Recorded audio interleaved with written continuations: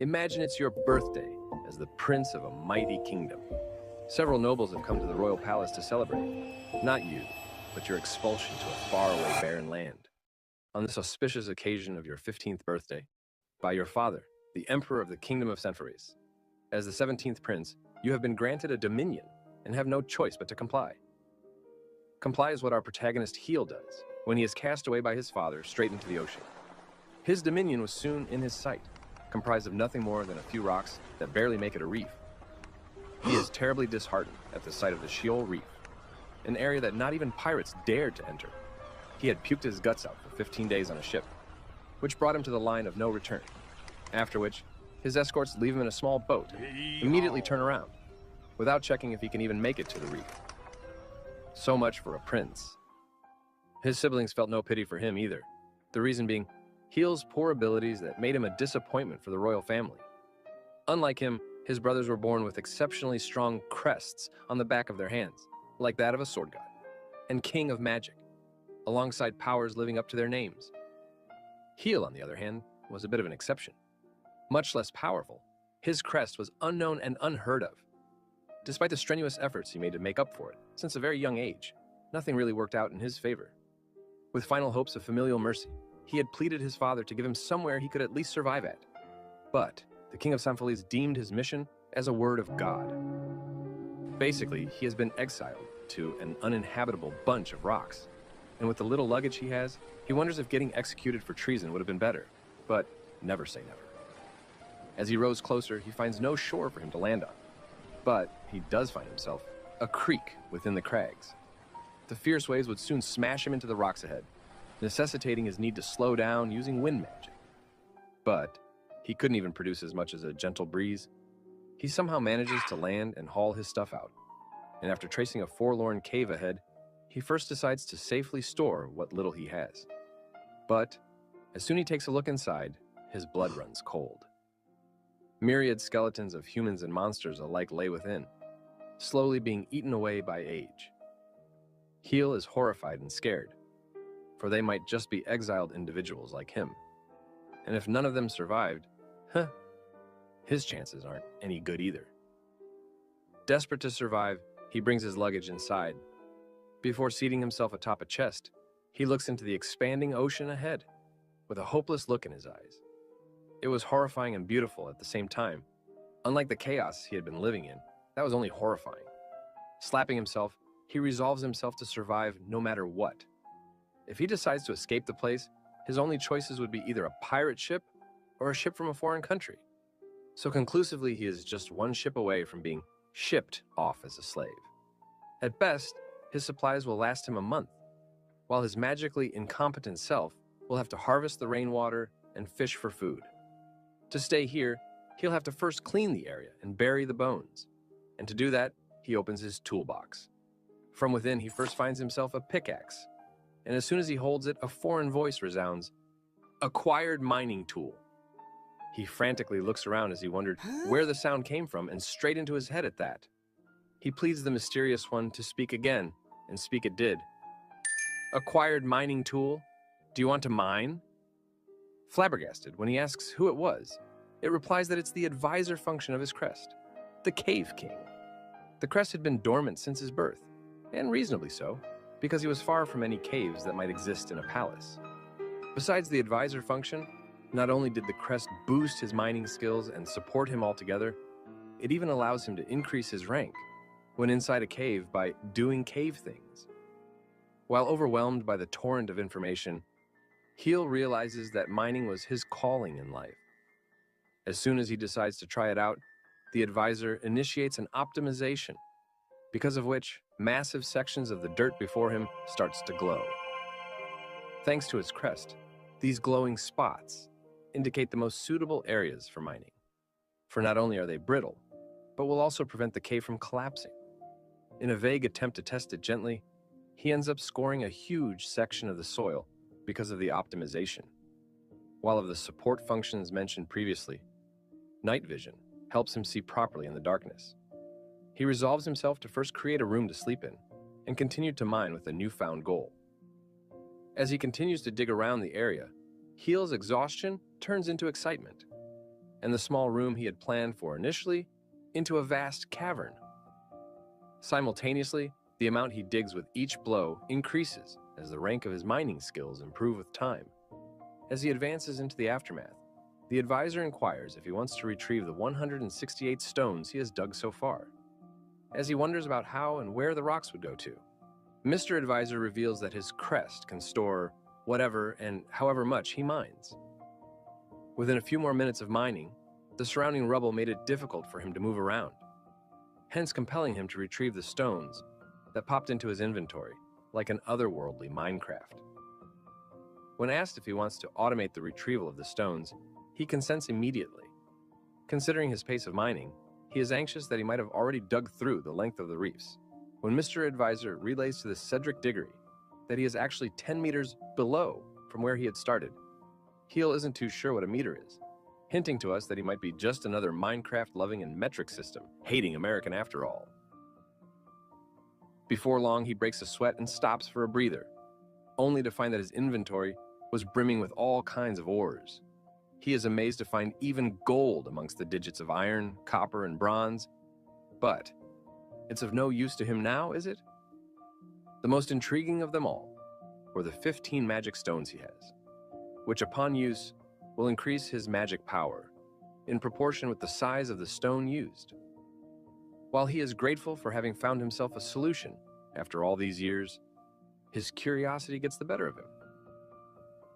The next interesting ones were known as turtle stones, using which he can increase his lifespan by a day for each stone. It was all thanks to his mysterious crest that he has made these amazing discoveries. And he also sees the infamous Sheol Reef in a new light. This was his power. This was his domain. With a newfound energy, he started to dig deeper into the cave and just forgot everything about escaping this place. As he reached a depth of 30 meters, his inventory was overflowing with all kinds of stones, varying from gems to them turtles. Giving in to his growing curiosity, he considers how great it would be if he could use some advanced magic. And in lieu of that hope, he decides to use all the 90 magic stones he has on himself. Contrary to how grand it made it sound, nothing grandiose happened to him when he used them. Neither did he feel any different, nor did he turn into a Super Saiyan. Embarrassed, Heel timidly confirms with Mr. Advisor that he has indeed used them all. And to put it to the test, he decides to try cleaning the piles of dirt he has dug on his way in. He tries conjuring the wind magic by extending his palm. But the moment he did that, blasphemously huge torrent of winds respond to his call. The storm-like prowess cherishes all the rubble, bones, and dirt on its way out, which spews out of the cave like a blowing kettle. The one responsible shivers in fright of what he has just done, his hand trembling in the pain the magic caused. While apologetic to the owners of the bones, Heel cannot believe that just 90 magic stones could empower him so monstrously that he could use such great magic. Sensing something behind himself, he turns around only to be pummeled by something that jumps at his face. And while on the ground, a jello-like creature wobbled on his chest. Soon, it had been 3 days since he was banished to the Sheol Reef. Before departing for his day of work, Heel checks for his tools, food, and most importantly, a new friend named Shell. Whatever creature it was, Shell was his very first companion in this lonely place. It kept bouncing around him back when he had first discovered it, only to realize that the creature was a slime. Mr. Advisor offers him a chance to tame the little thing, but Heel knows nothing about taming. He had indeed read about it previously, but his kingdom that despised monsters allowed none to be seen alive. So even if the skill only worked on non-hostile monsters, there weren't any alive to be tamed. But now that there is no one to judge what he does, he decides to tame the slime. And to complete that, he needs to give it a name. Racking his brain, he named it as Shell, considering its relation to the Sheol Reef. While Shell was obviously unable to understand him, just having someone by his side made Heel feel better. But, unlike what he thought, Shell was far greater, or ought I say, smarter. By expanding, Shell helped him reach parts he alone could not. And using hand gestures, he can tell it to move stuff around, or even himself.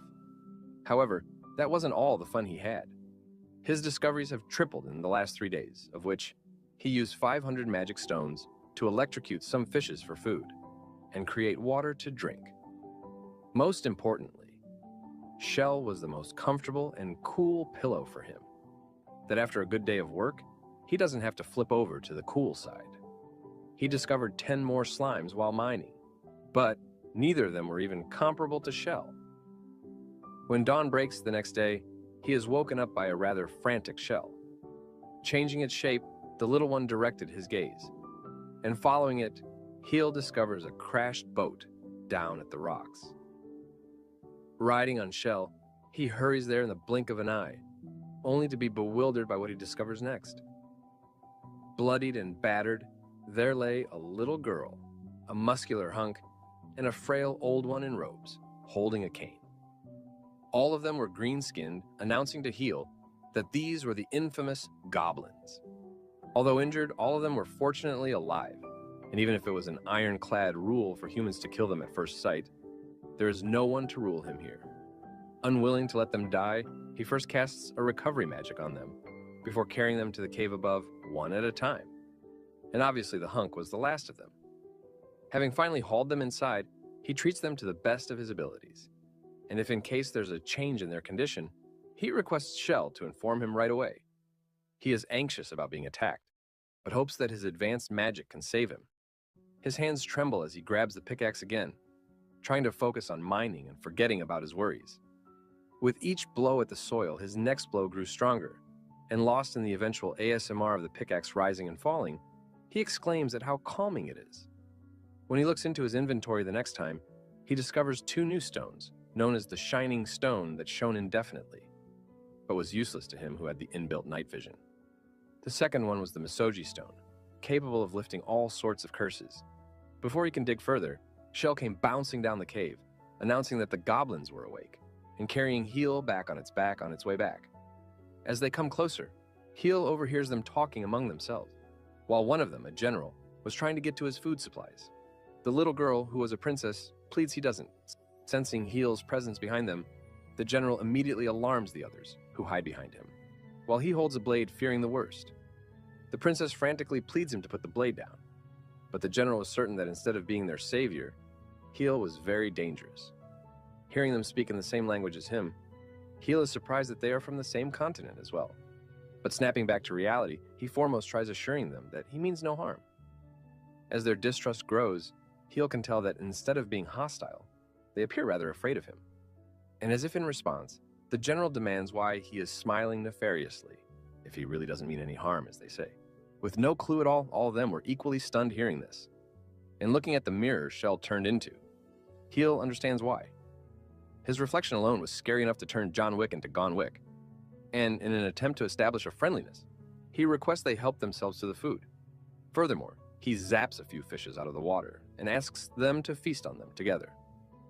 Now, terrified of his magical powers, the general demands he just kills them instead of torturing them. When all of a sudden the princess falls on her knees, clenching at her chest as if in pain. Concerned, the others immediately rush to her side as she starts shivering miserably, and distressed by the suddenness, Heel asks if she hasn't been healed completely. Pained by the question, the old one sadly agrees, before revealing with great regret that she has been cursed with the life-shrinking curse. Heel is horrified that such a little child has been cursed, while even the ferocious general weeps at her pain. As he watches, they decide upon sacrificing themselves alongside the princess they have failed to protect. Recalling the Misoji Stone he has in store, Heel hurriedly pleads them to wait because he can cure her. But, having tried everything they could, the others are in disbelief, and even if he isn't too sure himself, Heel is at least willing to give it a shot. Her body starts to glow as soon as he uses it, and because her lifespan was shortened by the curse as well, he uses 79 of the 89 turtle stones as well. At their query full of concern, he explains how the Misoji Stone was capable of negating all curses. When to all of their surprise, a little groan resounds from below, for the little princess returned from the grasps of death itself. A loud bang is followed with an apology as the general smashes his head against the ground as he begs for Heel's mercy, while the 2 others kneel. Heel, who had been roasting fishes around a bonfire, urges they instead come eat with him and introduce themselves while they are at it. The general of the Beldan tribe of goblins introduces himself as El, while Princess Ri the daughter of the king of the tribe, greets Heel, and the robed old man introduces himself as Vari, a goblin shaman. In turn, Heel presents himself as, well, as Heel, a former prince of the kingdom of Sanfeliz. While El assumes his lineage to be the reason behind his powerful magic, Heel politely declines and explains that it was sourced from the stones he had dug up. At his inquiry about their current misery despite their high standings, their faces drop, and El reveals that their hometown had been burned by orcs.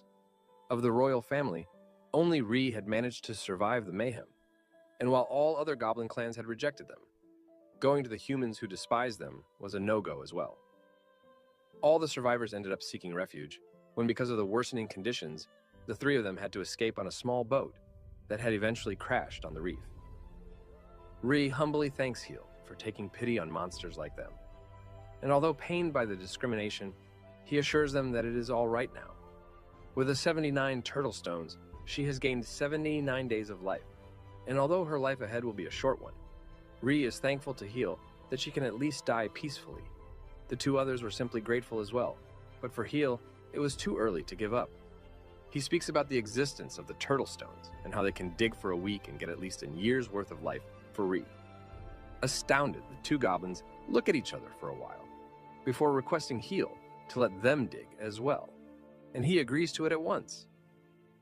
Princess Ri timidly inquires why Heel would be willing to give them the precious turtle stones, and with an assuring look on his face, Heel reasons that he was simply grateful for their presence, and mining was something he simply enjoyed. Tears of gratitude well in the child's eyes, who trembles as she thanks him in a shivering tone. Setting that side, Heel was a little concerned, because they do not have abilities like him, and might end up causing a cave-in while trying to dig.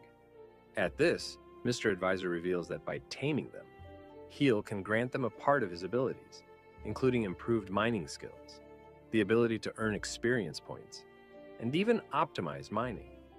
The general was a little perturbed hearing this, but Heel reasons that it is to simply help them dig, and they are free to decline, for he would give them the stones either way.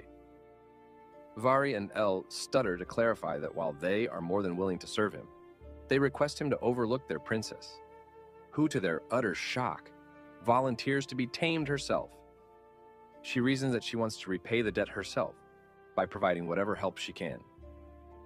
Ri eagerly pleads with Heel to bestow her with a new name, and in lieu of the taming that followed, the General El became Elvan, the Shaman Vari became the Honorable Varis, and the Princess Ri they followed became Riena.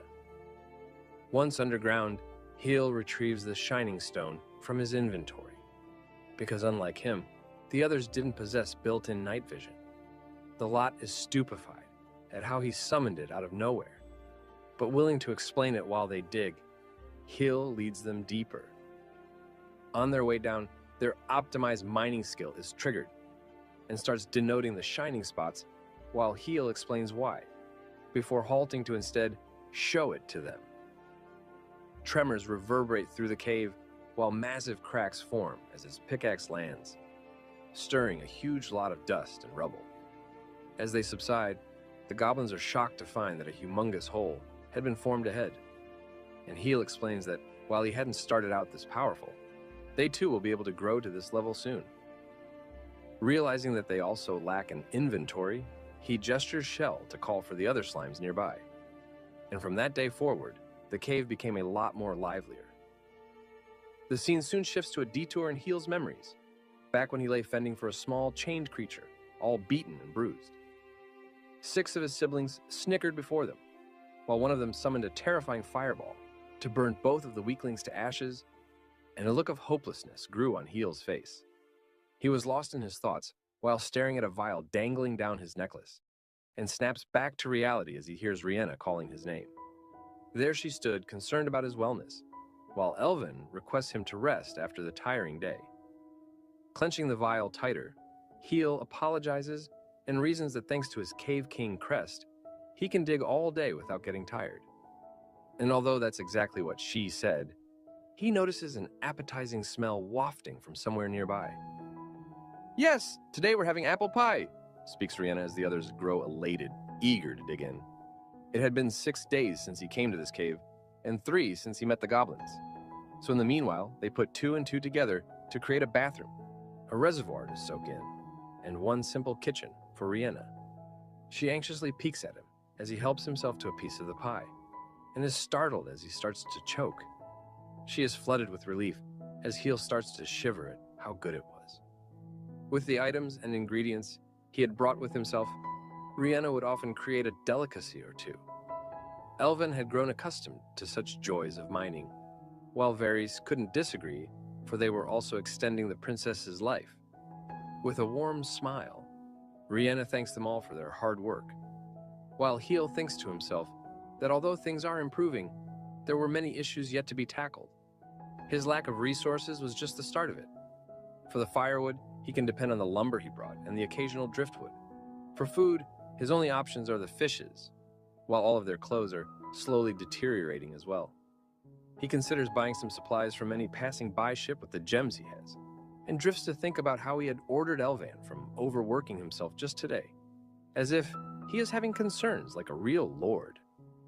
In search of turtle stones, when he strikes the ground the next time, a huge chunk of the rocks give in, revealing a hollow cavern big enough for him to pass through. As he walks into it, he discovers that the entire cave is covered by stones that have a dull orange glow, very similar to the shining stone he possessed, but not exactly the same. Walking deeper, he notices that the ground beneath his feet feels significantly softer than outside. And just as he wonders what kind of a dirt that is, his eyes fall on what was above him. A ginormous, gigantomorphous, and terribloborphous black spider dangled down from the ceiling, just above his head. As his eyes glint, Heel is horrified, thinking that he will be eaten by the monster. But way unlike what he thought, the spider gently landed and hurried deeper into the cave. Walking closer, he discovers that it was actually a mother spider, simply trying to protect the little children behind it from an unknown entity like him. As soon as he apologizes, Mr. Advisor notices the lack of hostility from the arachnids and asks if Heel wants to tame them. In the meanwhile, the ones outside were growing uneasy at Heel's absence, when Elvin hears footsteps behind him. Words wouldn't leave his mouth, for out of a cave emerged Mr. Heel, closely followed by an army of dangerous cave spiders. While the terrified general huddles far against a wall, forgetting for a moment that he has a princess to protect, Heel assures them that the spider Mama Terran and her children have joined them. Varys was baffled by the sheer size of Tehran, who explains that the cave spiders back in their continent were relatively smaller. They were famous for their silk that is stronger than iron, and infamous for their dangerous habit of eating humans and monsters indifferently.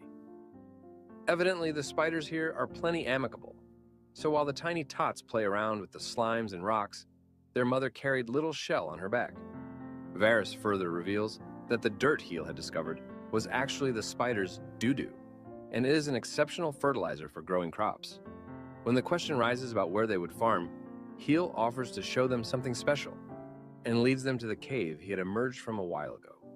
As he ushers them, they are surprised to find an intricately carved set of stairs descending, and generously lit by the ever-shining stones. He takes pride in it for having widened the narrow cave on his way back up, while his crest has facilitated the new features. His crest has been upgraded a while ago, and thanks to that Cave King rank 2, he gains the skill of design to change the shape of whatever he mines, process, and synthesize things like rock and sand inside his inventory to create gravel with the workshop skill. Furthermore, he can use the workshop skill and access his inventory even outside the cave. As a final bonus, he can also bless his tamed monsters with night vision. All in all, they had a lot of work to look forward to the next day, while many fishes would be grilled to raise a toast and welcome Terran and the kiddos. The clang of metal striking against metal echoed throughout the next day, as the three men committed themselves to create iron tools. While Varys would plan them, Heel would process the ores, and Elvin would finally assemble it all together. In the meanwhile, Rihanna got to knitting clothes, towels, and such, using the spider silk. Heel would occasionally go visit the spiders, whom he had made in charge of the farming using their stuff. And amidst all of this, one of Terran's kids blossomed as a surprising talent. With multiple pickaxes equipped, It was even comparable to the Cave King himself. When they tried sowing one of the waste apple seeds into the spider dirt, it was in a matter of just a few minutes that a fully grown apple tree sprouts, bearing many plump red fruits. The orange stones that Heel had first encountered in this cave were actually known as sunstones and accelerated the growth of living beings like Terran. Despite trying to search for more, he was only able to gather 678 of them. So, he leaves their management to Rihanna, alongside the planning of the plantation area using them. He was a little worried about her overworking herself, but it was also the reason why he could trust her, because everyone was simply trying their best at whatever they can. Riding on Shell, he would descend down the slide he added to the stairs and continue mining alongside the spiders with a peace of mind and a new goal. Contrary to her small size, Princess Rihanna was actually 15 years old, like Heel, and while she had gained 5 more years of life, he is sure that she wants to live more. Because he is the most efficient at mining, he is hence trying to get more turtle stones. However, with the next blow, he uncovers a strange white stone that he decides to set aside for the time being.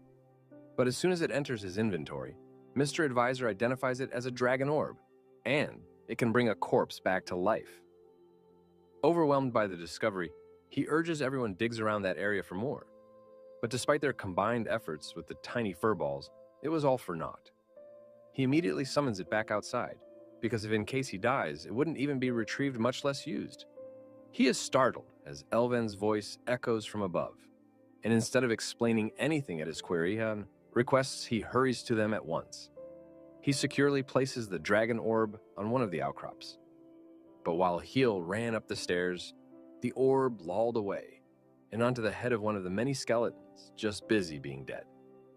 The tone of urgency in Elvan's voice grew into desperation by the time he makes it to the surface, because in the distant ocean ahead, the Beldon tribe's ship was in sight. The ship was bobbing amidst the fierce waves, trying its best to stay upright in the brewing storm. Tears well in the goblins' eyes, grateful that their friends, including Elvan's daughter, is still alive. Because it might be troublesome to dock that huge ship, Heel suggests Elvan takes his boat to reach them, and simultaneously summons a hefty pouch filled with gems and such. He offers it as a parting gift that they can use as the money required for their tribe to settle anywhere they want. Elvan is a little confused about what Heel is trying to get at, hearing which, Heel explains that because their friends are finally here, they should use this chance to leave this treacherous place. He is even elated that he might finally get his hands on a few handy stuff by trading with them once they settle down somewhere. A brief moment of discomfort and sadness falls upon Rhi and Varys, while Elvan silently trembles behind. He was shivering in pain. In a pained voice, he pleads Mr. Heel to not abandon them. Heel is literally blown away by the sheer force of his words, because even if they weren't his tamed monsters, they had still sworn their allegiance to him, and would even make the others swear their loyalty to him. Rhi and Varys agree soon after, claiming with pride that as his subordinates, they ought to stay with their master. While Heel stutters that although he appreciates their concern, they might never get another chance like this. Well aware of it herself, Rhi timidly asks if he will be willing to go with them as well. Heel could not bring himself to speak. Looking at the shoal reef behind him, he remembers the very first plan he had about leaving the place. But now, he simply could not. Realizing this reason behind his silence, Rhi decides that if he won't, they won't leave the place either. Elvan grins back at him while Varys smiles, announcing that they share the same opinion. And although absorbed in the emotional moment, Heel notices something very wrong in the distance that Elvan forgot about. The ship that was being tossed just a while ago had now tilted over, and by the time Elvan took notice, his brethren had been spilled across the waves, trying to stay afloat. Rihanna rushed towards Heel's boat to try and rescue them, while Elvan and Varys followed soon after. But Heel could tell that they won't make it in time. The feeling of heaviness from his past haunted his heart, with the same hopelessness that he felt back when he failed to protect the little creature that had been brutally pulverized by his siblings. As Rihanna watches in utter disbelief, he jumped right off the cliff and straight toward the jagged rocks below. He doused the fire of doubt in his mind and tore towards the drowning goblins ahead, because he was the Cave King. Resolute to remain strong, He uses all of the 8,879 magic stones he has, and cast a humongous freeze spell on the water right before he made contact. Rihanna and the lot witness as the raging waves are frozen enough to instead support the sinking ship, and although baffled at the power himself, Heel snaps back and urges Elvin hurries over the ice instead of using the boat. With a fierce cry, Elvin immediately jumps off the cliff as well. But as soon as he lands, he slips straight into the water because of how slippery the ice was. As Heel curses himself for not thinking this through, Taryn scoops him on her back, while her chisel-like legs help cling to the ice path. Literally following in their mother's footprints, the tiny tots scurry after her while picking up Elvon, who apologizes for having been prejudiced against them previously. Shell and the other slimes came galloping along, and at Heel's command, they transformed. Having transformed into buoyant blocks, they were helpful for the goblins to either climb or cling onto them, while Taryn spewed some webs for them to hold on, and Heel tenaciously kept freezing the waves rushing at them. After a few hours of desperate efforts, and albeit with a few injuries, all of the goblins safely made it to the shore. An elated little Rihanna rushes to thank Heel for saving all 205 of their goblin friends. But before he can even respond, an even louder wail takes over. Elvin cried in gratitude that his precious daughter was safe and sound while Fu pleads him to stop with the embarrassing stuff. Heel and the lot can tell that their general is truly happy after having parted with his own daughter to protect their princess, who in the meanwhile thanks Heel for everything he did for them. Heel remains silent for a brief while, before speaking that he wasn't alone. Not only Taryn and her children, but even the slimes and they made it possible. With a warm smile across his face, Heel thanks them for staying by his side. Varys gently bows to thank him for being kind unlike any humans they knew, but all of a sudden halts to ask about the mysterious someone behind him, who had been tailing Heel for a while now. Plenty curious himself, Heel turns around to have quite a peculiar encounter. A bare-bodied, short-statured someone stood behind him with his hands crossed, and without a single clue himself, Heel asks Varys if he wasn't someone from their ship, because had he been on the island, he was disturbingly naked enough to be eye-catching, so there's no chance to be missed. As Heel introduces himself, curious about who he was, Mr. Anonymous just walks away. He moves over to the temporary camp they set up and starts eating the fishes being roasted there, hinting that he was hungry, and a man of few, or well, no words. Ignoring who and what he was, Heel decides to just get him dressed for the time being. As the next day dawns, his pickaxe reveals quite a sharply cut block of stones, because with the influx of 205 new residents, Heel prepared 41 rooms for 5 each. Things became even livelier when he tamed all of them, but funny enough, the trouble of naming all of them was the most painful experience for him.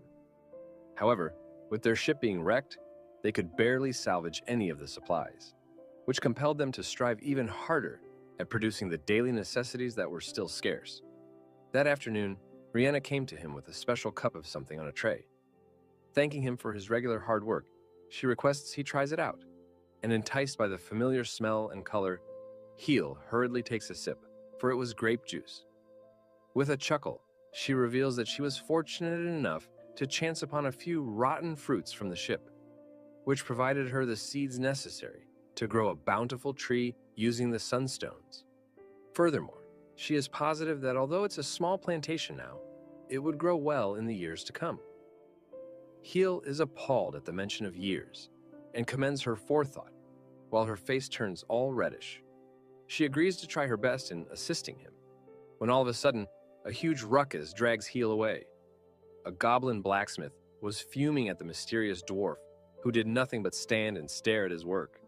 To Heel's surprise, they've been calling the buck-naked guy Mappa, who swoops in to take a closer look at the blacksmith's work, and tosses it away while sighing in disappointment. Frustrated, the smith forcefully hands him his hammer and urges he make something himself before mocking him. But with the hammer in his hands, Mappa's eyes glint with a strange determination.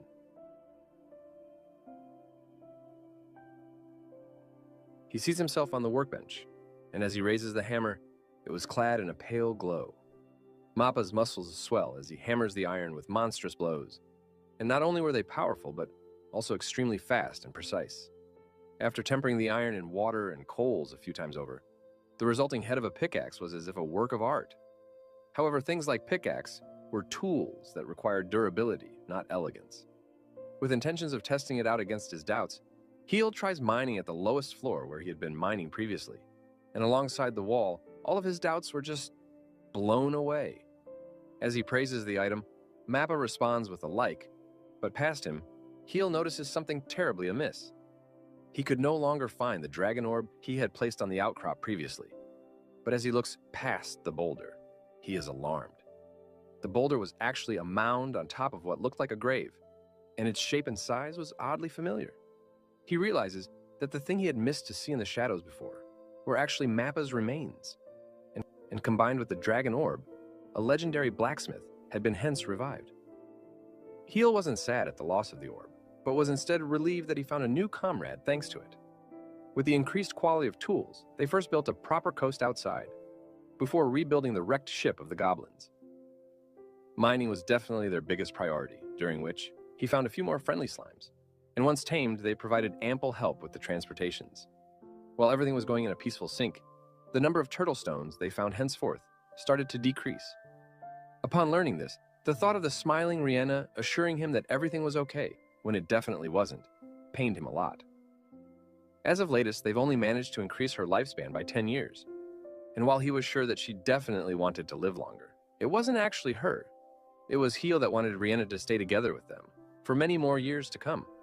He wanted to develop this reef and thrive together, but while he was lost in these thoughts, his blows unveiled yet another cave, and past that gaping hole expanded an entire room. Its walls were decorated with intricate carvings, with an even majestic pedestal. Instead of being uninhabited, Heel just feels that a civilization might have actually existed at this forsaken place. A strange oval-shaped golden object rested atop the pedestal, and with plans of simply collecting them, for now, he retrieves them. The first find was a heart stone, which would act as an artificial core for a doll that he could create by combining materials in the inventory. As for the golden egg he discovered and retrieves, Mr. Advisor identifies it as a change stone, capable of evolving a monster. Although he wasn't totally sure how it worked out, he was pretty scared to learn that it changed a monster into a totally different species, but would inherit the previous body's renewed age and personality. Sitting around a bonfire by the crashing waves, he reveals about its existence to the others, while Mappa helps himself to the fishes. At his query, Varys in turn reveals that every goblin knew about the Change Stone, for it was mentioned in their legends. He further elaborates that the hobgoblins and leaf goblins they all knew about were originally regular goblins like them. However, in search of strength, a few evolved as hobgoblins, while those intent on residing deep within the forests turned into leaf goblins, all thanks to the Change Stone. Heel finally gains a brief insight into evolution thanks to this, and inquires if Elven was a hobgoblin as well. The general denies, while Varys explains that Elven was born with that body, and Rhee wanders off to wonder about how the bulky child of an Elven might have looked like. As Varys exclaims in surprise at the sight of the legendary stone, Heel relays that following his crest's advice, the stone evolved a monster, alongside renewing its lifespan. The others are astounded hearing this, and when Heel asks if they want to try it, Varys politely reasons that although he is curious, he isn't intent on changing his body, while Elven reasons that his muscles are too cool to be lost. However, Rhee did not speak. She slowly stutters that she wants to help Heel in any way she can, even if it is by using little magic or such. But she couldn't just bring herself to ask for something so precious. Varys praises her idea, because as goblins, they are inherently incapable of using any magic at all. And even Heel agrees, because not only could she grow magically, but the evolution would also help her live longer. Hearing his wish for her to, Rihanna firmly announces her resolve to evolve, and Heel hands her the Change Stone. With the stone tightly clasped in her hands, Rihanna thinks from the very bottom of her heart about her wish to stay beside Mr. Heel, and the Change Stone starts to glow. Its blinding light was too overwhelming for the others who cover their eyes, but as the light fades away, their eyes widen in awe. Rihanna had grown into an extremely beautiful elf-like being. But while she was confused by the change in her body and stature, our dear Mappa was overwhelmed, for she evolved naked. Heel's drowsy eyelids part a few hours later, when he suddenly remembers Rihanna's evolution from when he was last awake. Responding to his call, the same Rihanna's face greets his eyes with a downward look. His eyes flare open as he realizes that he had been sleeping on her lap all along. He panics as his embarrassment takes over and immediately jumps away as Rihanna reveals that he had collapsed out of nowhere. He recalls how Mappa's nosebleed was strong enough to knock him out and discovers that he had been asleep for an entire quarter of a day, for it was still night outside. He confirms with Rihanna if she was feeling all right, because with her change, she had gained a rather humane look. In a disheartened tone, she speaks that she didn't really like her old self. She had been cursed at birth, which nabbed her lifespan and growth. As a princess, she became a subject to public mockery because her sisters were far beautiful, and although her parents tried helping her at first, they eventually gave up and started ostracizing her instead. As such, while using the Change Stone, her wish had been influenced by her little desire to become beautiful. She apologizes for using the precious treasure for such a selfish desire of hers. But even Heel could tell that ever since he came to this island, he felt changed. Disregarding her personal wishes, he is simply relieved that she has a new life to look forward to. And it would be a waste if her body didn't evolve the way she wanted it to. Without Heel, none of it could have ever come to pass. So Rihanna decides to repay the favor by offering her everything to him as well. As she clutches his hand in her own, he grows a little perturbed at the moment, and jolts as he realizes that Mappa and Shell had been silently watching it all for a while now. Using the webs from Terran and the others, she weaved a new set of clothes for herself. And although awestruck by her beauty, many of the goblins couldn't believe this change. However, when they saw her working hard, like her former self, the resemblance familiarized them. Having grown capable of using magic, she dedicated herself to studying it from Heel and Varys, alongside martial arts from Elven. However, that wasn't all. Reyna could finally help out with the physical chores that she could not previously, and while staring at her for a moment, he flinches as a curious Varys suddenly pops up behind him. Flustered, he clarifies that he wasn't really looking at her legs when he obviously was. But Varys instead praises him because that's where her crest of farmer was at. Although unknowingly, back when Heel had entrusted Rihanna with the plantations, he made a really wise decision because her crest made crops plentiful. Heel was simply bewildered to learn that even goblins possess crests, because to his limited knowledge, only humans were capable of handling such powers.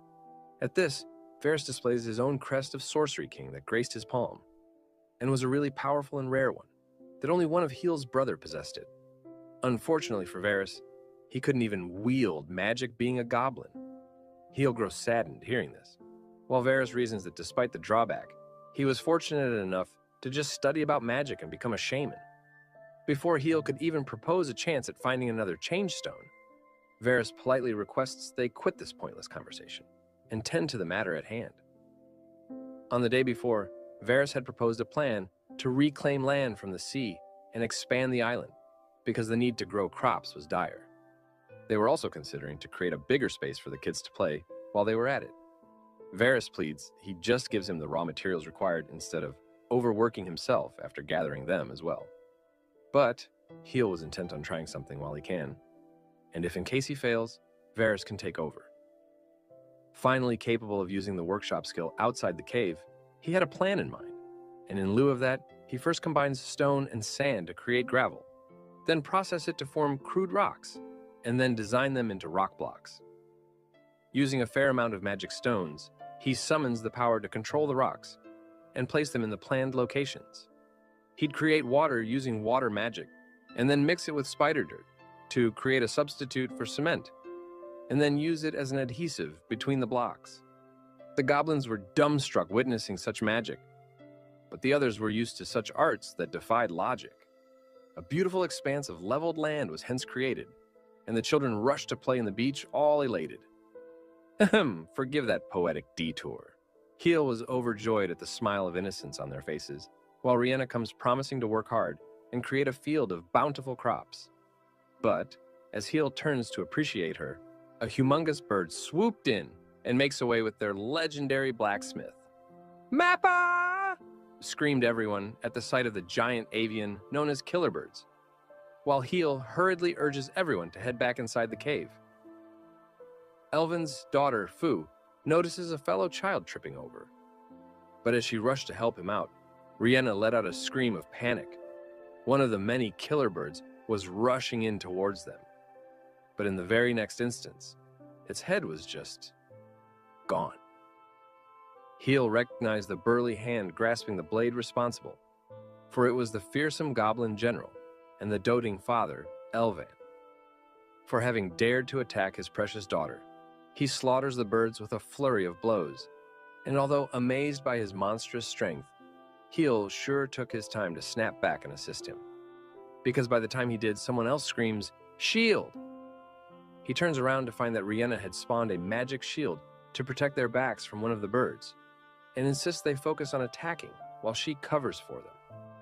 The three of them gradually engage in a mutually symbiotic cycle of defend and attack when Varys announces from above that everyone else had safely made it to the cave. He urges they hurry as well, and Elvan pleads the same while offering to guard their retreat. However, Heel would not leave him alone. He summons the Heartstone from his inventory, alongside 300 rocks to be used as materials for doll production. When the birds attack the next time, a humongous pair of hands rise to apprehend them, and those belong to the large-sized golem that Heel created. In the meanwhile, the bird that had tried swallowing Mappa was evidently struggling, and after failing to bear with the outrageous taste, puked him out, while Shell hurries to catch him in the nick of time. With the last of their worries having been dealt with, Heel requests Elvan if he can gather the remaining birds above. Willing to follow, Elvan hurls his axe away, which was tied to a rope at its rear end. He hurriedly fastens the rope around his left arm, while simultaneously tugging to control the axe through the rope, and lassos it around the birds while choking the living hell out of them. Made out of spider silk, there wasn't even a chance for them to break out of it, and willing to seize the chance, Heel urges them to get down against the ground. As they comply, he unleashes a massive blast of the frost-related spell of Blizzard. Sourced using the power of over 9,000 magic stones, the magic overwhelmed the birds in an instant, freezing them on spot. Shrieks and screeches resound as the few remainders decide to flee, and conclusively, it was their sweet victory. Cheers echo as the goblins rejoiced in celebration, and although smeared in blood, Elvan praises Heel's power with great joy. Really concerned about his safety, Rihanna came rushing towards him when all of a sudden her legs gave in. Her body was trembling as she reasoned that she had been really terrified, but with a soft expression, reasons that because Heel was by her side, she was all right. Although flustered by her confession, Heel shows her his own trembling legs, for he had almost pissed his pants as well. The two share a chuckle, and before long, all the other members of their family swarmed around them to raise a toast. Although it wasn't much, Heel finally found people who accepted him. He finally felt as if even someone as incompetent as him could become kind of like an actual feudal lord. But for one sure thing, some roasted killer bird meat was on the menu today.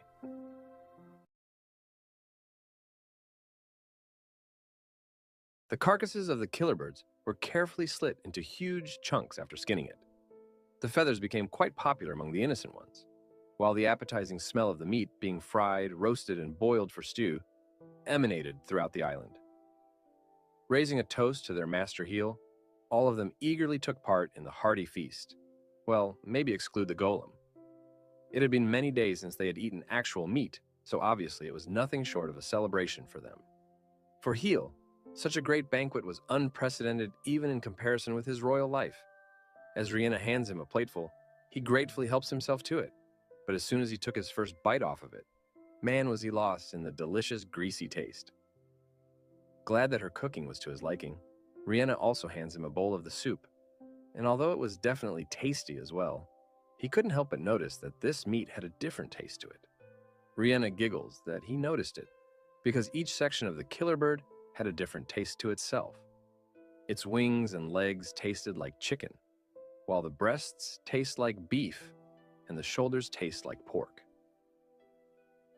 While further attacks from the birds could be dangerous, they could also look at them as a good source of food.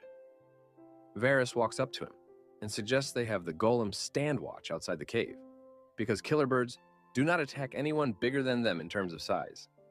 Furthermore, Varys proposes to build a few decent watchtowers and sturdy walls that will protect their crops from saltwater damage.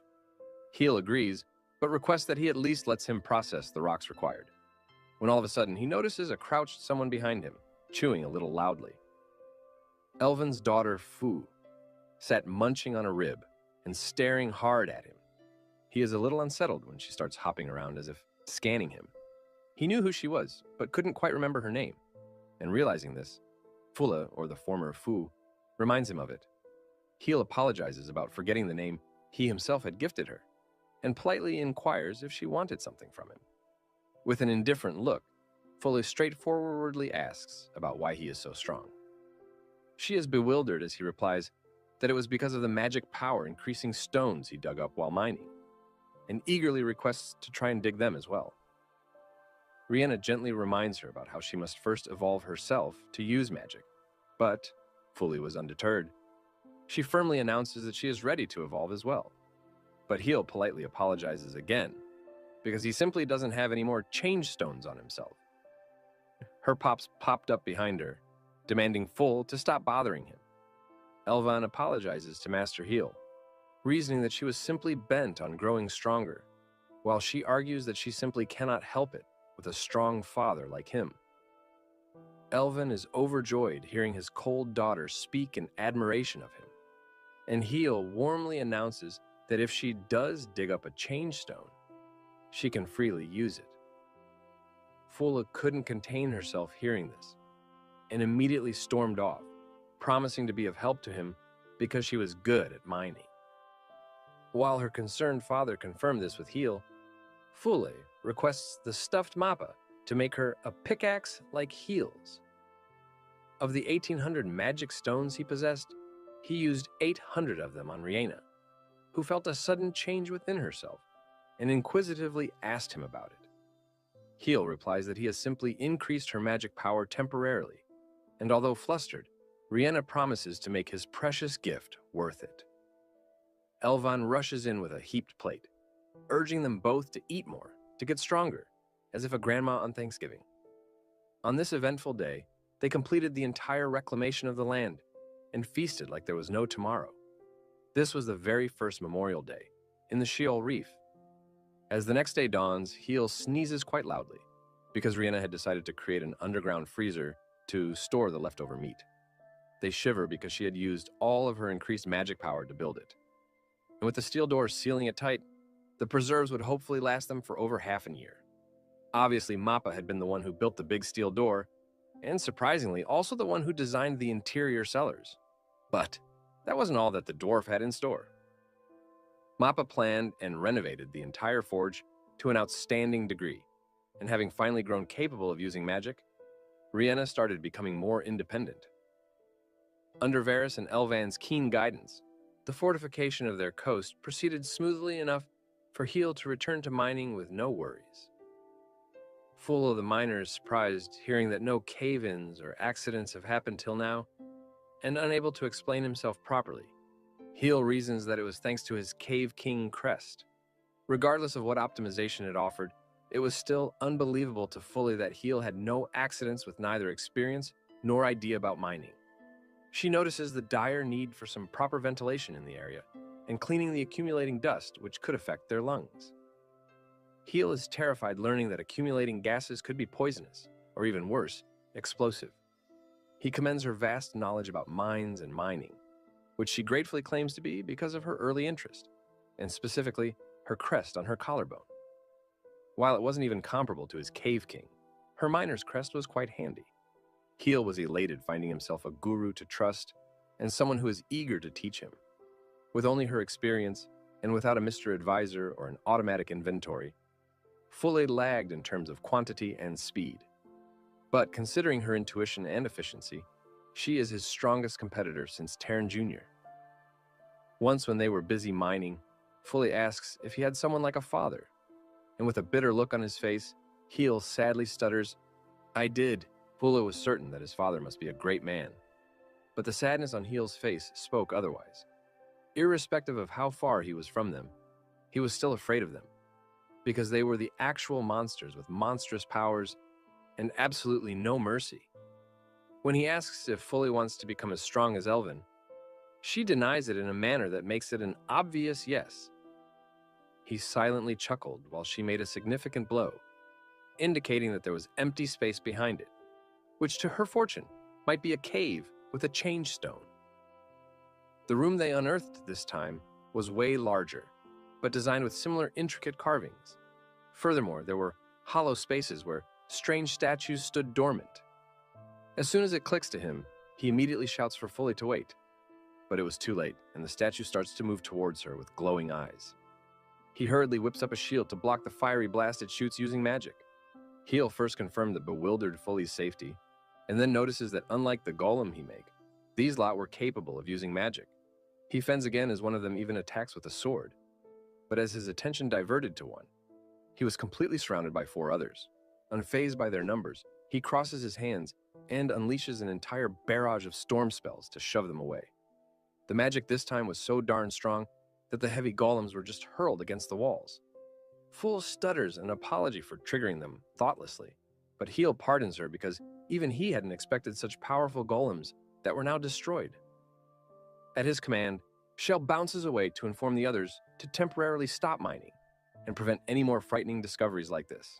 In the meanwhile, Fully chances upon a golden gem and eagerly inquired if it was a change stone. Unfortunately for her, Mr. Advisor identifies it as a sorcery stone, capable of storing magic, and is a potential item for doll creation. She is a little disheartened hearing this, but freaks out as Mappa silently appears through the darkness like a smooth criminal. While the two exclaim at his sudden arrival, Mappa walks past them and picks up the huge sword of the fallen golem and even starts dancing around. Whistling to a lovely tune, he cheerfully made his way through the entrance and out of their sight. Fully is simply confused if all humans are crazy naked like Mappa, but firmly denying that accusation, Heel instead emphasizes at how happy Mappa looked for once. He wonders if the swords had to do something with it, but when he tried picking one up, it simply won't budge. Even with their combined efforts, the huge-ass blade didn't move an inch. Using his brain, Heel tried to retrieve it directly into his inventory, but Mr. Advisor reveals that besides the stuff he mines, he cannot collect anything else. He laments that he cannot collect any processed items right now, but when he considers breaking it apart, even his crest failed to make it through. However, Heel wasn't done yet. The next time he strikes at it, the sword finally breaks, but so did his pickaxe. He is a little sad that Mappa's special axe gave in, but the collected bits of the sword turned out to be orichalcum, a legendary metal of incredible durability and magical affinity. Unable to lift it up, Heel is even more confused because the description even quotes it to be lighter than metal. The scene shifts to a raging Elvan, who was trying his hand at lifting the mysterious sword that Mappa had brought over. Rihanna notices a curious Heel, Fule, and Shell emerge from a cave behind them, and replies that all of them were trying to lift the sword, and it's finally Elvin's turn. As Heel reveals that the sword is actually made out of 300 orichalcum ingots, Fule immediately rushes to plead her father to stop with the impossible. However, with a final roar, Elvan manages to haul the blade over his shoulders, while the crowd cheers for him. Heel is awestruck as he spots the great warrior crest glowing on his shoulder blade and explaining the sudden spike in his strength. But before Elvan could flaunt it, his grip on the hilt loosened, and the blade's weight tipped him over. The onlookers are shocked as he fell limp after hitting his head hard against the ground, and Heel rushed to cast a recovery spell on him. He asks Elvan to refrain from doing such dangerous stunts, but is even more injured when Fully crashes into his stomach. Seeing her shiver, Elvan is terribly concerned for her, who breaks into tears and blames him for worrying her. Heel and Rihanna smile as Elvan apologizes and hugs his daughter. When from the corner of his eyes, Heel spots Mappa quietly making away with the sword of concern. Thrown into a crucible, the orichalcum melts in the sweltering temperatures of their forge. Dwarves were noble beings who enjoyed working with rare metals, and combined with their incredible strength, techniques, and spiritual arts, they were legendary. Witnessing Mappa's dedicated fervor at working with the orichalcum, Heel is finally certain that he is a true dwarf. Mappa offers his work up to Heel, and by just holding it in his hands, the Cave King was blown away. The formulated pickaxe was unbelievably light, like the description had previously mentioned. Smelting all the orichalcum, Mappa creates all sorts of tools. And although he was definitely the real deal as a dwarf, Heel wasn't too sure of the part about him being naked. The scene is followed by a loud crash that resounds when Elvan's axe surprisingly bounces off of something unbelievably durable. The great warrior felt a great sense of excitement, dropped his dual axes, and slammed his hands into each other, ready to face the challenger with his brute force and bare hands. In the meanwhile, Fulla took a deep breath inside the mines and confirmed that the air was perfectly fit. They created a simple ventilation hole upon Fullas's recommendation, while Mappa devised a complicated tidal-powered fan to constantly push fresh air from outside. Despite their eagerness to mine as soon as possible, the pair decide to wait for the entire cavern to be properly aerated. Eventually, the bored Fulla decided to visit the forge for the day, while Heel decides to start planning a few golems. With the 14 artificial hearts and 10 magic stones he found from the destroyed golems, he decided to create new guard golems. While Mappa's dealing with the creation of equipments, his drawing stick just went on and on as his thoughts directed. And before realization dawns that he had been carried away, the menacing sketch of a golem with all sorts of weapons lay before his eyes. With a goofy look on his face, he continues adding more details to it, like a child excited for his new toy. He jolts as he finds Rihanna silently peeking at his work of art from behind. Flustered, he hurriedly erases it as she requests him to spare some time. When he asks about the reason behind this rare request, Rihanna claims that it would be more fun if he sees it for himself, with a coy look on her face. As she leads him, they pass through a well-kept storage room for the Sunstones, and when they arrived at the plantation area, Heel's jaw dropped. The barren coast had been turned into a paradise of all kinds of beautiful flora. He spots apples, grapes, lemons, and even palm trees in the digits now, and commends Rihanna for making it into such a grand orchard.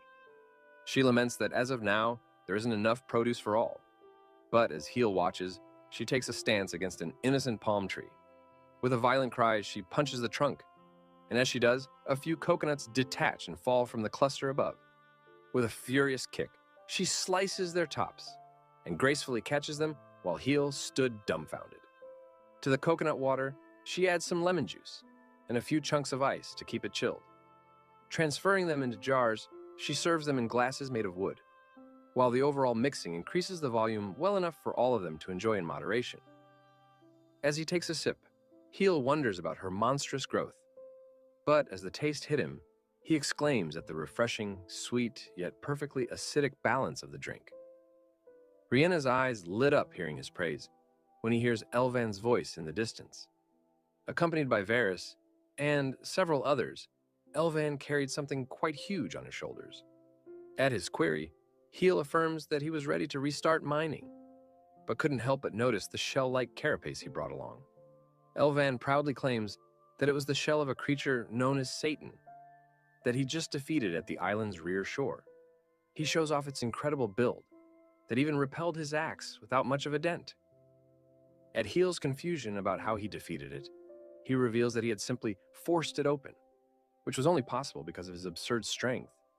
As they forced its shell open, Varys emptied a suspicious-looking organ into a tub that was soon filled with a strange liquid. As soon as the curious Mappa licks it with his finger, he falls hard on his back and starts trembling violently.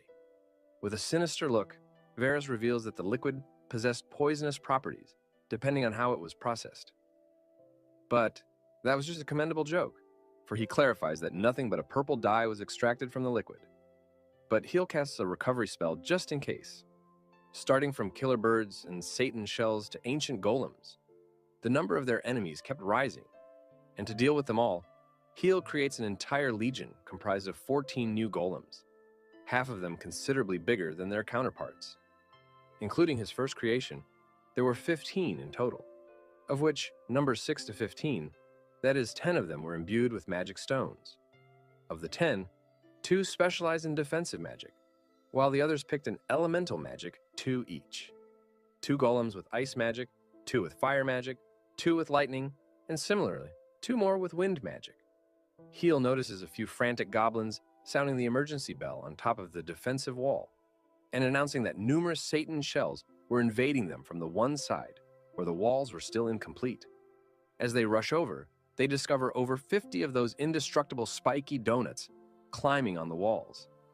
At Heel's demand, Varys reveals that Satan shells can easily endure heat and cold, but not lightning. Heel requests Elvan to leave this ordeal to him, because he wants to test the new golems, to which he agrees at once, but asks he calls for him right away if things turn south.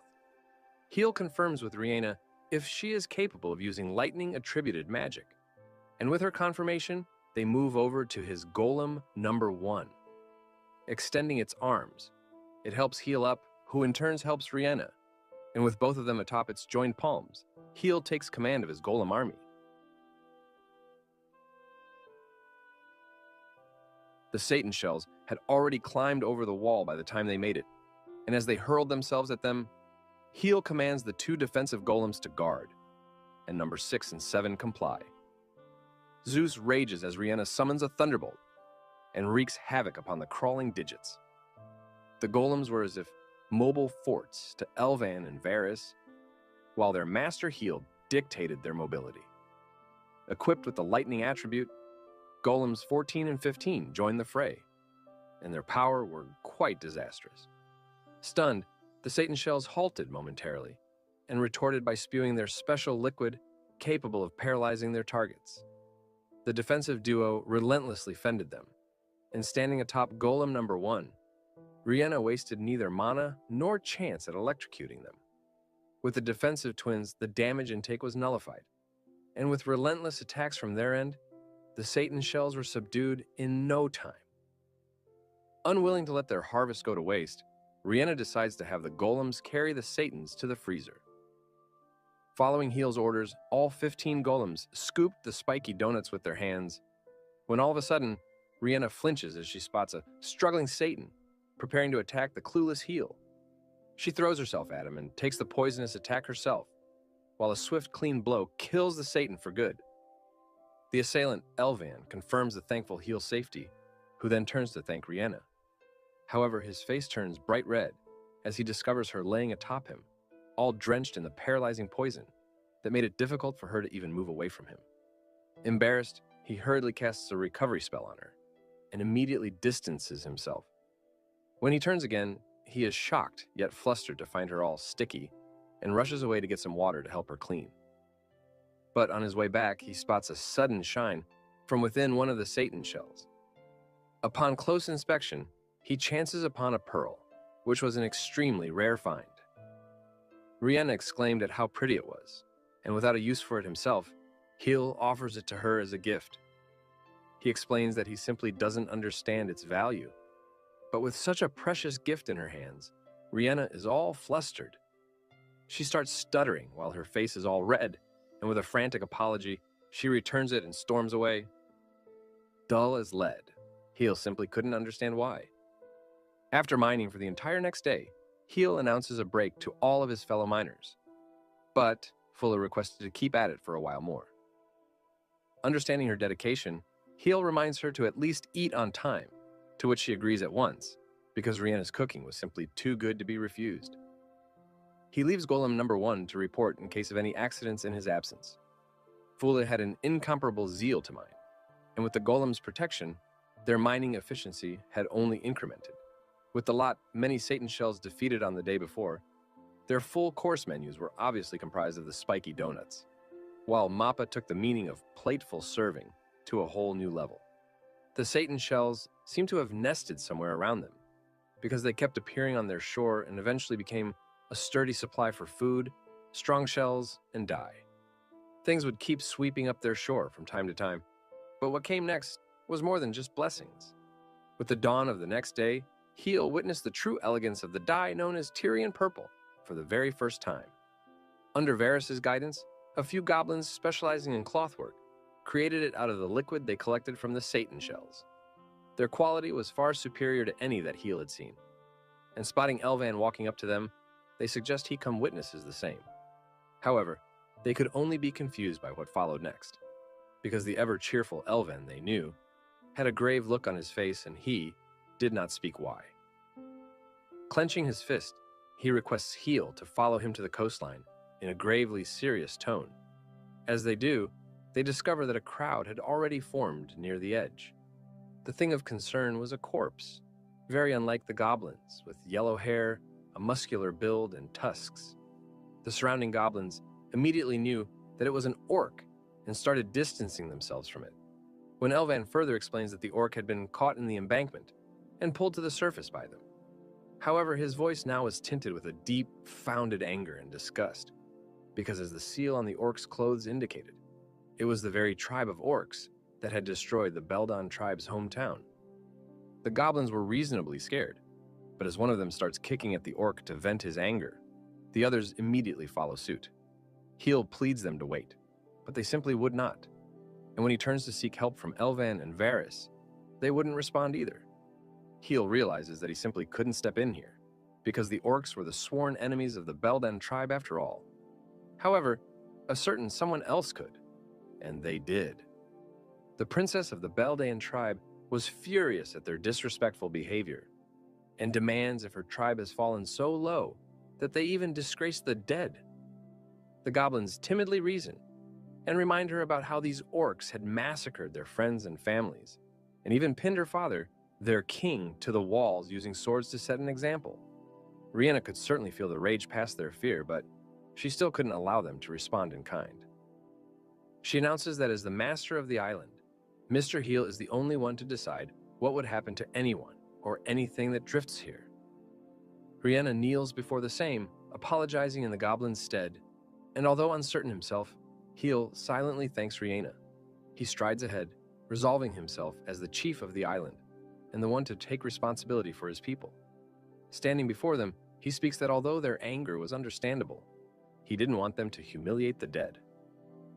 Bowing before them, he sincerely requests them to heed his selfish request and contain their anger. The goblin lot are alarmed watching their master bow before them, and immediately plead he doesn't. Heel requests Varys to handle the burial of the orc corpse, but as he stared into the distance, he realizes that it wasn't just one corpse they were dealing with. The embankment before them was completely flooded with flocks of corpses. One by one, they pulled in 24 corpses in total. And they weren't just orcs in the digits. There were dog-like bipedal creatures known as kobolds, who allied with the orcs and were the goblins' bitter enemies as well. With so many of them dead and injured, Heel debates if some infighting had caused it, while Varys wonders how they came to this remote area of all places. Elvan calls for Heel, and the two distance themselves from the crowd, and explains that while all of them have wounds caused from battle, a few of them possess really strange and horrible wounds. He further elaborates that the terrible scars were caused by neither axes nor sword, but fangs that were big unlike any that Elvan had ever seen. At an even scarier degree of one of the corpses, half of it seemed to have been blown away by some extreme heat that was impossible to conjure even with fire magic. Conclusively, instead of an infighting, they were attacked by something else that was way stronger. Elvan didn't want to draw a conclusion just yet, but did understand their needs to tighten their guard and stay on the lookout for armed ships. Heel assigned Varys to deal with the burials, while Elvan was to gauge and fortify their defenses. Alongside Rhianna, he moved to scavenge whatever possible from the debris. And even if it made him feel bad to tattle with the belongings of the dead, it wasn't like they had a choice either. Everything was either in terrible condition or in considerable need of repair. Lost in the process, Heel heard a strange whimper, but after looking around and confirming it with Rhianna, there was nothing that could have made such a sound. However, it happened again, and this time, it came from a trembling crate amidst the rubble. Despite Rhianna's efforts, she could not force it open, leaving it for Heel's discerning eye that found a magic lock sealing it. He cast the spell of pick to, pick it, and slowly but surely, the lock came undone. As he tried getting a closer look at it, something agile sprang from within and straight at his face. Catching it in the nick of time, Heel finds himself a white, fluffy puppy struggling in his hands. Its struggle bore fruit as it managed to escape his hands and climb onto his head and fugitively run over him, while Heel frantically tried catching it again. Eventually, it stops after clinging onto the back of his head and, of all things, starts to shiver. Heel gave out a shriek as something wet came down his back, only to discover that the tiny twat had loitered his shirt. Rihanna chuckled while she gently held the puppy, and as Heel would recognize later on, the little child was a kobold. She caresses it with her hands, because even if the kobolds were their enemies, no child was guilty of anything, and she hoped that the others would understand the same. The next day when Heel returned to mine, an explosive lot of rubble shot up, because with each passing day, the quality of Mappa's equipments only compounded. Neither did Heel possess any knowledge about battles, nor was he aware of what mysterious enemy they were up against this time. Hence, the best thing he could do was return to mining. Either way, the raw materials required to defend the island were being collected, but the amount of magic stones Heel would find started to decrease. As of now, he has enough for himself, but if he is to increase Rihanna's magic power, or help the evolved Fule and Varus someday, he'll be definitely needing more of them. But when he was screening through his inventory, he spots an odd nameless find. Shaped like a walnut, it wasn't even identified by Mr. Advisor to Heel's utter confusion. But when he retrieves it outside, he is baffled to discover that it is actually a seed, and no stone of sorts. He turns around to find Fule rushing at him, requesting him to follow her for a specific problem brewing on the surface above. The proud General Elvan was making a face that would definitely get him unlisted from the army, to try and calm the little puppy down, but the little child simply wouldn't stop crying. Witnessing his failure, the Spider Mama Terran decided to take things in her hands, but the terrifying sight of her maw absolutely traumatized the tiny tot. Despite their combined efforts and Mappa dancing around with a pair of maraca, they couldn't soothe it. Fule immediately crashes into Elvin's back with a kick, realizing that his faces were making it worse. The great warrior recalled how he had tried the same when Fule was a child, and had simply scared her even more. Heel walks up to them, requesting Elvin go easy on their little friend. And at his sight, the puppy was immediately calm. It sprang off of Shell and tore towards Heel, before climbing onto his face and licking it with pure affection as its tail wagged in symphony. Fule could tell that it had been looking forward to meeting him since waking up from his nap, and getting quite the greeting from Elvan and the lot.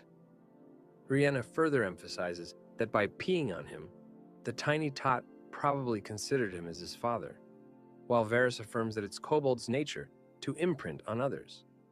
However, curious about the box that Varus was tattling with, Heel asked if there was something more inside, and to their discovery, there indeed was.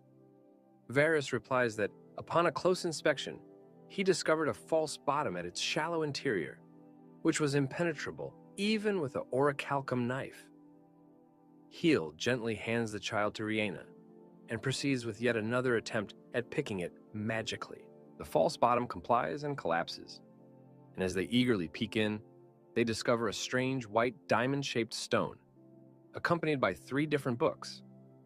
Each of them were about the Tiberius tribe, and dealt with a different subtopic each.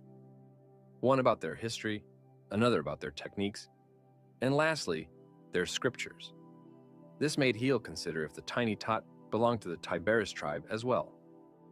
Mr. Advisor identifies the stone as a thought stone, literally capable of storing thoughts. Elvin and Rihanna were confused yet curious, but the look on Varus's face was that of seriousness, and he did not utter a single word. Before Heel could ask him about it, the thought stone in his hand starts glowing brightly, and the brightness only increased. The luminous thoughts took form as he places it on a table, and as if a projector, it displayed the hologram of a female kobold. With a staff in her hands and an authoritative air around her, Heel could tell that she was certainly someone of noble lineage. Rihanna could only exclaim at her beauty when, of all things, the hologram starts speaking. The female kobold foremost thanks them for having undone the seal on the chest, because she was Alamina, the queen of the Tiberius tribe of kobolds, and the puppy they found within the box was her newborn baby. Elvin recognized the word Tiberius and was overcome by a sudden distaste, but it was yet to worsen for all of them, because as Alamina would reveal eventually, their ship was being chased by a creature of the myths, the legendary Leviathan. The queen explained that after separating with the orcs at a chaotic note, they had escaped to the sea, only to end up being chased by the Leviathan, against whom neither their weapons nor magic would work. Well aware that her request might be unreasonable, she requests her unknown audience to adopt her innocent child as their own. Albeit not enough, she offered the two strongest warriors of their tribe, who had been tasked with protecting the chest, alongside 3 books that were forbidden to outsiders. All of a sudden, panicked voices echoed through the hologram, requesting their queen to escape, and the image of Alamina starts to flicker as if the end was near. She gently pleads they let her child hear her last words, if possible, and with a warm look on her face spoke to the little one that she would always love him. With that, the thought disconnected, leaving the onlookers with nothing but pity and fear. But not the great warrior. Elvan clicks his tongue hearing all of this, and scoffs at the shameless Tiberius who would leave their kid to someone unknown, and even assigned escorts who were nowhere to be seen. Rihanna immediately retorts, pleading he be mindful of his words. But announcing his decision to inform the others on guard, Elvin walks away without a word. Heel could guess that the Beldon were already aware of the Tiberius tribe, and didn't share a good relation either. With a disheartened look, fully discloses that they had been engaged in constant territorial wars with them. And in one of those, her elder brother and Elvin's first child had sadly passed away. Heel understood the general's distrust and hatred, but couldn't help but appreciate how, despite that, he bore no ill will toward the child. Fully emphasizes that regardless of how ruthless of a warrior her father might be, he would never hate a child. While Varys explains that Elvin had instead blamed himself for failing to protect his son, he reveals that even he had lost his younger brother to the Tiberies, but held no grudges against their little friend. Heel announces his decision to take him in, and obviously no one could speak against the child's cuteness. He was a little concerned because despite referring to him as her baby, the little one had no name. Rihanna suggests that Alamina might have intentionally avoided speaking about it so that the new parents might treat him as their own. Hearing which, Heel requests if she had any ideas that they could rely on. Giving it a good thought, she suggests the name Riel, which was immediately accepted without arguments, and the tiny tot was blessed with the same. With the naming completed, Riel was recognized as Tamed Monster by Mr. Advisor, and although that wasn't what Heel was going for, it was okay because Riel was going to live with them. Fully notices how Rihanna had used her big brain and combined the Ri from her own name with the L of Heel. And having been found out, the flustered culprit stutters while the others laugh it off. Varys soon returns from the joyful bubble to remind Heel of the terrifying issue at hand. Considering Elvan's words about the huge scars caused by fangs, there wasn't even a sliver of doubt now that the Leviathan would be soon coming for them.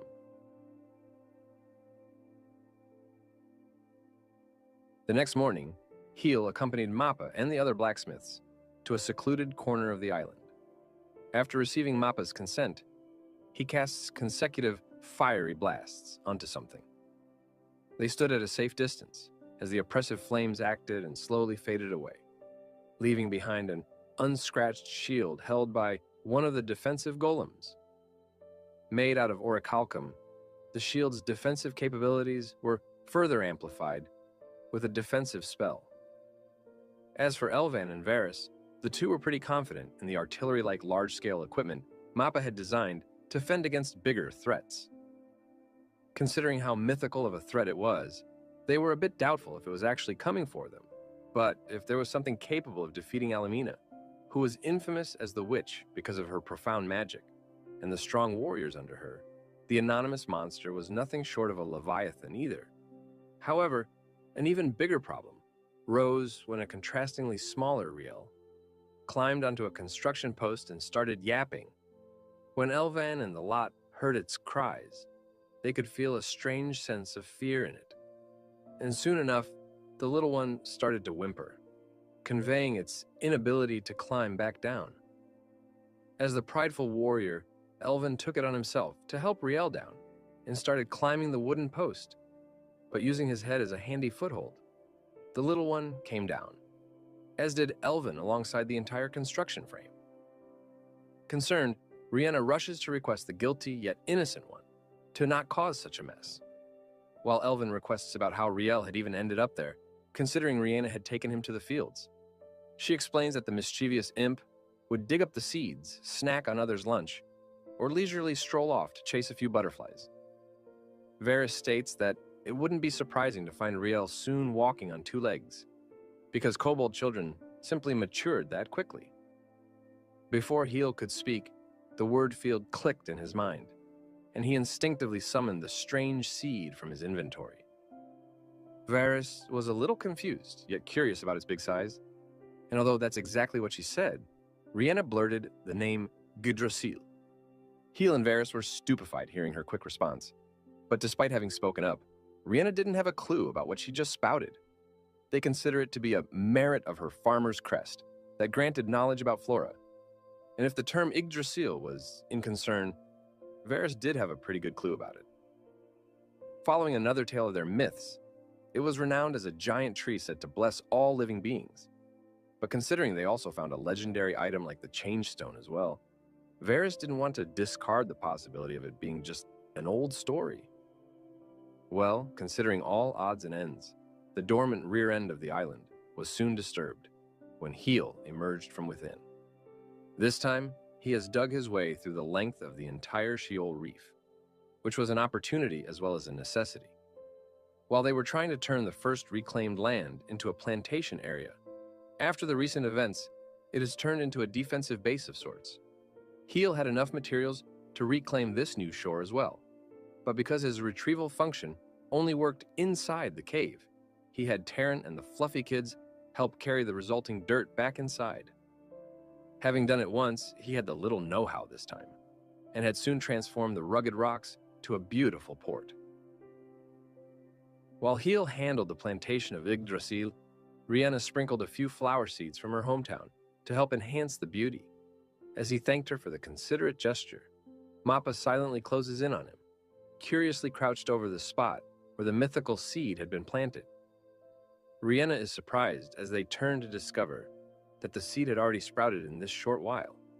At Heel's query, Rihanna denies having used the Sunstone that could have possibly boosted its growth, and Mappa frantically shook his head to state that he hasn't done anything either.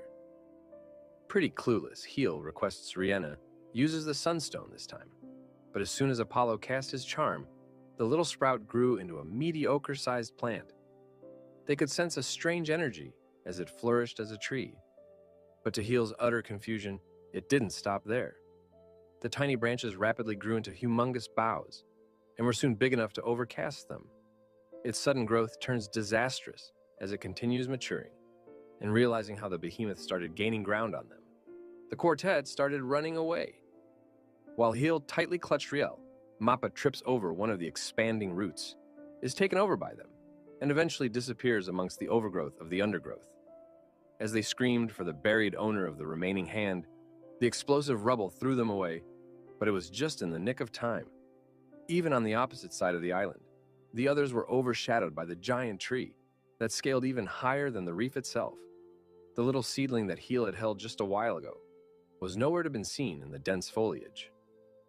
Having finally come to a stop, Yggdrasil stood towering over them, exercising its full glory, and living up to its name as the Tree of Legends. Concerned for their legendary blacksmith, Heel rushes toward the tree, when Rihanna spots Mappa's hand poking out in the distance. Little by little, they carefully climb their way up the tree, as if it were a mountain.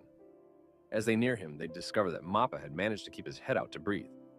However, before Heel could try to get the tangled princess out, it turns out that the hand wasn't seeking help, but requesting him to just let him be. Plenty comfortable within the Tree of Blessings, Mappa nods his affirmation to stay there for a while more.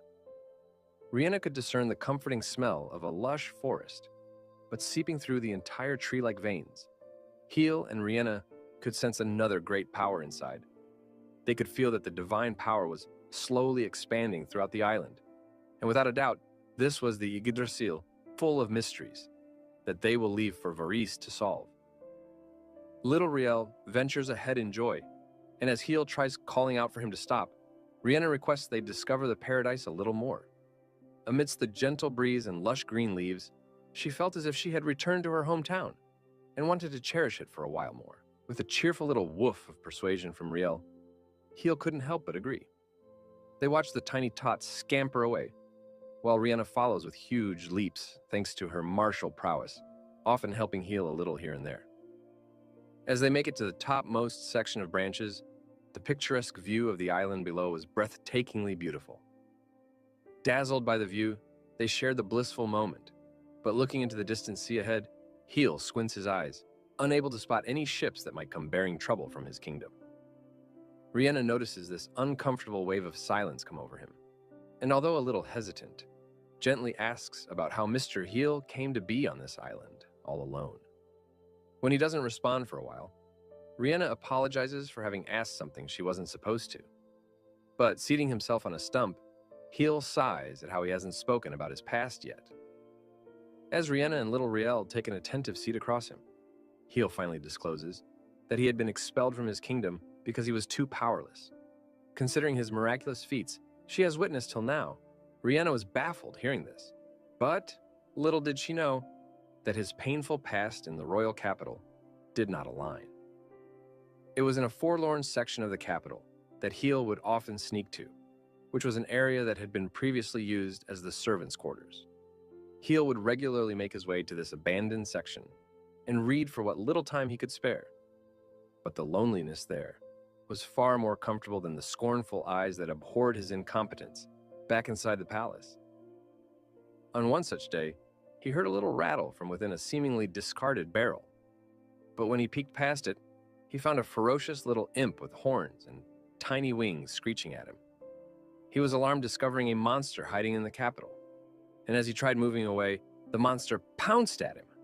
Powerless as he was, he tried shielding with his hands, but the anticipated attack never reached him. Chained to a stout post, the little monster was covered in wounds and was bleeding profusely. Setting his book aside, Heel gathered the courage to reach out to the pitiful thing and debated if he could conjure any healing magic. But unfortunately, his powerless self didn't even know how. A few days passed since he made this discovery, but every time he returned to the secluded area, he would always be eager to meet his only friend, Lopez. For him, Heel would sneak in food from the castle, and although he was no good, he tried picking the chains around Lopez's neck over and over again, but to no avail. With a friend by his side, he was eager to learn more about picking magic and try to somehow break him free. Whatever little time he spent with Lopez felt much more humane and gratifying. His consecutive failures were depressing, but the zeal to try and help Lopez fly away one day gave him the will to never quit. Although the little one was dirty and still injured, he'd caress his head, believing in his promise to set him free. All of a sudden, he heard a distant laughter in the abandoned area where no one was supposed to come to, and slowly voices could be heard, announcing that they were more than one approaching. Heel immediately moved away past a cornerstone to wait for the passerby to walk away. But the steps that approached was for Lopez, who hurriedly tried hiding behind the post. Although it was from the corner of his eyes, Heel recognized the leading figure, with golden hair, snow-white skin, and almost a feminine look. Exclaiming at the fact that the powerless Lopez was still alive, stood Orin, the 18th prince of Sanfeliz, and Heel's younger brother. A miniature tornado was whipped at Lopez, who noticed it and tried to escape, but because of the chains, he could not. The culprit, Orin, summons yet another windblade, exclaiming at how important it was to practice precision. Accompanied by several other smug children of nobility, Orin was leading a practice lesson of magic against the defenseless Lopes. As myriad spells were shot, Lopes frantically tried to hide or at least find himself a haven, but the merciless assailants kept attacking. Accompanied by the elites of the Magic Academy, Orin was ruthlessly torturing the little child, damaging it just enough to not kill it. Past the corner, Heel was trembling in fear because as powerless as he was, he could do nothing against them. However, just imagining the pain his poor friend might be going through on the other side, he decided to intervene. He rushes towards Lopes, desperately calling his name as he apologized. Despite trying his best at looking after the tiny tot for the past few days, his weak powers were nowhere enough to heal even his menial injuries. To make matters worse, if this cycle continued, and if he could neither heal him nor remove the chains, Lopes would be certainly killed. Oren and the lot were taken aback by his sudden appearance, but soon exclaimed at heel, while the injured little Lopes timidly moved behind him. Stuttering with uncertainty and fear, Heel requests to ask a favor from Oren, and clenching his fist with the useless crest, he begged him to please let the monster go. Oren eyed him with a cold look, before raising his hands toward his magical friend, who handed him a pair of white gloves. Heel could hear the tap of footsteps as Oren walked up to him, but dared not look up for he was that terrified. Oren lashes out a sharp slap with his gloved hand, and scornfully remarked at Heel's disgraceful behavior to peek, and despite being a royalty, ask him to free a monster of all things. Raising his hand again, he conjured a potent flame spell, demanding he either move or be burned to ashes with his equally powerless friend. Even if he was powerless, Heel could tell how dangerous the brewing spell was, and helplessly put his head to the ground and desperately begged Oren, who withdrew his flaring spell. With a dejected expression, Oren agreed to give up much to his surprise, even emphasizing that he had grown tired of the practices either way. Heel hurriedly turned to face Lopes with great joy, but succumbed to a shock as Oren's voice demanded him to undo the seal chaining his friend. As he looked up in confusion, Oren spoke that with his agreement, Heel could really do what he wanted to, and even set Lopes free if he wished. However, his eyes turn cold as he continues that unlike him, he couldn't have a monster running wild in the capital, and as such, he'd grant Heel 10 seconds. Before Heel could retort or request him, Oren started his countdown, and by the time realization hit, only 8 seconds remained on the clock. Heel frantically tried his luck at picking it, while the onlookers enjoyed the struggle and hopelessness. But as Lopes glanced at his desperate face, he gave him a final smile, because he could tell that his painful life had come to an end. Oren's mouth widened into a grin as the count reaches 0, and in the very next instance, Heel was looking at the burned corpse of his dear friend with a horrified look. The smoke parted, and he hoped Lopes might have somehow survived by some bleak chance, but his friend would not smile back at him again. The bastard walks away, scornfully sighing at how awful Heel was, unable to protect his only friend for crying out loud. Heel could now tell that Oren already knew how the entire thing would pan out, and lost in the torrent of rage and sadness, he tried punching him, only to be blocked by an instantaneous shield that materialized out of nowhere.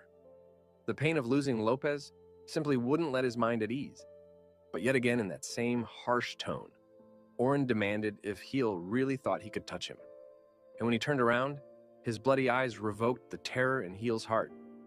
After being brutally beaten by them, he ended up in a medical ward, but just somehow managed to walk back to that gruesome place. He collected whatever little ashes of his friend that were left, which was now in the vial that had been dangling down his neck all along. Clenching it, the pained him mocks himself for having been so presumptuous, to even promise to free his little friend when he couldn't even help as he died before his eyes. But, unlike what he thought of himself, Rihanna was glad that he had never actually been powerless. Be it those of the Belden tribes, Riel, or even Lopes, the teary Rihanna knew that Heel has always made his best efforts at helping others. His painful backstory had really broken her, and as Heel hands her a handkerchief, he thought to himself, why did I tell her this pathetic? He pondered if it was simply because he wanted someone to listen to him, but with her assuring smile and Riel's energetic bark, he knew that he was wrong. He had simply desired to tell Rihanna about it. Together they proceed deeper into the girth of Yggdrasil, where yet another surprise awaited them.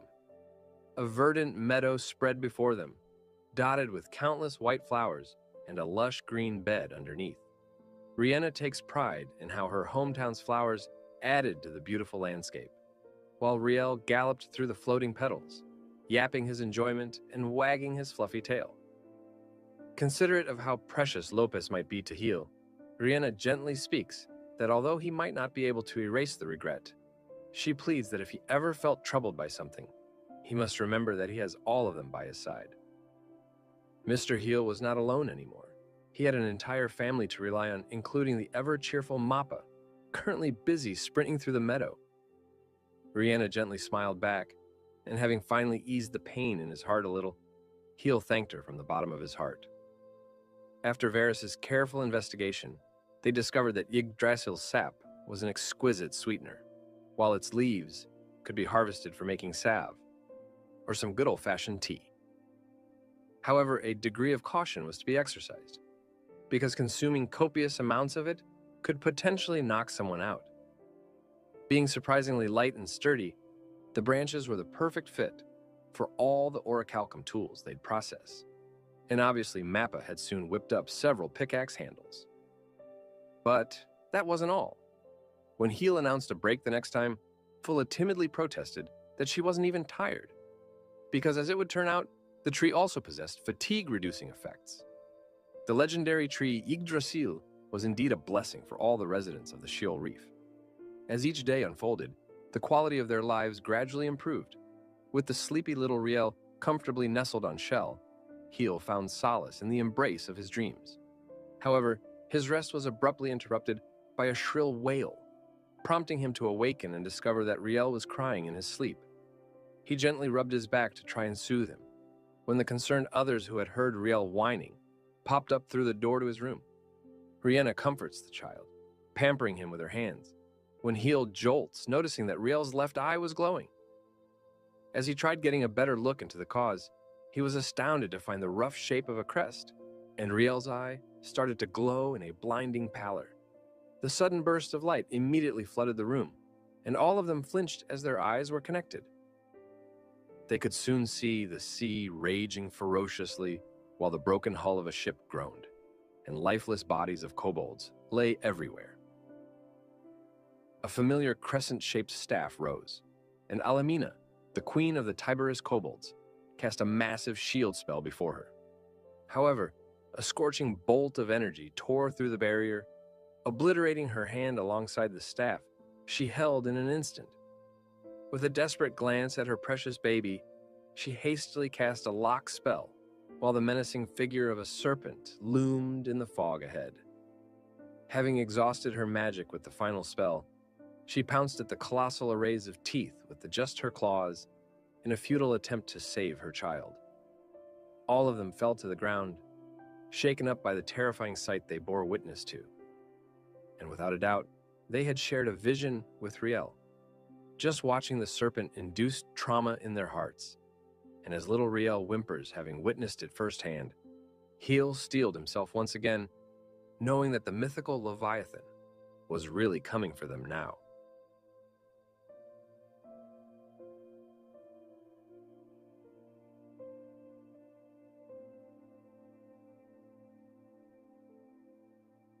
Upon seeing Riel's crest, Varys recognized it as the emblem of clairvoyance.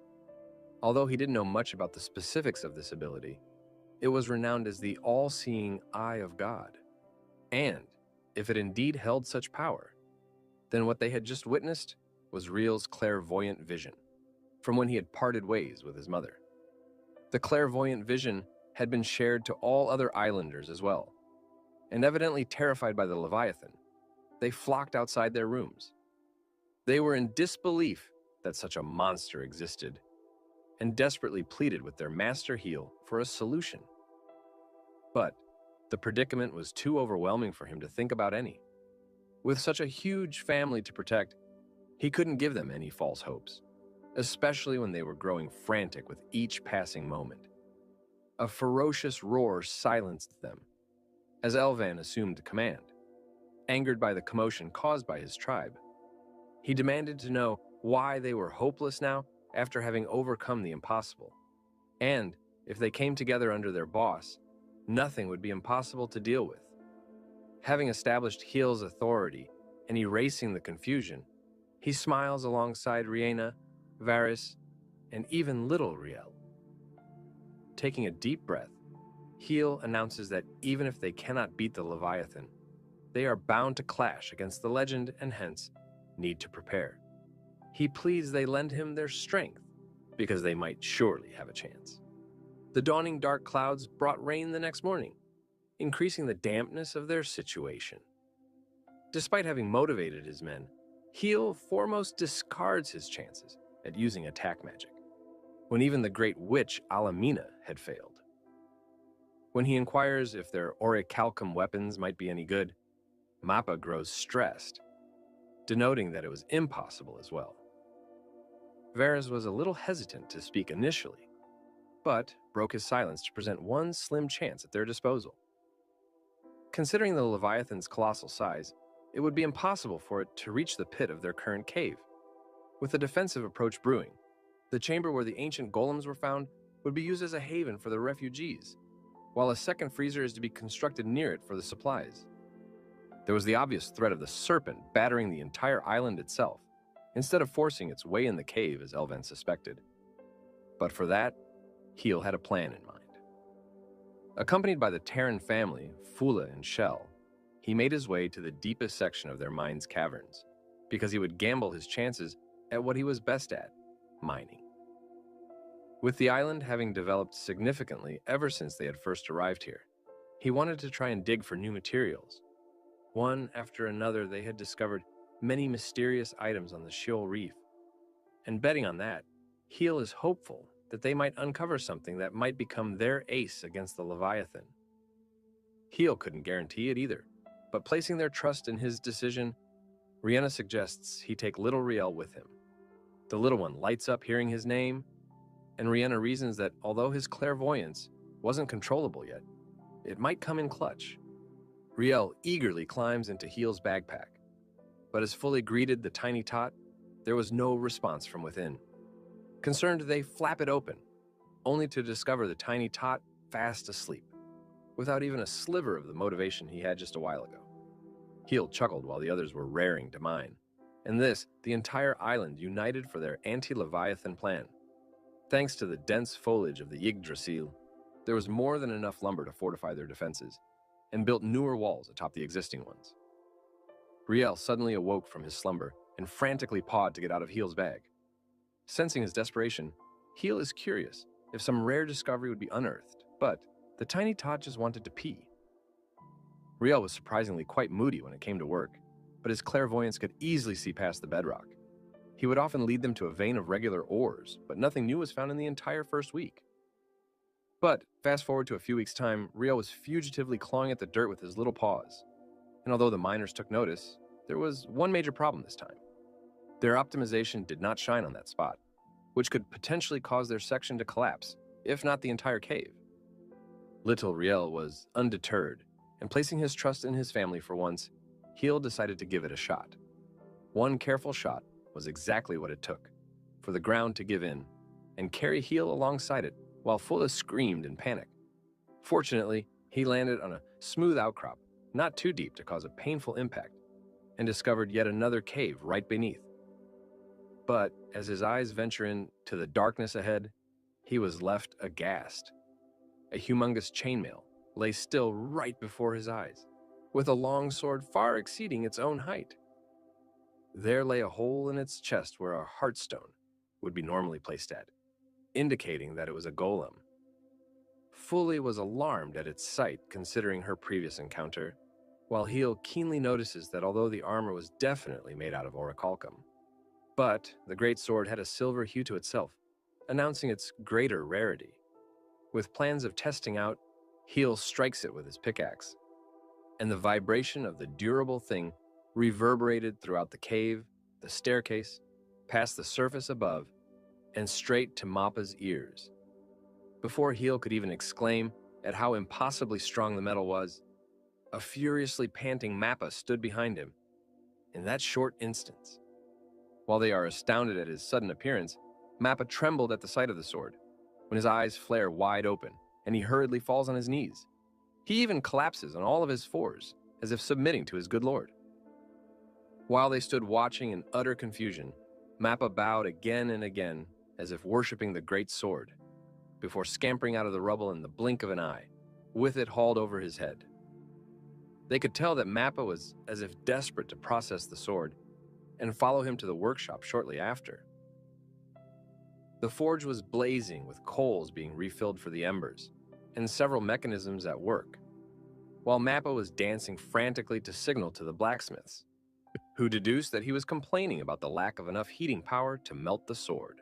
Rihanna nonchalantly walks up to them, curious about the sudden chaos, and at her sight, Heel found an answer to Mappa's predicament. Terran's webs created 2 hammocks across the ceiling, and in the center of the room lay the crucible of concern. Alongside Rihanna, Heel's plan was to increase the heating power of the furnace with their magic, and as the appropriate temperature was reached, the others slowly lower the sword in the vortex of flames. Mappa carefully watched as the melted metal flowed out of the furnace through a duct and started working with a portion of it, while the remainder was turned into ingots. When Heel collected a small portion, Mr. Advisor announced it to be mithril, the hardest metal in existence that was capable of killing gods, who were probably paying the price for losing it in the first place. Heel is taken aback by this discovery, because they might finally have a chance this time, and the entire credit belonged to little Riel. Hopefully, Mappa could now create their strongest card, and with a few more weeks of effort, the defensive wall was also completed, giving their island a more fort-like appearance. Nothing they did could be qualified as enough for a war against a legendary beast, but the Sheol Reef was preparing for its first great battle. One night when Heel was returning to his quarters, he could hear some noise coming from his room, and as he comes closer, he discovers Elven speaking to Riel. Before he could proceed to ask them about it, Rihanna silently walks up behind him, requesting he doesn't with a smile. Little Riel looks up as the general calls for him and sincerely apologizes for having spoken ill about his mother previously. As a prideful warrior, he couldn't help but acknowledge that his mother was a great warrior, and gently rubbing his head, promises to prove it to him by avenging his mother in due time. Heel and Rihanna felt relieved as this great problem was resolved, and acknowledging Elven's promises, little Riel warmly pawed at his eye of all things. Elven frantically held his eye while screaming in pain, and although things ended up a little awkwardly, a great weight had been lifted off their hearts. As the next day dawned, a watchguard furiously sounded the alarm, and recognizing it, Heel rushes from inside his room. As he made it to the defensive shore, Elven was already standing in wait, but he didn't respond to the alarming cause, which were a couple of ships coming their way. Varys hands Heel a telescope devised by Mappa, and as soon as he uses it, a familiar yet ominous emblem was in his sight. The ships belonged to the survivors of the Orc tribe that had massacred the Beldon tribe, and hence, Elven wasn't going to let them even set foot on their island.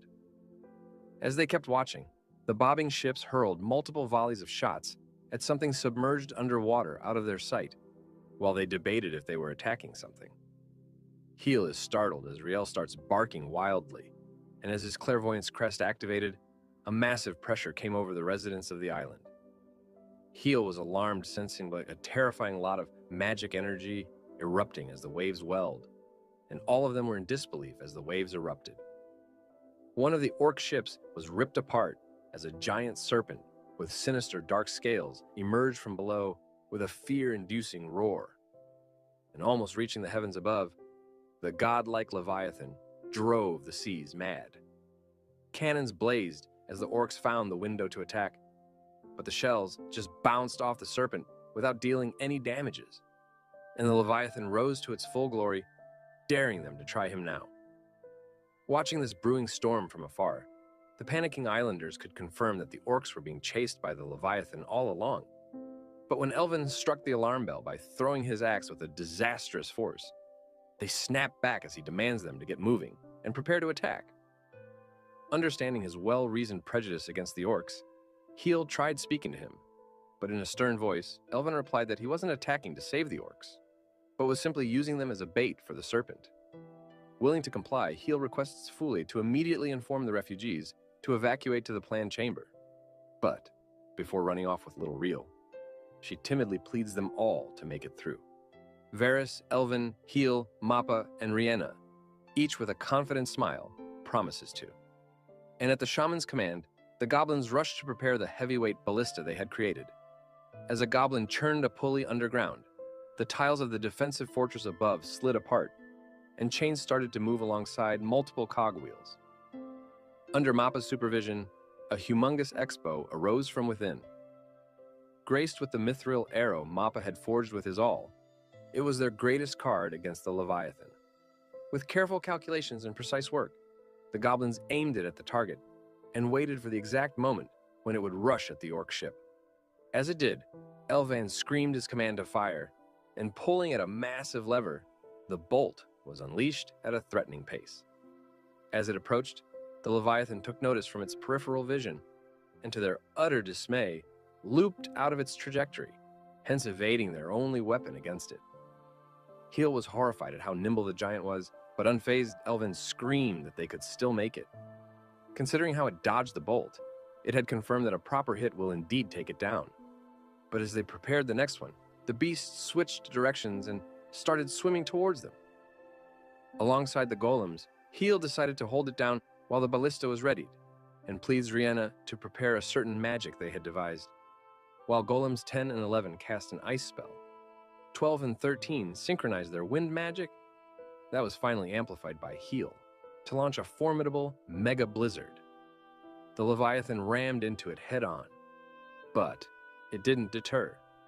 It kept forging onwards, even if they started pouring more mana into the spell. But that wasn't their plan, to be precise. The beast shudders to a stop, only to discover that the increase in the ice attribute had frozen the seawater in the blink of an eye, thanks to the wind magic that acted as a catalyst. Heel's plan to find an upper hand was by completely negating the Leviathan's movement. However, the legendary beast abruptly stopped resisting and started convulsing while Heel noticed a sudden spike in its magic power. The area underneath its scale started to glow, and so did the serpent's closed maw. As the jaws parted, an ominous lot of mana could be seen welling within. And sensing the threat it posed, Heel frantically pleads the defensive twins to uphold their shields at an angle that would divert the obvious. Even Goku bid farewell as a blasphemous beam of heat and light evaporated the waves on its way to the shield reef, and as it struck, a blinding light overtook the impact. A proportionate dome-like shield was formulated to fend and simultaneously divert the beam. But the attack was so powerful that it constantly strained the ones at its source. Just the force following it was potent enough to disrupt the others from moving, and Rihanna screamed in panic as the orichalcum shields held by the golems started to disintegrate, because Heel was right behind them. As the terrifying serpent's breath died down, the island was overwhelmed by a standstill silence, but humongous explosions violently shook the surface as the diverted blows landed elsewhere far behind them. The golems had taken considerable damages from the exchange, while the orichalcum shields were but barely recognizable. Having exhausted the ones hindering its movements, the Leviathan resumed swimming onwards without any resistance. Rihanna urgently announces to Elvan that the ballista was fortunately ready, but noticing how the serpent was closing in, Heel debated if it could attack them at this close range, even without its ferocious breath that required it to be distant. "Fire!" commanded Elvan, and the bolt took off, but even the Leviathan was baffled, because there was nothing approaching it. The islanders were strangely adamant and curious about the outcome, and soon enough, something mysterious successfully impaled the Titan's thorax. Rihanna had cast a hiding spell to ensure that the stealthy arrow made a definite hit this time, and as the goblins cheered the accomplishment, the Leviathan lets out a groan of agony. It collapses as a rope was seen surfacing from underneath of the waves and tugging at it, because the implanted bolt also carried a rope extending from the island. Having been coiled using Terran's steel-like webs, it would ensure their grasp as they worked a huge gear to tighten it. And to observe even greater caution, Heel commands golems 1 to 5, whose hands detach and extend with chains underneath. One by one, they latch onto various positions around the Leviathan, and in the blink of a golem eye, 10 orichalcum chains had bound the beast and rendered it immobile. The chains bear great tension as the entrapped beast retaliated, but as the golems respond, the sheer force was too overwhelming for the source gears to bear. Heel pleads Elvan to hurry before it breaks free, and having prepared the next bolt of mithril, the general aimed for the head. But before he could fire it, several projectiles retaliated from within the scales of the kraken, and as Heel watches in disbelief, they pelted the golems restraining it. those projectiles turned out to be ominous little pests, like cockroaches. Varys and Rhianna recognized the sea stalkers at first sight and revealed that the parasitic monsters must have been hiding underneath the Leviathan's scales. With strong mandibles and claws, the tiny pests started wrecking the golem's limbs, and alarmed at the scene, goblin archers sprang to snipe them out. To make matters worse, many of them were climbing the walls to attack the occupied archers, and gnawing at the chains using its teeth and monstrous strength. The Leviathan hurled the golems against the fort walls. Heel could only watch in terror as the beast broke free and the spikes on its back started to glow. Unlike the smoldering heat it emanated when it had shown previously, the brightness only grew at a threatening pace. Alarmed, Heel pleads the others to get behind the shield he'd summon, and the horns fired countless bolts of energy that streaked through the dark clouds. The descending beams indifferently battered the fending shield, while Heel and Rhianna kept flooding it with copious amounts of mana. The wide area damage-dealing attack wrecked most of the fort, while they focused on protecting the people. And as the attack concluded, they debated if it was all over amidst the subsiding dirt. However, it was too soon to speak, because a huge serpentine tail came crashing at them. And before Heel even had the chance to summon another shield, the blasphemous downward draft annihilated the entire fort. The impact sent tremors throughout the island and chills down the spine of the refugees. But petrified by the chaos, the little children started to cry. A little girl nervously asked her mother if they would lose their home again, but she had faith in their heroes fighting outside for their sake. The disastrous blow had thrown their master Heel away. But before he could crash against the hard rocks, Shell arrived in the nick of time to negate the impact. Heel thanked his friend as his breathing became heavier, and noticing a destroyed golem core before him, understood that 6 and 7 who jumped in to protect him had been destroyed after taking the direct hit. When he tried confirming the other's wellness, only terror awaited him, because the entire ballista had been broken apart and buried into the rubble, with no signs of the proud general, the magicless shaman, legendary blacksmith, friendly spider mama, or the beautiful Rhianna. Heel and Shell witnessed the advent of the sea stalkers raring to attack them, while the Leviathan loomed behind them, as if carefully monitoring his pawns. Even if the huge Leviathan could not make it into the cave, the sea stalkers could, if he isn't able to fend them off. He electrocuted them, using his potent lightning magic. But after struggling for a while, they immediately sprang back up. The continuous shield spells had exhausted his magic reserves, and even if he tried flaring another one, the small thing was weak enough for him to be thrown away. Realizing this, the sea stalkers pounced at him, and Heel desperately pleads Shell to escape while he'd buy him time. In a flash, someone crashed before them and furiously swung a shovel to exterminate the approaching sea stalkers. Amidst the chaotic bloodshed, Heel recognized the familiar hand wielding the shovel, because it was the martial master Rhianna that had come to his rescue, really pissed at their insolence to try and lay their hands on Mr. Heel. Heel was overjoyed to find her alive, but before they could continue their joyous reunion, yet another volley of arrows traced the sky, this time from their rear end. They pierced the sea stalkers that were trying to sneakily climb the wall, and looking far into the distance, Heel spotted a group of people emerging from within the rubble. All of his fellow warriors had taken refuge under the golems, who had survived the explosive skirmish. And albeit laden with injuries, their will to fight back was unwavering. Following their princess's lead, they maul the sea stalkers, making their way to the cave, while the goblin spearmen damaged the parasites, and the surviving golems finished them off with their powerful magic. Although it was a momentary relief, the joy of reuniting was profound, but the sky started to glow again as they turned around, for the Leviathan blew yet another torrent of heat.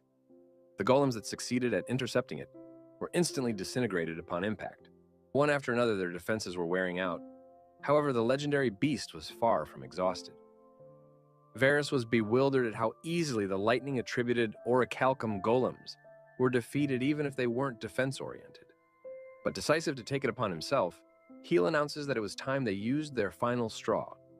Against Rhianna's protests, they simply had to take the dangerous chance, now that the Leviathan was this close. Although willing to comply with his command, she politely clasps his hand, but the flustered heel was surprised, as their little touch generated a golden shine. Rihanna had transferred him the little magic power she possessed, and pleaded that even if it would be of minimal help, Heel must beat the beast for sure. With an energetic agreement, Heel noticed the Titan brewing another catastrophe. A blazing arrow was fired at its tusks, and slowly but surely, the serpent took notice. The whipping arrows crashed into its tusks, causing it pain immense enough to retract its beam, and noticed the one responsible begging to die. Its body radiated danger as the horns on its back complied, and streaks of energy lay waste to the island, while Heel desperately weaved through them, riding on Terran. The sea stalkers were either crushed or thrown away, as the Leviathan finally climbed onto the island and chased after Heel. While Rihanna and Varys could do nothing but watch this from afar, Elvan begged to disagree. He rushes away from them and starts tugging at the rope of the ballista that was responsible for propelling the mithril arrow. Varys pleaded him to give up because with the winch destroyed, they could neither do anything to use as a lever to pull the tightened rope, nor was it possible to pull it with one's brute strengths. However, the great general was far from swayed. He wasn't willing to let their master risk his life while he stood by, doing nothing, and the veins on his arms and face convulsed as he tugged at the rope with all the strength his body could muster. However, Elvin's grip started to falter, and in that exact moment, Mappa rushed to his side, his muscles bulging as he struggled alongside him. Terran barely halted in time as the monster jumped over their heads to smash them. But before it could, several explosives slammed into its head. Throwing his gaze towards their originating direction, Heel discovers the orcs rowing closer, but so does the Leviathan. However, its tilted head failed to trace the next mithril arrow that impaled its left eye. Elvin had acted as a manual lever to position it perfectly, while Mappa had used his hammer to beat the rope in place. With the target occupied, Heel commands Terran to fly, and she does. Mama Spider spews a web at the Leviathan's head and tugs hard enough to haul herself over the blinded beast. Having succeeded at the most significant part of the plan, holding a rather special bag, Heel raises his hand to signal to a specific someone watching it all from a safe distance, with clairvoyance at his disposal. Riel yaps to convey this signal to the armed fillet, who alongside the tiny spiders swung their pickaxes at various points underground. Carefully planned chains of cracks appeared across the pillars upholding the ceiling, and in a similar chain of events, the entire thing collapsed. The mighty creature came down as the ground below gave in, and because of its huge size, the fall damage was simply multiplied. It groaned as the rubble followed suit, battering its entire length. The master engineer of the plan stood atop the scene, watching in great joy as his plan to draw the beast inland panned out. Having dug a cavern below the reclaimed land, they had left just a few pillars supporting the ground above. Well aware that it wasn't a fatal blow either, Heel unveiled a silver-hued pickaxe from within the bag he had been hauling all along. It was the very pinnacle of Mappa's works, the godly mithril pickaxe. Heel descended alongside the rubble, as Mr. Advisor denoted the acquired mining tool, and as he found the precise window to hit, it inquired again, "Do you want to mine?" The Leviathan retorted by spewing a disastrous bout of energy, but summoning a magic shield with the entire magic gifted by Rihanna, he deflected it on his way down. Finally underground, the Cave King exercised the full glory of his powers, and Mr. Advisor duly followed to optimize them. Heel hurled it without a moment to spare or hesitate, and recognizing the optimized weaknesses alongside pinpointing the conjured powers, Mr. Advisor turned the Cave King into a god killer. The ones above witnessed an explosion welling from within, and in the very next moment, the impenetrable exoskeleton was torn apart. The godly Leviathan broke as the ungodly power shattered his cranium. Heel kept forging ahead as his powers continued gushing out and wrecking the entire length of the beast. And realization dawns that his strike had been optimized to find a flaw in its defenses. The onlookers broke into cheers while the legendary beast broke apart and started to collapse without a struggle. Clinging onto a rope spewed by Terran, the successful Heel smiled in kind. But a shriek from below sent chills down his spine as he turned around. Despite bearing countless fatal wounds, the beast wasn't willing to forfeit just yet, and summoned a final roar of terror. The sheer power this final roar possessed sent tremors throughout the island, while the blood-curdling noise inflicted excruciating pain at the brains of those above.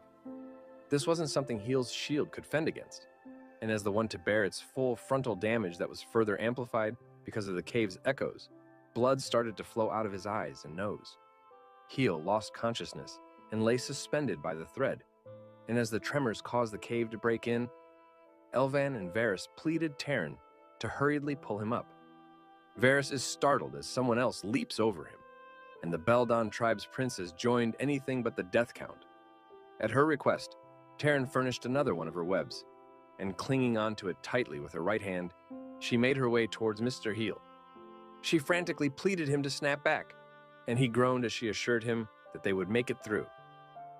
Heel could barely shake his head in denial, as he pleaded that she wouldn't make it if his dead weight pinned them down.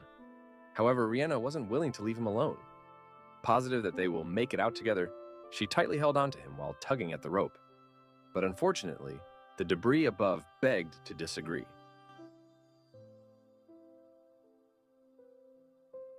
In a blurry instance, something extremely agile appeared before them, and its sight could only baffle the princess.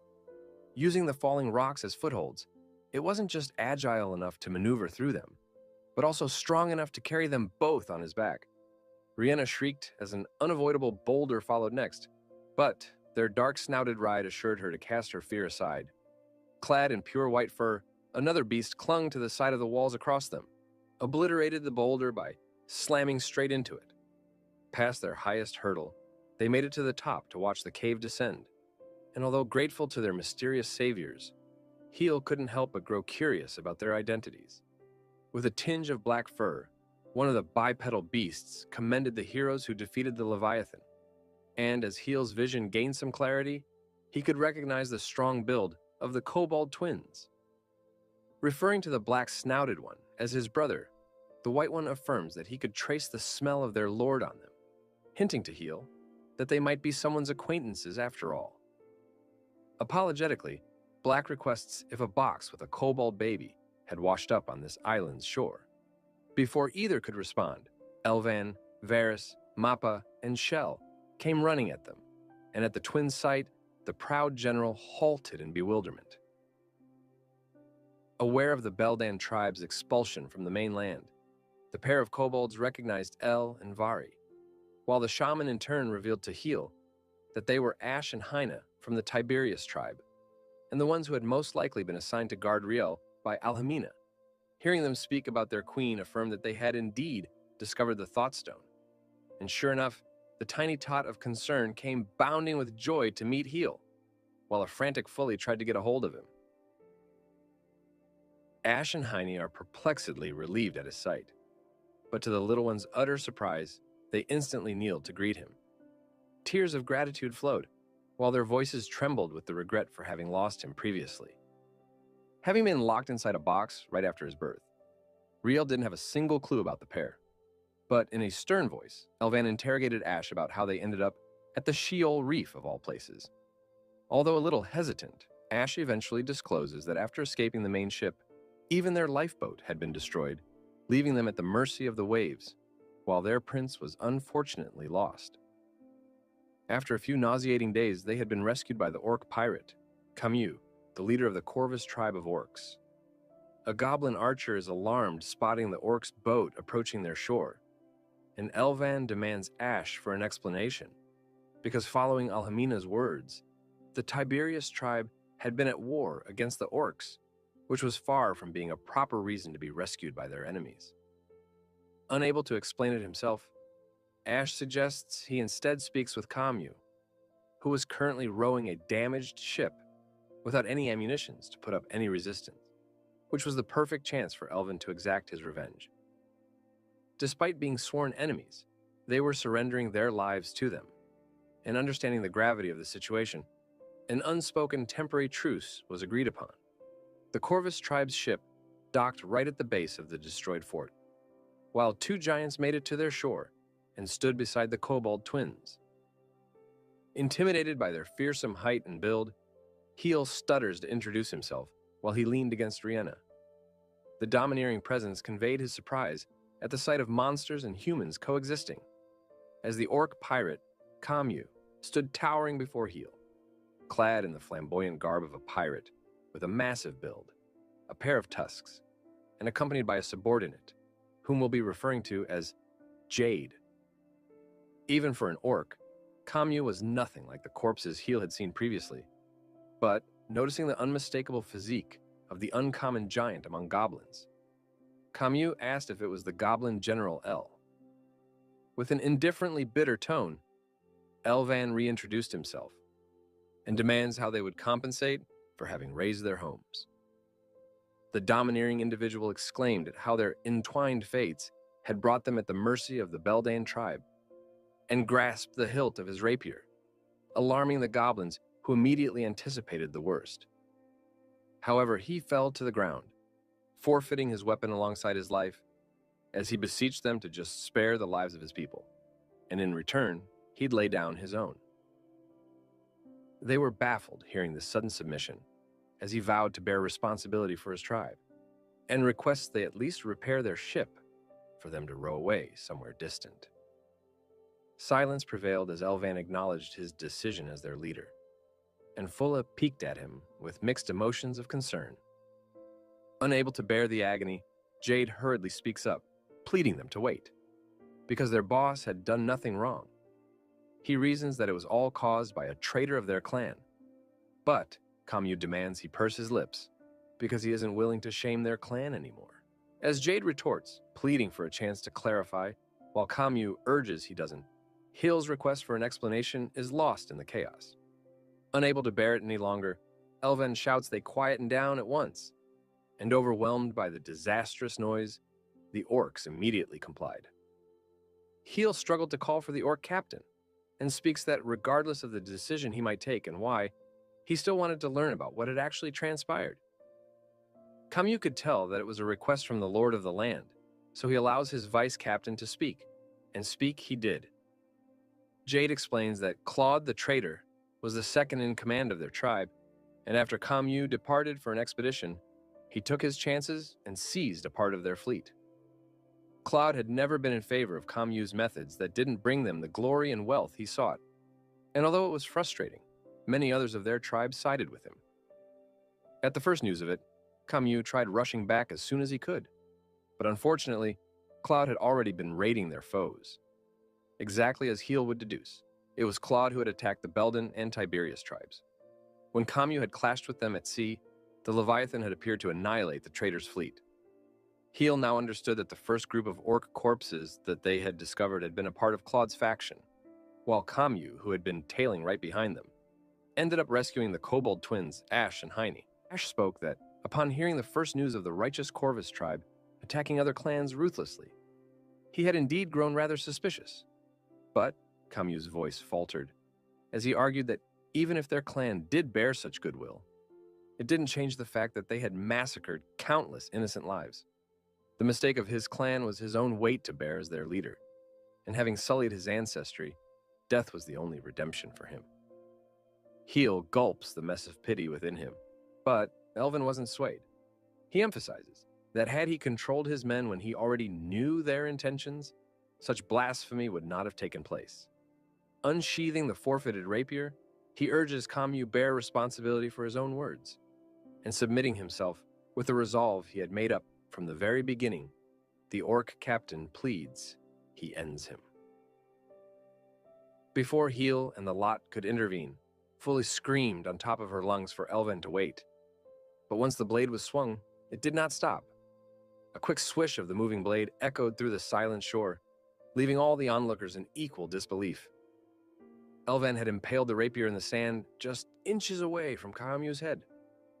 And with that same bitterness in his voice, demands he takes his sword at once. Because as the general of the Beldan tribe, Elvan now challenges the Corvus tribe's leader, Kamyu, to a duel. The two duelists were allowed ample room as the others distanced themselves, and the rough scent of the sea salt flew inshore with the breeze, as Heel anxiously bore witness to an actual duel. While Elvan was the strongest individual he could think about, his foe was Kamyu, the absolute pinnacle of the orcs. Scared, he considers casting a shield to at least help him fend against the rapier, but, gently grabbing his hand, Rihanna shook her head to plead he doesn't. Unable to do anything but watch, Heel prepares himself for the worst. Kamyu whips up his blade, clarifying that he had indeed resolved himself to be executed. But, now that it has come to a chivalrous duel, he wouldn't bow down at any cost. Elvan was raring to fight it out as well, and grabbing his dual axes, urges he prepares himself. They stanced themselves for the duel, and while Elvan clutched the hilt of his axes, Kamyu moved his right leg in response. In the blink of an eye, he sprung with his rapier stretched at Elvan's neck, and tugging at the rope, tying the axes together, he countered in a way that forces Kamyu to duck. Elvan now had to fend at a close range, so he went for the axe, but it was struck away by the assailing blade in an instant. While Elvan noticed that, Kamyu had already closed in on him, and the impact that followed was catastrophic. Elvan lost track of one of his axes that was thrown far behind him, while Heel could barely keep up with their breakneck speed. Despite losing one of his weapons, Elvan did not twitch or even show a hint of despair. Kamyu commended him for the unprecedented agility, but paying it no heed. This time, Elvan closes in on him. He flinches as he was forced to move away when the thin rapier scraped his cheek, while Rihanna was simply astounded by Kamyu's physical prowess. Despite being a pirate who would fight on ships with cannons, the orc possessed great speed, flexibility, precision, and the overall skill to hold it all together. Fully was terribly scared, watching her father being pushed back. But calm as always, Elvan foremost took control of his axe. He rushes ahead, timing himself with his enemy, and Jade could only exclaim in sheer terror because the chained axe was hurled like a boomerang that was coming straight for Kamyu's back. He deters it in the nick of time and turns around in a circle as he fluidly deflects the axe with such great skill that the deflected axe went straight for its owner now. Elvan jolts as he now has not one, but two different blades to fend against. While the armed Kamyu charged at his left, the axe came at his exposed right, giving him no room to escape. As the others watched, a spurt of blood splashed on the baffled Kamyu's face, because after deflecting the axe on his right, Elvan had grabbed hold of it again, while forcing his left hand straight against the entire rapier that pierced through.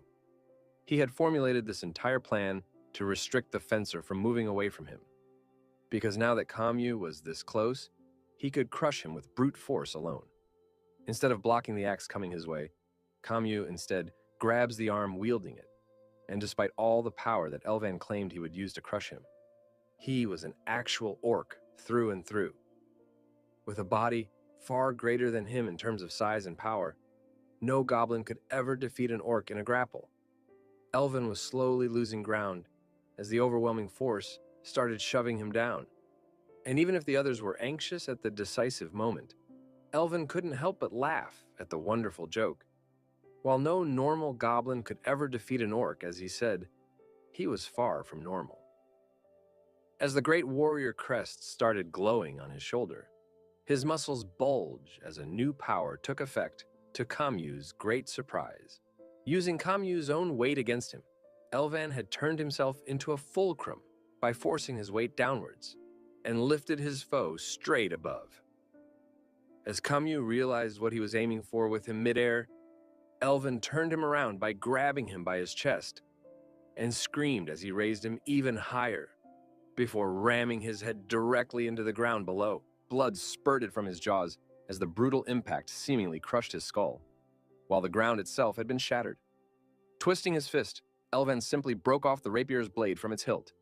The fellow goblin warriors cheered at their general's overwhelming victory, and while Heel rushes to heal him, Jade followed out of pure concern for his boss.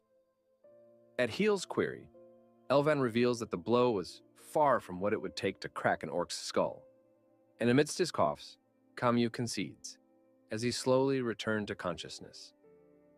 At his sight, the proud warrior rises back on his feet and commands that, as the rightful victor of the duel, he now owned Kamyu's life and would not let him throw it away as he pleased. Kamyu was stupefied hearing this, as a strange sense of respect grew within him as a warrior, and the goblin general called out to all of his men and announced that they had finally avenged their families by defeating the Corvus tribe. They respond in kind, cheering at the top of their lungs, and Elvin turns to face Heel, apologizing for having spoken up before him. However, Heel was simply grateful that he had acted following his heart. He trots over to Kamyu and allows them to stay on the island for the time they require to repair their ship. He pleads they call their tribe on shore and help themselves to what little their island had to offer. And although battered and bruised, Kamyu agrees to follow. Elvan walked away from the scene but halted abruptly as he spotted Fully standing before him, just staring at the ground without a word. She abruptly kicks his shin, and he flinches at the sudden pain while grabbing his knee. She slowly leans in against his chest and sighs at how she had previously made him promise to never overdo it again. And evidently now, it had been a promise for naught. Decisive to refer to Heel as mi amor, Kamyu accepted his generous offer, and just like that, over 100 orcs of concerning intensity had joined their fray as guests. Following their late queen's orders, Ash and Heine vowed to follow Heel, Riel's foster parent. Having heard about Heel's blessing of tame from the goblins, they were curious if he would bestow them with the same alongside new names. He clarifies that he had simply tamed them to help share the benefits of his crest and not to turn them into his subordinates. With their agreement, the twin kobold warriors Ashton and Hines were hence tamed. Kneeling over, they swore their allegiance with their lives on the line. And with almost all of the immediate problems resolved, it was high time he started planning the living spaces alongside the knowledgeable Varys. As Heel heaved a sigh of relief, a sudden dizziness washed over him, and Rihanna grows frantic as the exhaustion of fighting the Leviathan finally took its toll.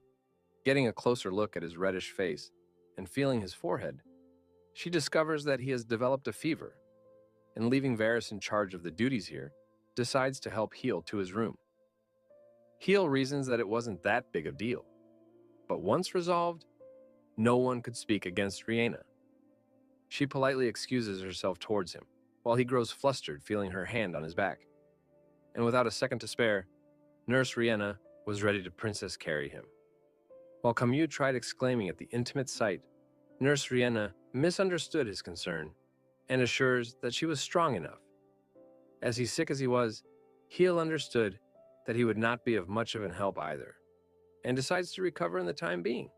Shrieks were cut short as the goblins descended into the cavern where the massive corpse of the Leviathan lay still and a golem tugged to retrieve the mithril arrow buried in its left eye. A fellow goblin suggests they leave the corpse buried underground, but Mappa had a different idea brewing. Using a mithril knife, he sliced a good clean chunk of the meat off of the thing and eagerly indulged in the delicacy, while the others were simply shocked at the sight. While they feared something drastic like a poisonous outbreak, Mappa chewed at it for a while and shoved it down his gullet just as quickly. Overjoyed at the delectable taste, he started dancing around to announce that not only was it safe to eat, but also incredibly tasty. Understanding this, Varys called for golems 10 and 11, and for the very first time in history, a freezer would be created around the food itself. With most of the golems destroyed in the fight, their need to retrieve them from the water was dire. Before the goblins could proceed to figure out a way to, Jade, alongside a few other orcs, appear behind them, timidly requesting if they could allow them to be of help, because as pirates, they were undoubtedly skilled on water. Tinted with the uncertainty of a former animosity, the goblins hesitantly handed them ropes to tie around the submerged golems. While it wouldn't be easy, slowly but surely, the Beldan goblins and Corvus orcs hence started to mediate. Because of the Orichalcum guards securing the Heartstones, the precious cores had survived, even if the golems had been destroyed, while Heel wanted to return to rebuilding them as soon as possible. He couldn't even move. While his weak body did not budge, Rihanna wouldn't allow him to even try to eat by himself, and little Riel would play around on his lap, while Shell would carry the necessities. Even if he would try to ask her to leave, Rihanna was someone he could never persuade and had to comply with her demands. Thanks to a medicine Varys had concocted using Yggdrasil's sap, his condition had improved significantly, and with his magic powers recovering, he assures Rihanna that he will be able to heal himself soon. While Riel snuggled closer, Rihanna clarifies that caring for him once in a while didn't bother her, but instead, she liked spending time with him like this. Dull as always, Heel didn't have a clue about the crimson color of her cheeks, and was more concerned about not being of help to the others who were tirelessly working outside. The Cave King's gaze would always wander to his pickaxe, perched on the wall across the room, eager to get back to mining. In the meanwhile, a pair of goblin miners who were working at the bottom levels noticed their surroundings growing warmer, and with the next hit at the ground, one of them was baffled to find his face being pummeled by a powerful force. They immediately distanced themselves away from the spewing fluid. But it wasn't just any hot water. It was the discovery of a hot spring.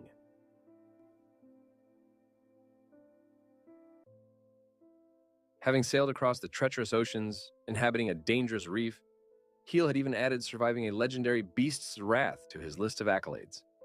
However, those scars of his pride just paled in comparison to the threat he faces now, for it's the greatest danger of his life. With a naked Rihanna bathing right behind him, he was in real deep waters now. After the hard-fought battle, there could be nothing sweeter than a relaxing bath. While Rihanna was overcome by a wave of nostalgia and relief, after remembering a similar hot spring back in their hometown, the flustered Heel had a single question on his mind. How the hell did this happen?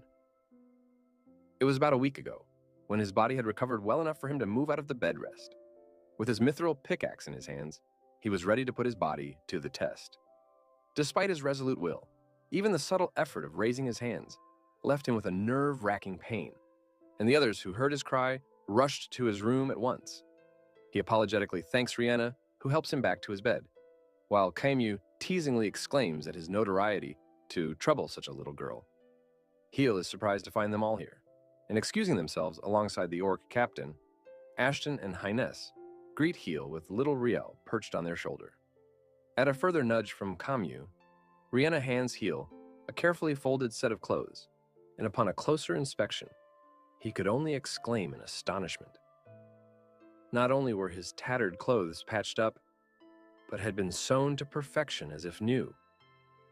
Rihanna chuckles softly as she reveals that she had used Terran's spider silk to enforce and repair the fabrics, while with a soft sigh, Ashton exclaims at how the Sheol Reef never failed to surprise them. Be it the vast catacombs of tunnels underneath, the legendary dwarf's forge within, or even the mythical Yggdrasil towering at its rear to Kaimyu's surprise. Willing to continuously improve the place, Heel requests the three to help him in whatever means they think would be appropriate. Startling him, Kaimyu chips in his decision to join them as fellow islanders, alongside his entire Corvus tribe. Despite the Beldan tribe trying to accept them with small interactions here and there, the past they shared was too traumatic for the children to overcome. Heel assured him that with time, such problems would fade away to blur the lines like it had been with him and the goblins initially. Hearing this, Kaimyu couldn't help but voice his curiosity about how a human like him even created such a peaceful dominion of monsters. Heel timidly explains his origins from the kingdom of San Feliz, and how the Sheol Reef was still a part of the kingdom. This mention disrupted Kaimyu's thoughts as he concurred, but before they could speak further, an alarm was sounded. The alarmed Fulla stood wheezing in the doorway, and at Heel's query, frantically announced that hot water springs were erupting underground.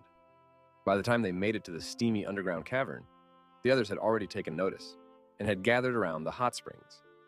At Varys' query full of concern, Heel politely assured him about his slow yet steady recovery and commended them for the precious find. The fearsome general giggled as he conveyed how badly he loved the comforting stuff, while Fulla was more concerned about what would happen if the growing springs flooded the cave. She reasons that ever since it had first erupted, the springs had been gushing out non-stop. Even if such events did occur in the mines back in the continent, they were minor enough for miners to sort them using a few buckets, and nowhere nearly of this alarming scale. Heel craned his neck, planning to first determine how safe the water was, but one certain oddball didn't think twice.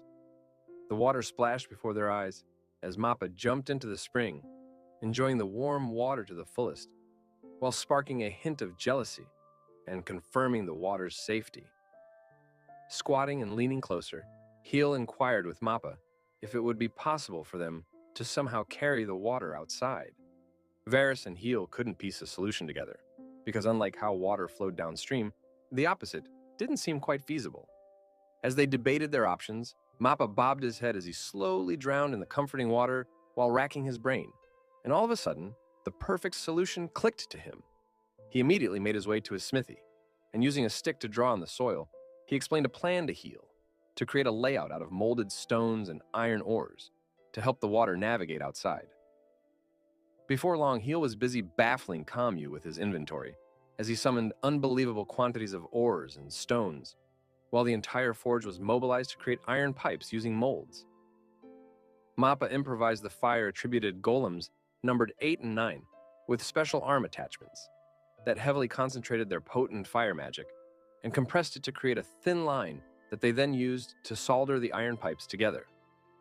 With the orcs joining them, the scale of this project became unprecedented for the islanders, as they started laying the pipes in the mines to draw the water to the surface. Using his unfathomable knowledge, Mappa devised a sophisticated device and installed it at the very source where the water was spouting out. And unwilling to let the excess water be wasted, a large public bath was built on the surface. With high hopes in tow, Heel grabbed his pickaxe to chuck in some help, but Rihanna would not let him. He had no choice but to leave the entire project to his fellow islanders. And after a week's worth of time and effort, it was time that a pristine bath came to fruition. Mappa worked the mechanisms behind the headstone, while the onlookers gazed at the picturesque build, concerned if the water would even reach this high. Varys rushes towards Mappa, who heaved a sigh of relief after sorting out the pipeline, and relayed that following his plan, the wind-attributed golem number 10 was creating a vacuum in the pipeline to draw the water.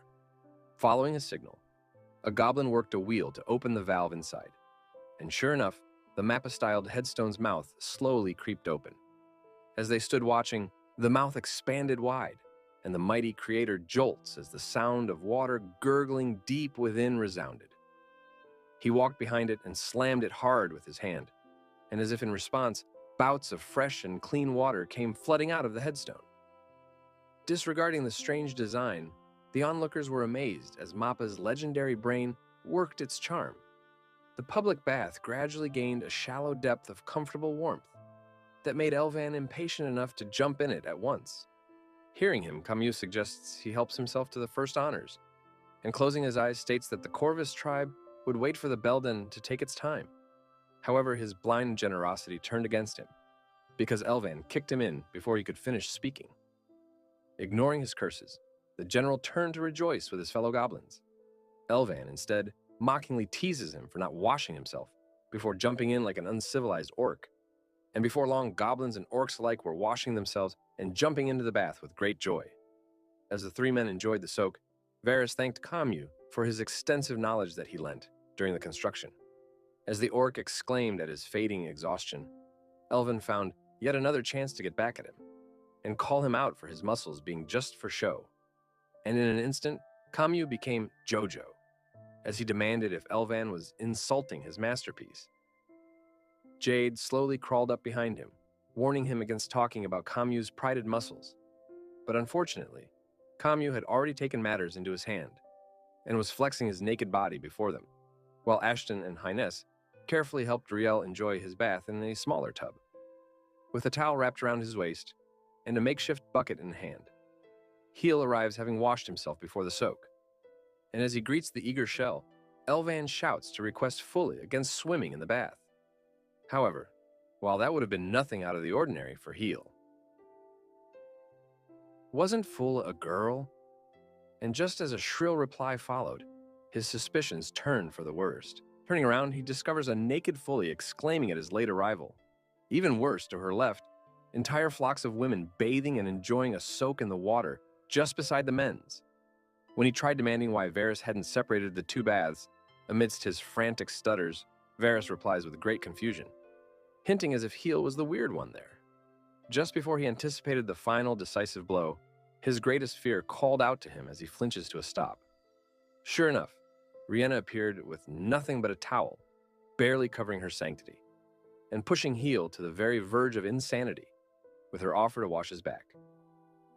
Bad Heel popped to his left with the horns on his head, wearing black leather and a devilish trident in hand, urging he let his masculine instincts take over.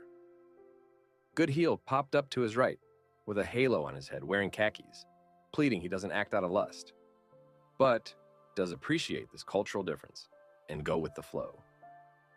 Regardless of what and how, the both of them agreed that Heel must do the obvious, and joined hands. However, Heel just beat the crap out of both of them.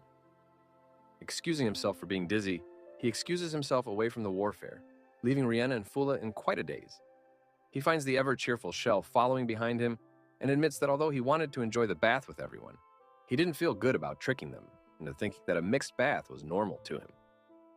Making his way through the underground corridor by the pipelines, he found himself some of the spring water still stagnant in a small pool beside the source pump, and accompanied by little Shell, he enjoyed a hearty soak. Tilting his head, he exclaimed at how smart their legendary dwarf was to plan the pump, while also commending Golem number 10, who was working it and responded with a small salute. He almost drowns and jolts in shock as Rihanna walks up on him yet again. Flustered and embarrassed, he stutters as Rihanna reasons that she simply couldn't leave him alone, and apologizes about the others jumping into the baths right away, misunderstanding that Heel must have wanted a peaceful soak instead. Before he could even reply, Rihanna requested to join him, and hence dialing back to the present. He was facing the greatest danger of his life. He freaks out as Rihanna spots a strange rock somewhere and asks him to look, because he couldn't look at it without looking at her. He hurriedly summons his inventory and busies himself counting the materials to calm himself down, when all of a sudden, Rihanna speaks that she wanted to discuss something important. With no one around them, all hell broke loose, as he anticipated a confession. And sure enough, Rihanna admits that ever since the Corvus tribe came along, it had been difficult for her to sort out the feelings of the Beldan tribesmen. While neither of the orcs here were responsible for their loss, their homes still held a precious place in their hearts. However, the peaceful union, cooperation, and enjoyment of the two now made Rihanna really happy. Heel couldn't help but smile as well, glad that the two bitter enemies had started bonding slowly.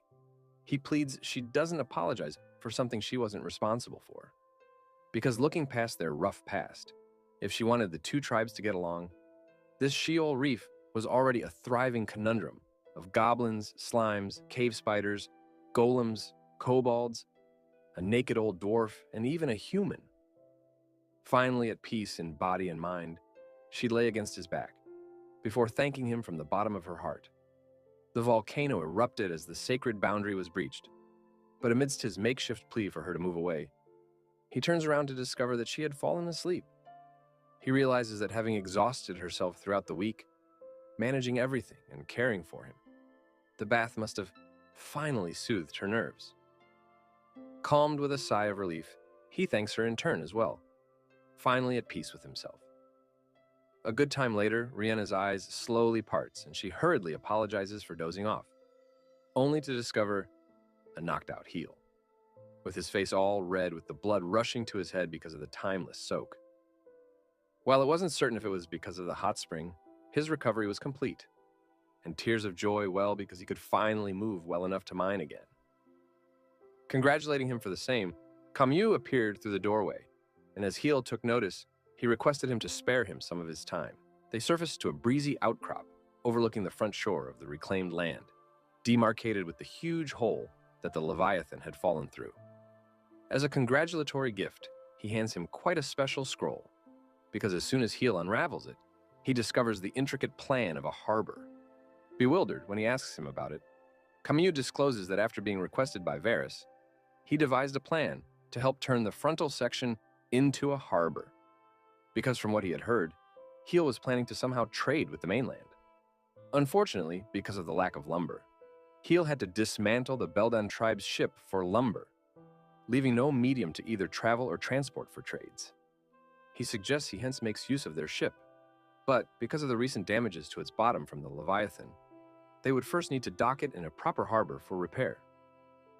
As the two delve into the details of the plan, Heel noticed that considering how detailed and superior it was, it would outshine even the Sanfalace Kingdom's mighty naval facilities.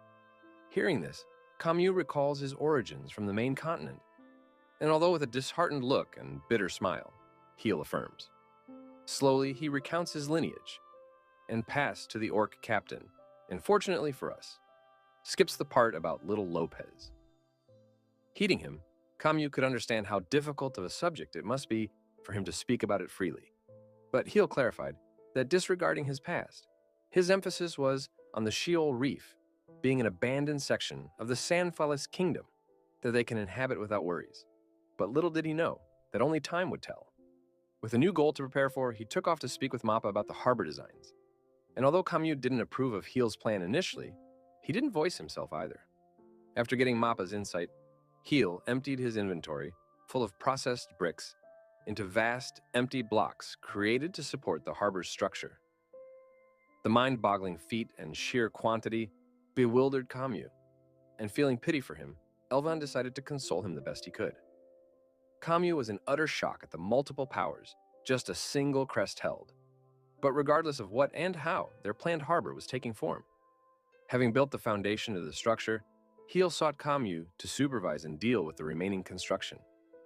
While the orc captain was uncertain about being entrusted with such a significant project, Rihanna and Varys cheered him on, suggesting that he was the most suitable as the fearsome proud pirate. Persuaded, Kamyu agreed to humbly accept the responsibility to create a fantastic harbor. And with a considerable lot of golem cores at his disposal, Heel decided to lend him some reliable helpers. He rebuilt golems number 1 to 7 who had been destroyed by the Leviathan, and with the docks requiring a lot more raw materials, Heel returned to mining in the deep underground caverns with his orichalcum axe. As he landed his first shattering blow in a while, Fulla clapped her hands while Shell bobbed to congratulate the Heel on his recovery. She was curious about why he was using his orichalcum axe instead of the stronger mithril one. But with the smaller frame and easier control, Heel had kept the latter in store. Volleys of yaps drew their attention elsewhere, and they chanced upon little Riel nibbling at Ashton's tail, making it difficult for the kobold twins to mine as usual. Apologetically, Heel sought Ashton to keep Riel occupied, while Fulla asked Highness to make up for his older brother's share of the work. Raring to have a go at mining, Highness eagerly accepted the challenge to try his hands at using pickaxes instead of weapons. While Heel was about to plead her to go easy on the amateur, Ashton walked up beside him, seeking him to instead thank her. Fulla's unreserved attitude was a great asset in these dire times, when so many of their tribes were trying to establish some friendliness. Blows after blows and tries after tries, Heel witnessed Highness improve in terms of mining technicalities, and given his strength as a warrior, he grew into Fulla's equal in no time. Watching them both, Heel was hyped up as well to join their growing ranks of miners. In the meanwhile, while Ashton was busy serving his liege, Riel's crest of clairvoyance suddenly sparked an hint, and he immediately tottered across the cavern and scratched at a specific area, as if demarcating something. Having unearthed various ores on his first time, Highness couldn't help but agree with Fulla on how fun mining was. When all of a sudden, Ashton's voice resounds from ahead, requesting Mr. Heel's attention. Unwilling to fall behind, Highness and Fulla rushed to find what Ashton had dug up while cheating with Riel's clairvoyance. To their utter surprise, there stood a small, empty box-like hole in the wall made out of orichalcum, while Fulla suspected if it might be a coffin. As Ashton looked around, he found a strange symmetrical stone near his claws, and as he picks it up, Heel offers to check it out for him in his inventory.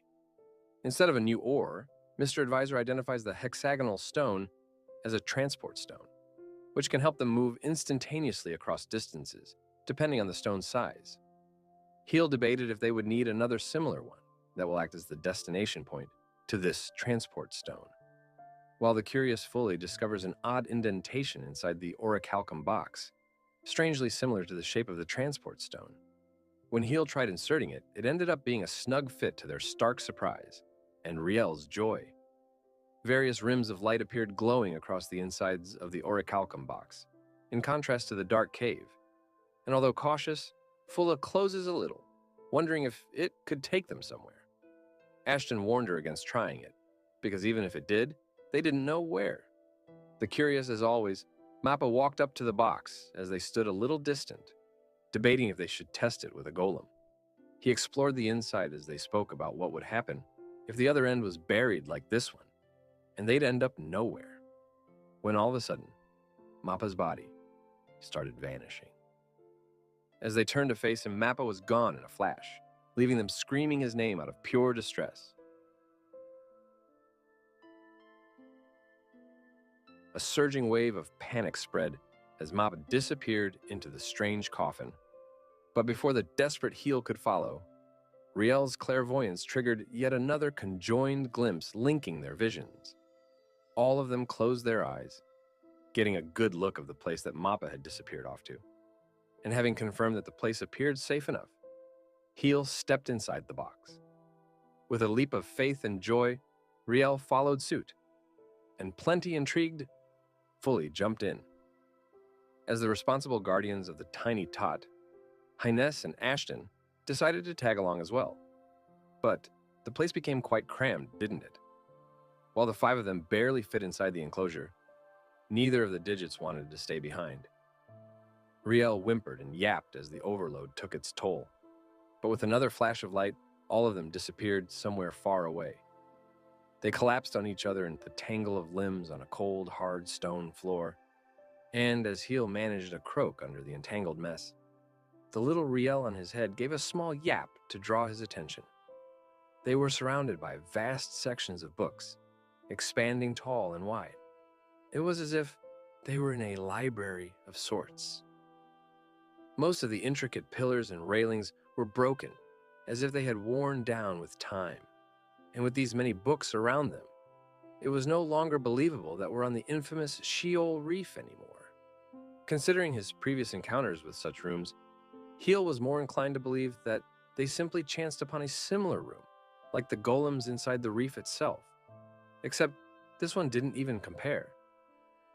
Climbing the flights of stairs, they reached floors after floors that made the descending fall in the center even scarier. Sniffing around a corner, Hyness catches scent of Mappa and informs Heel. And having chanced her upon a clue, Heel urges he leads the way. They walk past the towering corridors of books, looming statues and golems now deteriorated by age, before eventually chancing upon the collapsed figure of their friend. As they near him, Heel noticed a pool of blood below Mappa's head, who lay face first on the ground, making him terribly concerned if he was attacked in this seemingly harmless place as he turns him over. To his surprise, the pooling blood had been a result of a terrible nosebleed, and panning his eyes a little further, he notices what might have been an ancient excuse of a steamy magazine. Realizing what had kept Mappa busy, he shut it and cast a small recovery spell on his legendary blacksmith. Slowly but surely, Mappa awoke from his steamy dreams, and Heel pleads he follows him to the others. As he led the way, Mappa noticed a book falling off of the stacks behind him, giving him a glimpse to what was inside. Curious, he approached to steal a quick glance, but what he discovered next was a mind-boggling turn for the story. Of the numerous pages, one of them bore texts about the human anatomy of a specific being, possessing a crest very significant to this story, the crest known as the King of Cave. Without a forethought, Mappa had recognized it as well.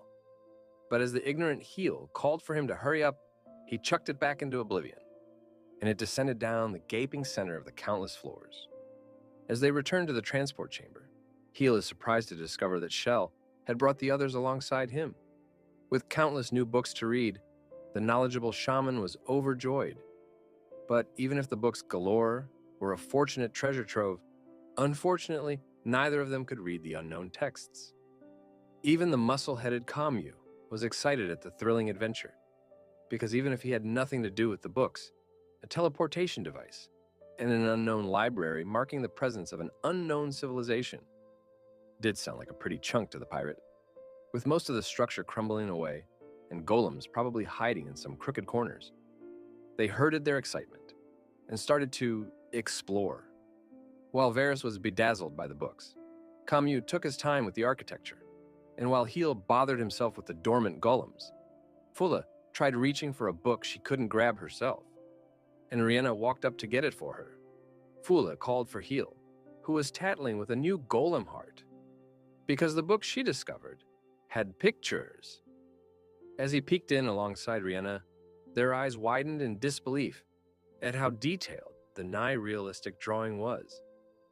With vast cities and buildings expanding around it, there towered a mountain at its dead center. While the towns and architecture seemed somewhat familiar to the lot, the mound at the center of it all was unmistakably the Sheol Reef they know of, except a lot taller and bigger. While that's exactly what the two ladies said with a soft giggle, Heel took notice of little shells staring at something they had walked past, as if entranced. Walking closer with the inquisitive pair in tow, their eyes fell upon something bewildering, something really entrancing. There stood the exquisite statue of a beautiful human-like female being. With a staff in her hand, she appeared as if with an air of authority. Rihanna could tell it with her first glance itself, that it was that of a goddess. Having discovered a fallen civilization that had existed ages ago, Heel, too, could deduce that the people here must have worshipped her. And as they walked away, he couldn't help but wonder if there were more such ruins waiting to be found, that even the Sanfale's kingdom didn't keep records of. By the end of their short exploration, they managed to retrieve just a few heartstones and magic stones from the deteriorated golems. With the thick cloak of mystery covering this underground world, Varys picked up a few books to try and decipher that the no longer little shell carried. Right as they were walking back to the teleportation chamber, a sudden urge clicked inside Fulla, and turning around, she discovered a small crack in the wall. Brandishing her pickaxe, she gently knocked it against the wall as a hollow sound responded, making her certain that there was a definite open space behind it. Accompanied by the guidance of Heel's crest, they looked around to find any glowing spots to mine, but none appeared. Unwilling to let the chance slip away, Fulla proposed they just dig already. Although his crest didn't suggest anything, and concerned about her safety, Heel decided to at least secure a defensive magic around her in anticipation of the worst.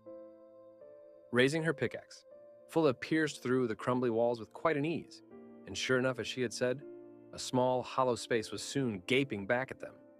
Carefully, she ventured through the new passageway, but as her eyes widened at the sight of what was inside, she took off running. As Heel followed suit, the surprising sight compelled him to offer her a congratulation, because sitting atop a familiar pedestal rested 3 golden change stones that Fulla had been seeking all along. On the daily, even before the lazy Apollo appeared past the horizon, Fulla had always been the first one to awake among all the islanders. Carefully climbing past the snoring Rihanna, she'd make her way down the bunk beds and gear up as meek as a mouse. Making her way to the underground caverns, she'd greet Golem number 15, one of the many lot who stood guard over the miners to prevent accidents. Needless to say, no one on the island was more excited about mining than Fulla. Being the first one to enter and the last one to leave the caves earned her the respect from all, to the point where Heel was really worried about how engrossed she was. However, Fulla was in search of something she wanted desperately, against all odds. Back to the present, where they sat around a round table under the Yggdrasil on the surface, Heel and Rihanna explained to the others everything about the Change Stones and the mythical powers they possessed. Kamyu and the Kobold twins were baffled learning that Rihanna used to be just a regular goblin, while the former found it the most difficult to digest the fact that the Rihanna he knew was a Beldon princess, and not actually an elven princess who had eloped with Heel from the mainland. The pair who were about to gulp their drinks spouted it back into the cups, hearing the sudden detour, and stuttered to clarify otherwise, while Kamyu obviously knew everything. As a crimson shade creeped into Heel's face, he returned to speaking about their unexpected find, and 3 of them at that. Considering all that Fulla had done to find them, one of them was bound to go to her as the most deserved one foremost. As for the second one, Heel suggested Varys to use one of them as well. Feeling undeserving himself, Varys pleaded he find someone more suitable for it. But every time that Heel glanced at his crest of the Sorcerer King, he couldn't help but lament the fact that he was a goblin, who were innately incapable of using magic. Surprised graces Kamyu's ears yet again, because amongst all the sorcery-type crests, the Sorcerer King was the greatest unchallenged one. Elvan couldn't help but voice himself as well, and coyly mentioned that considering how Varys was nearing his age as a goblin, transforming into a new body would grant him some more time. Rihanna and Fula were immediately troubled at the thought of losing their kind shaman, but assuring them with a small cough, Varys clarifies that he wasn't as old as they were thinking. However, the forgotten dream of his childhood to someday use magic was now knocking at his door, and plenty persuaded, Varys finally agreed to evolve using the Change Stone. With one more Change Stone remaining, there was a lack of volunteers among Elvan, Shell, Riel, or Terran, while the Kobold twins already possessed crests that they could use even without an evolution. Varys recalled having seen Mr. Camus's crest back when they were in the baths, and at his query about it, Camus slowly took off the glove on his left hand and revealed a strange beast-like crest that Heel didn't recognize, but Varys did.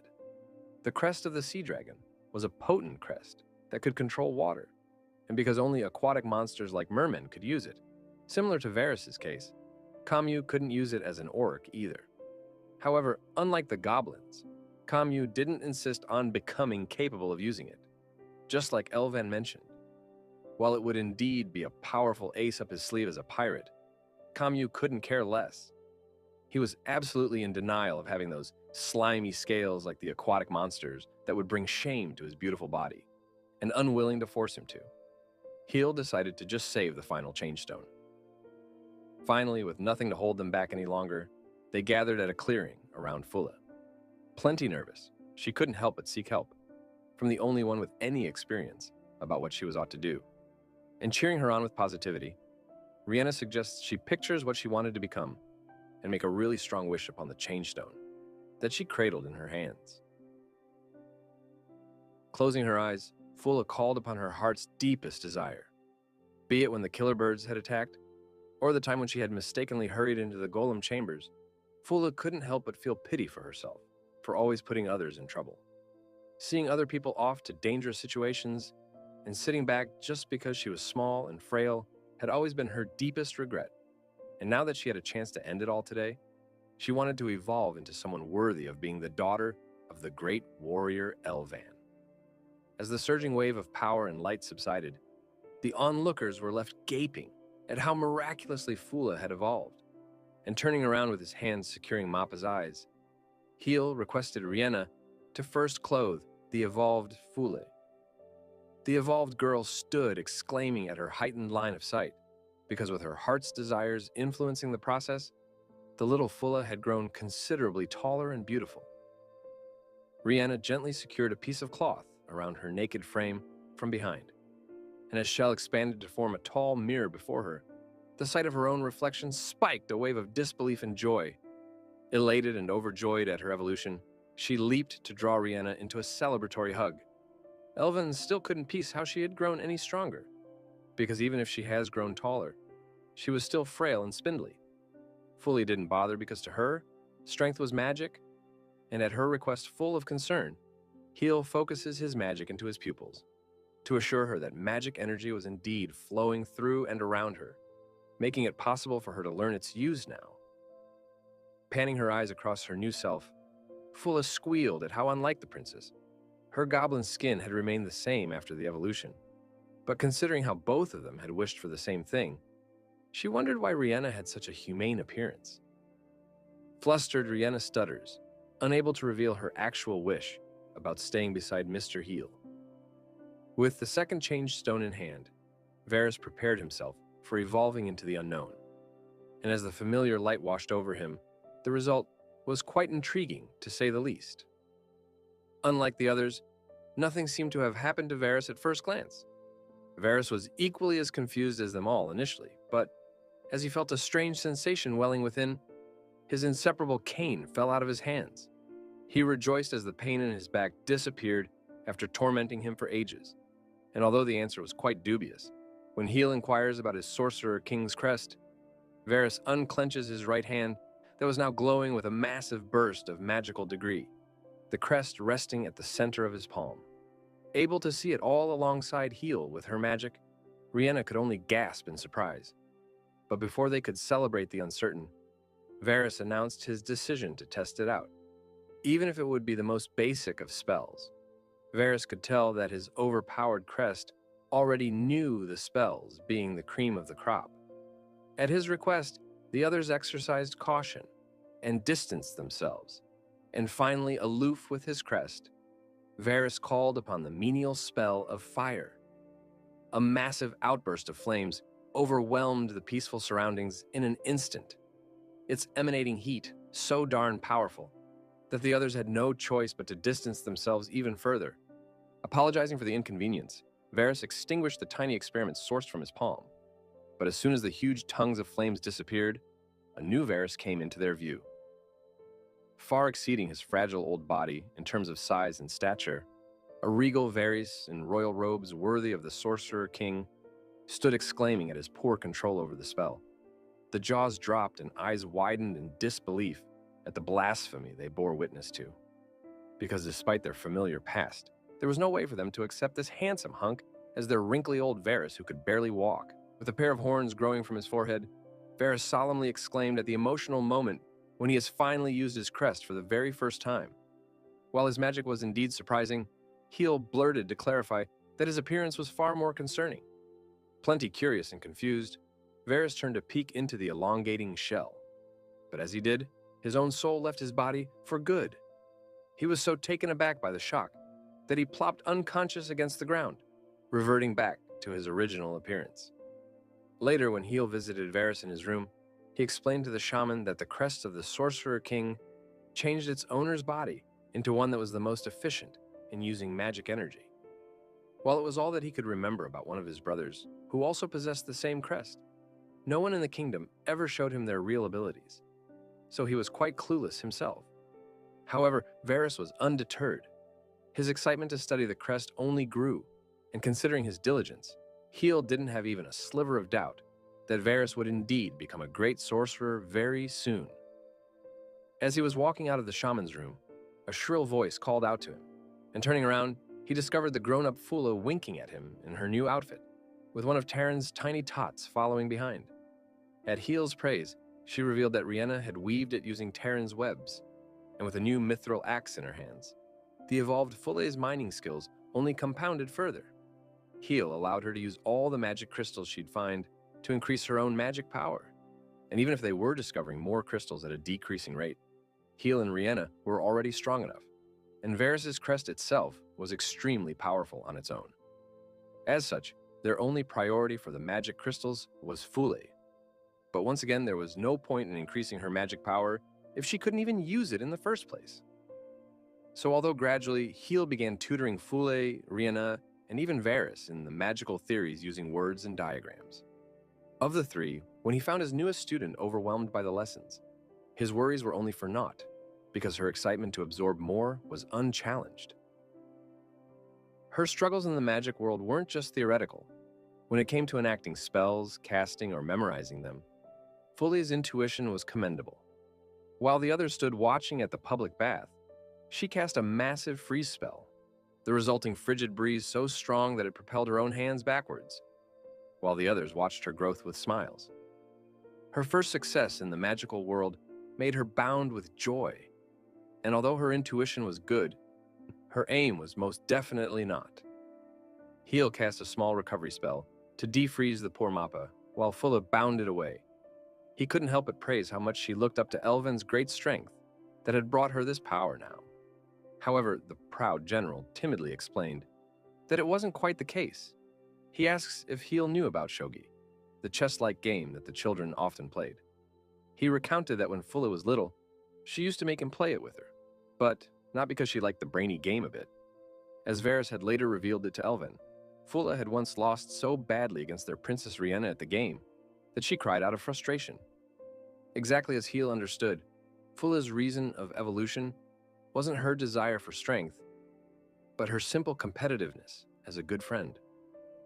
While it was embarrassing to say the least, once Rhianna had become capable of using magic, Fule had desired the same. Staring at the pair chuckling and giggling at their progress now, Heel could only exclaim with a smile. In the meanwhile, the work of the harbor was progressing in great speed and time. Carefully, the orcs supervised the golems, who pulled their ship inshore and docked it for repair.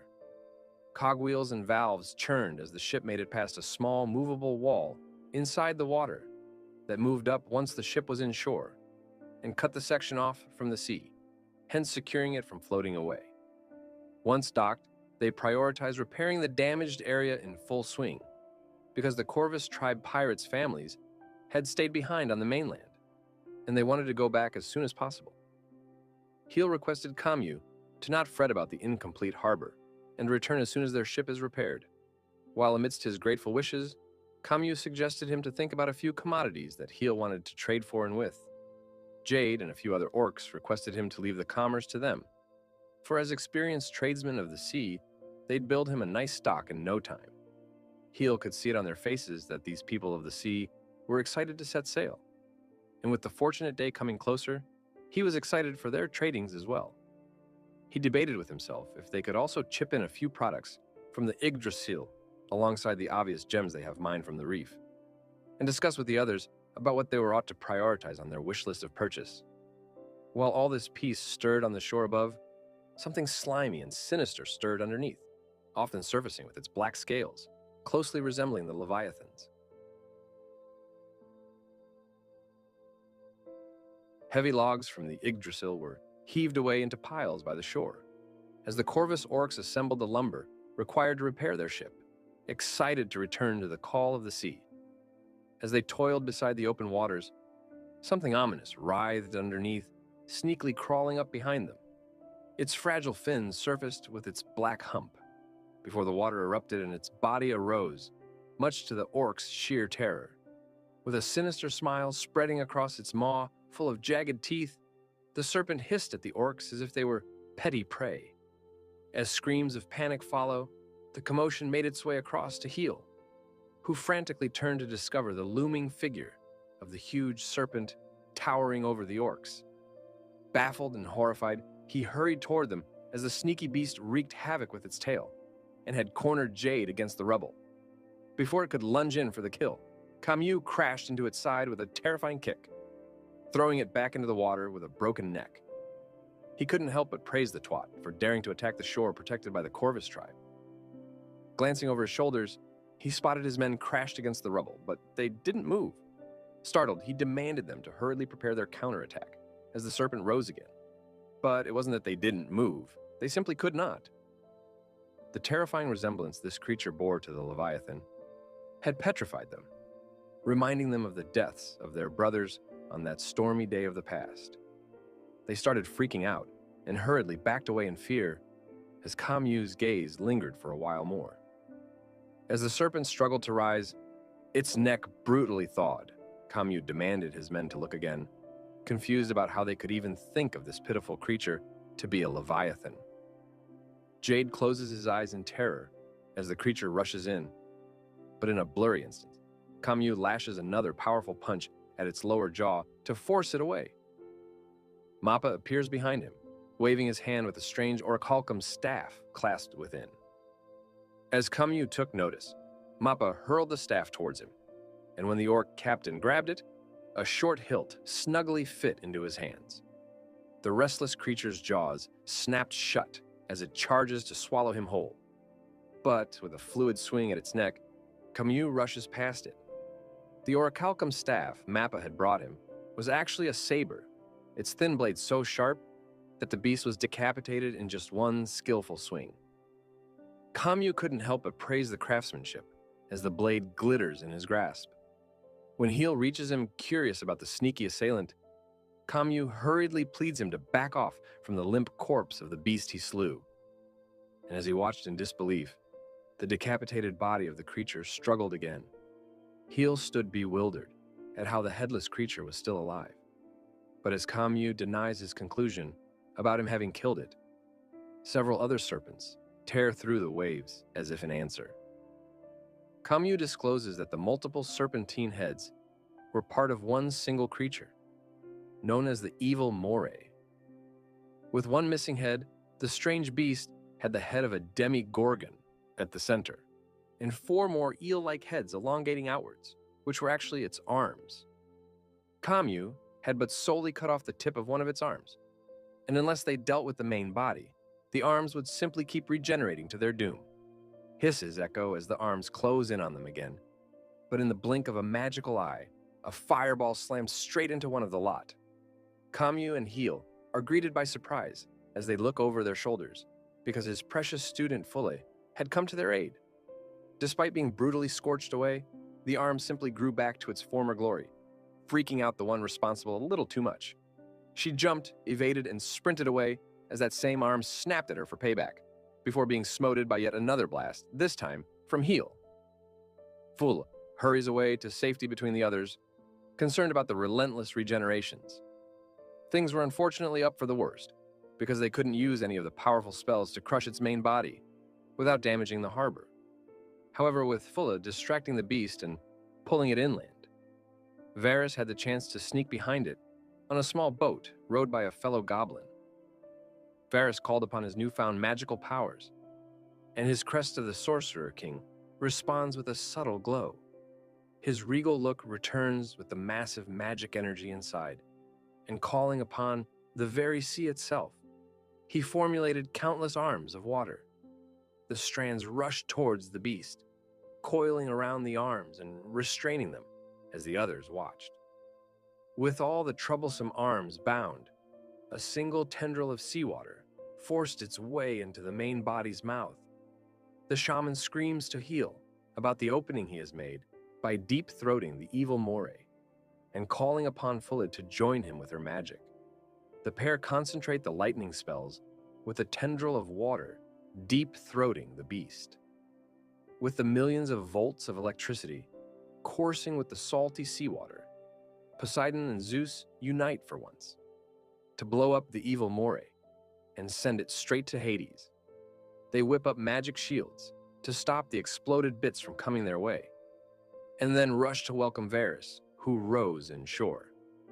Heel praises the two for having planned the two-way attack that quickly, while the other islanders flock the towering fort-like dock behind them, led by Elvan, who glances down at his changed daughter with a newfound pride. But despite having subdued the new trouble in no time, another one arose soon after. While most of them were celebrating, another group gathered in great sadness.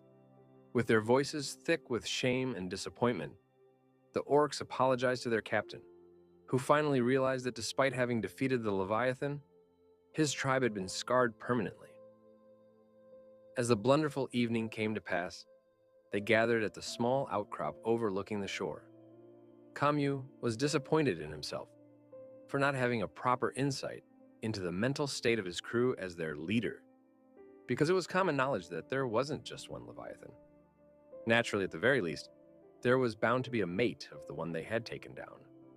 And even if they were legendary beasts who didn't just show up on one's doorstep every day, the orcs were simply too traumatized to face it again. Elven could tell that because the orcs were so skilled and experienced, when this fear was induced, its effect was far worse. Varys requests Kamyu to recruit a few goblins as his crew instead, but he denies because foremost, they could not sail the barely patched up ship. And secondly, if Corvus people did not sail, their pride would be lost. It was a cold, harsh piece of fact that the others couldn't refute. But willing to at least try and solve what they can of the two problems, Rhianna proposes enforcing the ship. Heel beams at the sound of it, eager to strengthen the hull with metal armor of sorts. However, Kamyu cut him off soon enough, because not only would it be difficult to shape the metal in individual curves on its own, it would also weigh the ship down. Fule's suggestion to use the extremely light orichalcum instead was further denied by Varys, because their stored orichalcum ores were dwindling down. And its source, the golems, were rarely discovered now. However, when all doors shut close, one's certain someone always managed to forge his way out. Mappa hurriedly began sketching the brewing ideas in his mind on the ground using a stick, and although terribly confused initially, as the drawing was completed, they slowly realized what the picture was.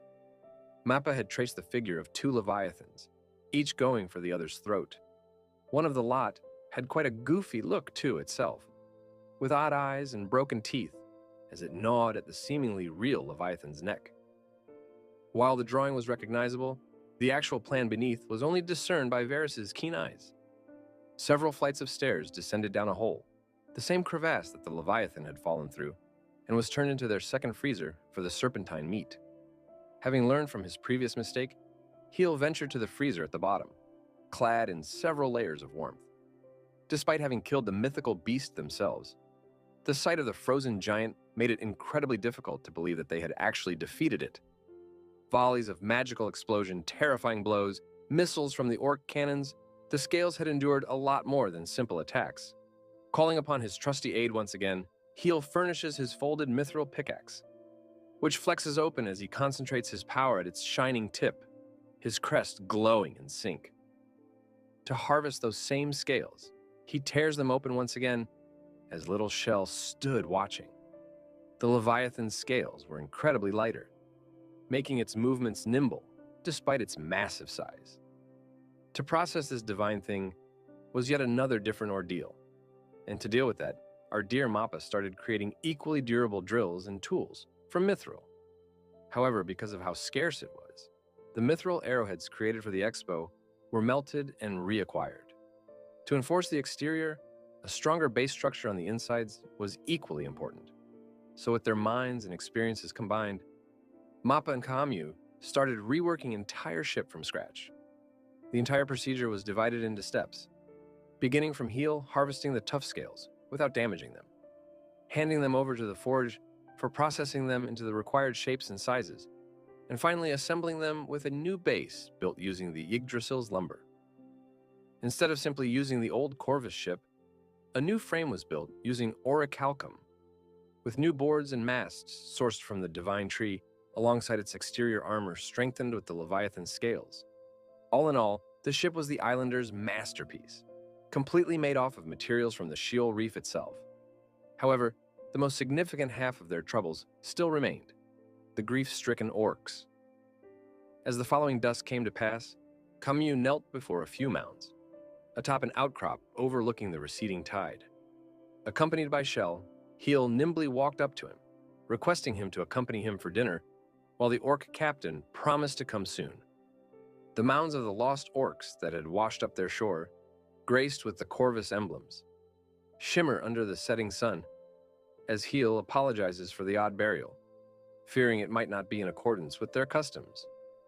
With a hint of pride and nostalgia in his voice, he recounted to Heel that a distant century ago existed a certain someone who had united the devastated orcs and took them to the sea for the very first time to earn them the reputation of pirates. The name of that certain someone had been Kamyu.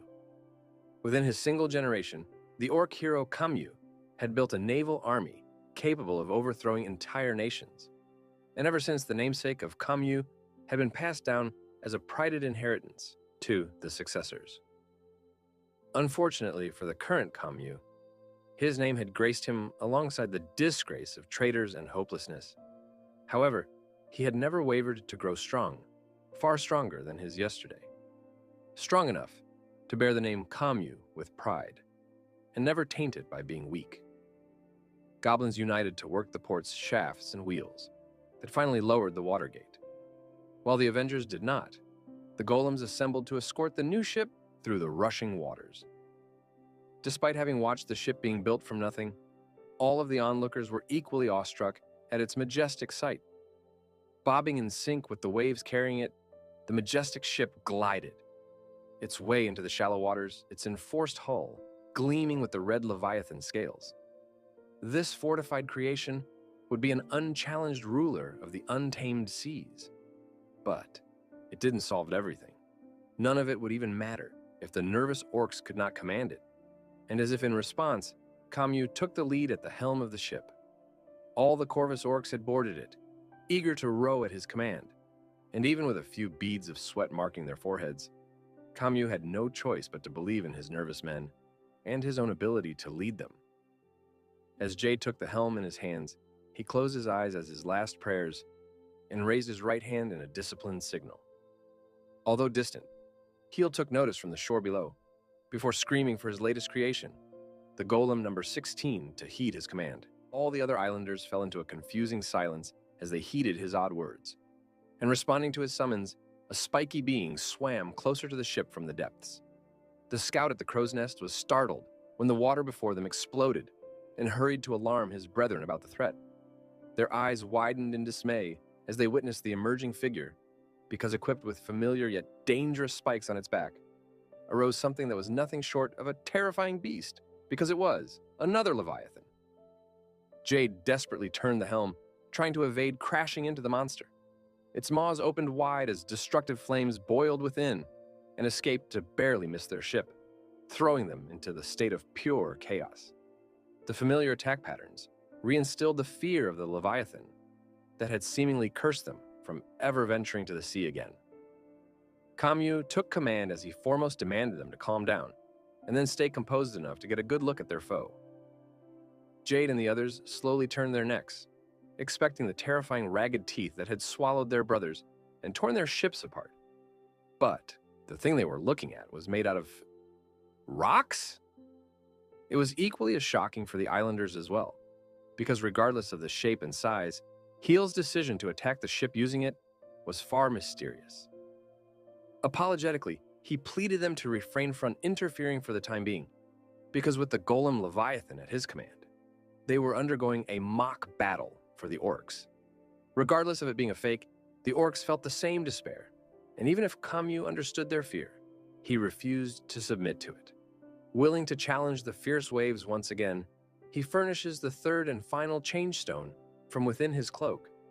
As the orcs recognized the stone and recalled their captain's unwillingness to use it, Kamyu took off towards the guardrail of the ship, bidding farewell to his perfect body. With the stone clutched tight, he descended, announcing the rebirth of the new Kamyu, who would bring glory to the Corvus tribe. And as he hit the water with a fierce explosion, the glowing stone worked its charm.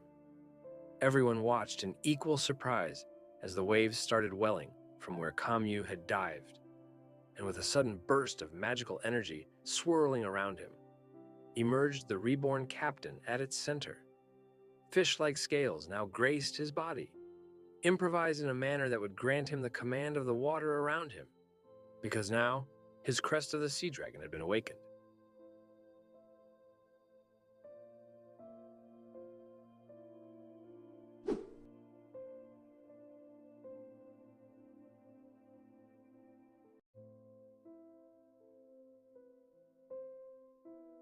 Kamyu glanced at his crest, glowing for the very first time in his life.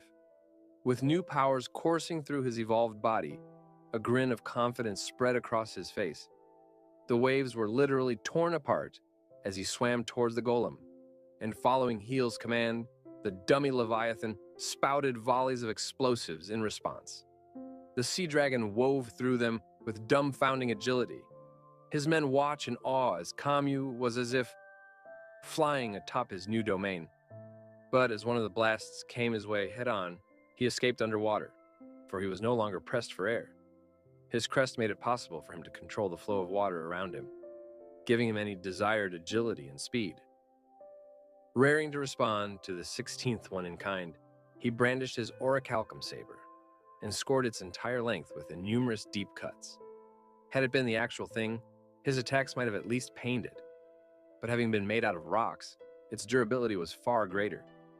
Kamyu wasn't intimidated a single bit, but when he failed to notice its tail creeping up below him, the direct hit sent him flying straight out of the water. Jade and the others watched in dismay as their boss was sent their way, while Rihanna called for Mr. Heel to stop the golem amidst Riel's frantic yaps. But Heel could not. It was a nigh gruesome sight to witness, as Kamyu barely evaded the golem each time. And sure enough, Jade's grip at the guardrail tightened, his teeth gritted. With a final decisive blow, Kamyu had been forced to a standstill, and the beast loomed over him, ready to snap him to nothing. Before it could, the Corvus tribe were forcing their way toward the beast, and with their cannons and X-bows loaded, they fired as the foe took notice. As the barrage of attacks distracted the 16th, they rode their way between the two, giving their captain enough time to recuperate. Exclaiming at his crew's returning fervor to fight back, Kamyu escaped underwater yet again and called upon his better half, the sea dragon.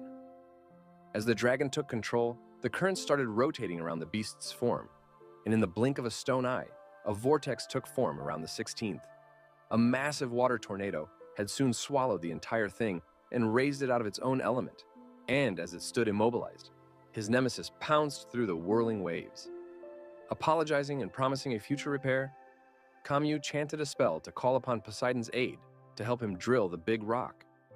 Tendrils of water coiled around his saber, forming a trident worthy for the Lord of the Sea.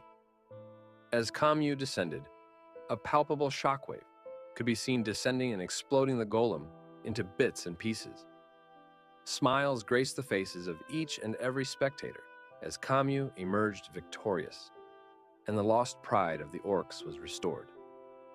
As the aftermath set in, the 15 brothers gathered to tow away the remains of their youngest for repair, while the Leviathan-ized ship docked safely at the port. Followed by his crew, the evolved Kamyu stood before Heel with a smile of gratitude. As the Cave King voices his praise for the incredible display, Kamyu humbly devoted it to his men. Having been ignorant and distrustful of not only his own strength, but also that of his crew, Kamyu first sincerely apologized to his tribe for letting them down, and then, with a growl of confidence, asked if they would challenge the seas with him. Jade and the lot were raring to set sail under his lead once again, and unable to help himself, Elven gave him a friendly nudge from behind, teasing him about his no longer perfect body. However, Kamyu eagerly threw the last bit of clothing away and flexed his new, splendidly handsome, shining body, which had awakened into a new stage of beauty. With an assuring wink at his mi amour, Kamyu declares that with the best ship and crew, their voyage would be a definite success. And eager to set off for his first trades, Heel took off. The following days unfurled into a chain of events, including Kamyu and his crew, fine-tuning their new ship, Heel and the lot gathering the tradables. Finally, on the day before the great departure, another unprecedented banquet was held over the seemingly endless Leviathan meat. The lazy crescent of an Artemis witnessed the mirth below. And as the farewell party dissolved, the curious Heel, Rihanna, Little Riel, and Shell boarded the ship to explore it before it set sail. Witnessing his eagerness to, Rihanna inquisitively asked if he really fancied ships, and although hesitant and unsure himself, he solemnly discloses that he had always been fascinated by the idea of exploring and connecting to the unreachable places parted by the waters. Rihanna frantically inquires if he was planning to sail away someday, and apologizing for the misunderstanding, Heel clarifies that having been trapped in the royal palace for so many years, such freedom was his only longing. But now, living with everyone at Sheol at their home, that was his everything. Rihanna is flooded with relief hearing this, but noticing a certain something from the corner of his eye, Little Riel yaps to draw their attention towards it. Kamyu, who had been hiding in the crow's nest above them and eavesdropping on them, apologizes from above and descends, accepting his defeat at his impossible attempt at fooling Riel's clairvoyance. As he apologizes for having disturbed their sweet time together, the flustered couple blurted apologies for sneaking in without his permission, but Kamyu would always forgive Heel, the only human he would approve of. Abruptly, his tone grows rather somber as he discloses his intentions to discuss something with him. From the seriousness in his tone alone, Heel could guess that it was something significant. And as Kamyu states that it was about his homeland, all emotions from his face fade away. The name alone reinstilled the fears Heel had buried away deep in his heart. For what Kamyu was about to speak about was the Sanfale's kingdom. The ominous name sent ripples of terror throughout the sleeping island. A terror so cold that even Kamyu fell silent when Heel sought to confirm his own words. Eventually, he discloses that while Claude and his faction already had the motive to betray them, being hired by the Sanfale's royalty gave them the final incentive to do so. As if a sudden gust of wind, this news immediately disrupted their sanity, because recalling how much his family despised monsters, such a unison would be impossible. But apologizing for having been silent about this till now, Kamyu recounts that back when they were tailing Claude's faction, and they had been trounced by the divine serpent, they had managed to save just a single survivor of the lot. who had confessed this on his last breath. Following his confession, Claude and the orcs had been hired to suppress all the other powerful monster tribes bordering the kingdom, in exchange of vast rewards and the support of the Sanfali's kingdom, of which the latter was most certainly a lie. Because Claude had stepped in to cut off Kaimyu, the royal family's original motive to hire him had been nabbed, one by one, as these revelations unfurled into a chain of events that fit in perfectly. Heel could barely fathom that his father would even allow such an ordeal. But pleading him patiently, Kaimyu requested him to think it over calmly. As history had bore witness, the kingdom of Sanfali's had expanded to its current unchallenged glory only under Heel's father, Rui's rule. And as such, hiring the Corvus tribe would be the easiest way to increase their influence further. At another concerning note, when Heel confirms that he was expelled from his kingdom, Kaimyu advises him to carefully rethink if it was true. An uninhabited land like the Sheol Reef, his crest of the Cave King that presumably no one knew about, his priceless discoveries of the gems, diamonds, resources, and even his power to find them easily using his crest. Didn't all the pieces of the puzzle fit in a little too easily? The thought that his father already knew about his crest and even went as far as exiling him to the reef purposefully did not bode well with Heel initially, but as it registered with time, he realized that it was most definitely strange to say the least. Even if it was just a hunch on Kaimyu's behalf, he debated something else as well. What if the Sheol Reef is something that the king didn't want unearthed and buried alongside Heel, the only key to that treasure? Exactly as Rihanna deduced, the most plausible answers would be the underground ruins. Kaimyu affirms, confirming his own deductions, that the king might be either trying to hide the ruins alongside Heel or trying to get his own hands on it after Heel had accessed it. Initially, Kaimyu had suspected that Heel was in cahoots with the king and simply acting all dumb and nice with them. But as time passed on the Sheol Reef, he realized that his suspicions and doubts had been for naught. Placing an assuring hand on his shoulder, Kaimyu gently reminded him of that fact, that even if he had been exiled, he was still a prince of the Sanfali's kingdom, and the Sheol Reef still a territory of his kingdom. Eventually, a day would come when he might have to face his own country, and for that, Heel must steel himself. Even if Kaimyu had broken it to him gently, it was a harsh reminder of his haunting origins that he dare not forget about. While his face reflected resolve, Rihanna felt a strange wave of discomfort alongside little Riel, who whined softly. As dawn broke the next day, the Corvus tribe departed in their venture, towing the hopes of the islanders in their regards. Accompanied by number 16 to ensure their safety, they had departed with plans of reuniting with their families, who had stayed behind, if not worse. Prior to their leave, Heel disclosed his entire conversation with Kaimyu to the others, and sincerely apologized for their losses because the attacks had been orchestrated by his own family. Elvan slams the table, pleading him to not blame himself for it, and instead discuss the alarming threat with them. The strategist Varys could already recognize that any contact from the kingdom would be troublesome, and while they could indeed send them flying just as Elvan the Brute suggested, it would also ignite a war they could never win. At another terrifying thought, Heel dreaded the possibility of having dragged the others into this mess. But with an assuring grin wide across his face, Elvan suggested him to think against sending them away again, because now Sheol was their home as well. Seeing this family's trust in him, Heel couldn't imagine failing anymore. Unwilling to lose everything by being timid, he requests their help against the impending doom, and equally as gladly, Rihanna and the lot agreed. Counting upon his wisdom, Varys deduced that accessing the island's resources could have been one of the many reasons for the kingdom to send Heel here. If this reef could bring them the treasures and riches they had discovered, it would indeed make Heel's claim over this territory legitimate. But it wouldn't stop them to forcing their way here to claim it all for themselves. As Ashton realized, Varys' actual implication was for them to grow strong enough to negotiate with the Sanfali's kingdom. For those alike Fula who didn't understand it yet, it was time for them to develop their island even more. Growing capable of negotiating would be their only chance at finding the kingdom's true motives.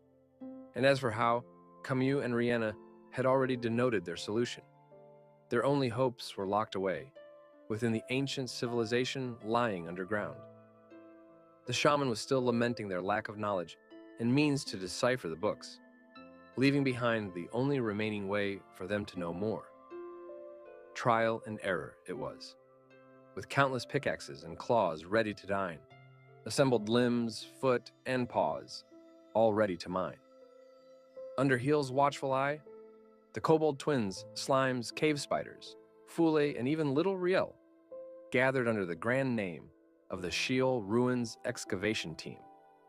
While it was just the usual group that mined on the regular, it was their wholehearted motivation that mattered.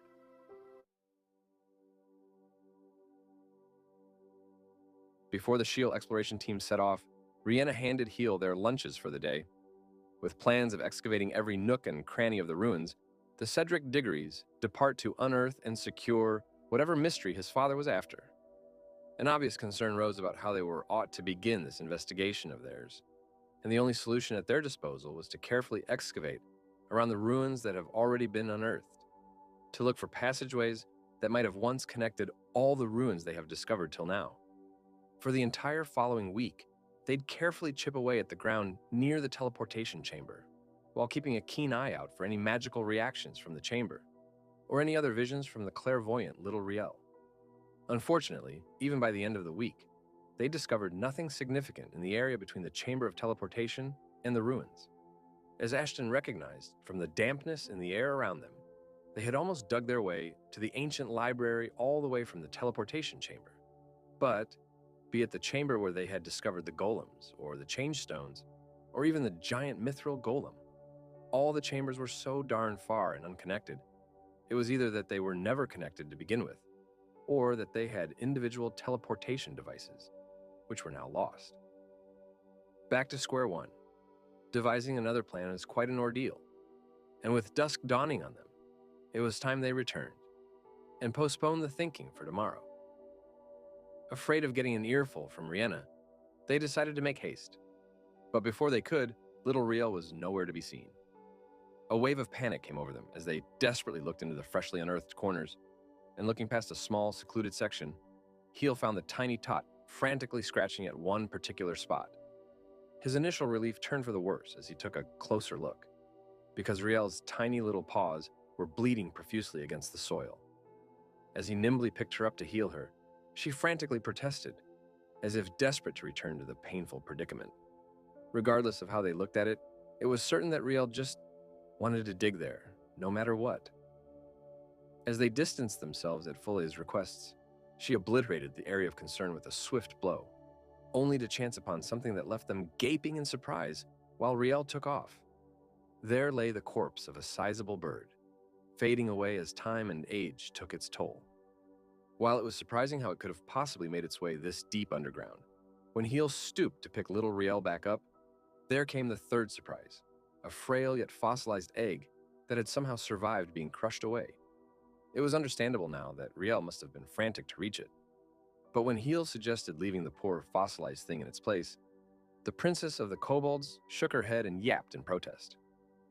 Struck with a dilemma, Ashton suggested that his liege might be intent on saving the little chick, and concerned that it might make Riel sad later on, Heel eventually decided to retrieve it. Rihanna's creativity and intelligence came to their rescue as she worked on some leather to formulate a small hatch for the egg and secured it to little Riel's back. With her precious find secured close to her, it was undoubtedly cute, but also concerning if it was heavy enough to hinder her movements. But, with a quick sprint across the room, little Riel proved that their worries were for naught. The tiny tot was so engrossed with the egg that she would never leave its side and would even go as far as sleeping next to it. Her love and care for it was overwhelming, that Heel felt as if even the petrified little thing might hatch its way out. He tucked himself in for the night, in denial of such a possibility, for the poor little thing was long fossilized. But, unbeknownst to him, the huddled egg was shining behind his back in the dark of the night. One of the following days in the mines brought alongside it the faint gurgling of water. The chances of another hot spring were bleak, because unlike the name suggested, the source of it wasn't quite hot. Following the same, Highness led them to a distant dead end, but Heel and the lot still couldn't hear or see any traces of water. Being kobolds, Highness and Ashton had naturally granted heightened senses that they could rely on. But even the twins were hesitant, because this specific source of water didn't seem quite natural to them. As far as their senses could detect, the flow of water was too consistent to be a natural one. And with little Riel's still sleeping inside Heel's bag, they decided to try their luck at digging instead of seeing through with the tiny Tot's clairvoyance. For the initial few layers, Heel relied on Highness's hearing, but as soon as he chipped away a final strata, a hollow void was unveiled. Through that exact void, even Heel could hear the flow of water now. But before he could take another step, his body came to a forced stop. Terran had spewed a fortunate string of web, and looking back, Heel noticed as the web secured him by his waist, because just ahead of him there was nowhere for him to proceed. It was just any cliff drop before them, but an endless sinkhole without an end that their eyes could spot. But most importantly, just a little farther from them, there stood a towering pipe-like structure, well plastered and framed. At the very top that kissed the ceiling, spewed 6 visible spouts of water facing them. Simply put, it was a pillar that continuously sourced all the waterways throughout the island. It was the very water source that Highness's ears had caught notice of, its consistent flow now well explained by its man-made build. Even when his eyes were enhanced by his crest, Heel could not see its end. As Ashton took a keen glance at the top, he noticed alongside Heel that there was no actual water outlet up there, but strange blue stones at its source. Heel sought Terran to retrieve one of the many gems embedded in the shaft, and spitting yet another of her steel-like strong yet sticky webs, the spider mama gracefully acquired the stone with a practiced ease. Mr. Advisor heeded Heel's call and identified it as a spring stone that created water using simple magic energy. It was a bewildering discovery by all means, because the ability to create water anywhere and any time was priceless. Considering their current situation, it was also viable to Ashton that if this was the source of water for the ancient civilization, then, following its descending route underground, they could potentially find the other ruins it branched into. All of a sudden, Highness's senses picked up another distant noise. Expecting just another spring, the others weren't as astonished this time. But this certain sound wasn't that of water. Pointing directly across them, Highness discerned it to their shock that it was the sound of the ground being dug. It was bewildering as is that there was another someone digging besides them.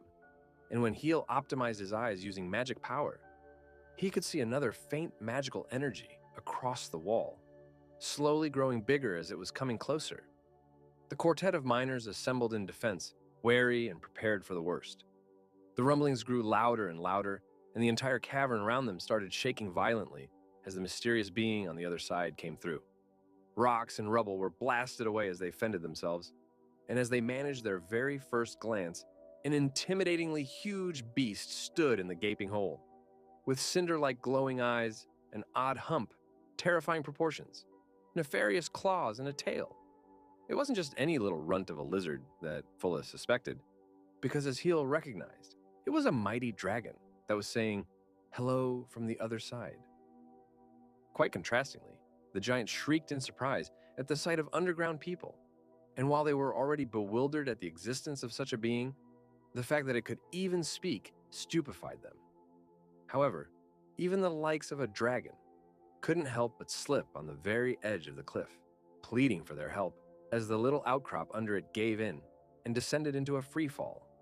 At Heel's command, Terran immediately spun a hefty chunk of her webs that clung to the giant's tail, while her multiple fang-like legs dug into the ground for support as the weight took its toll.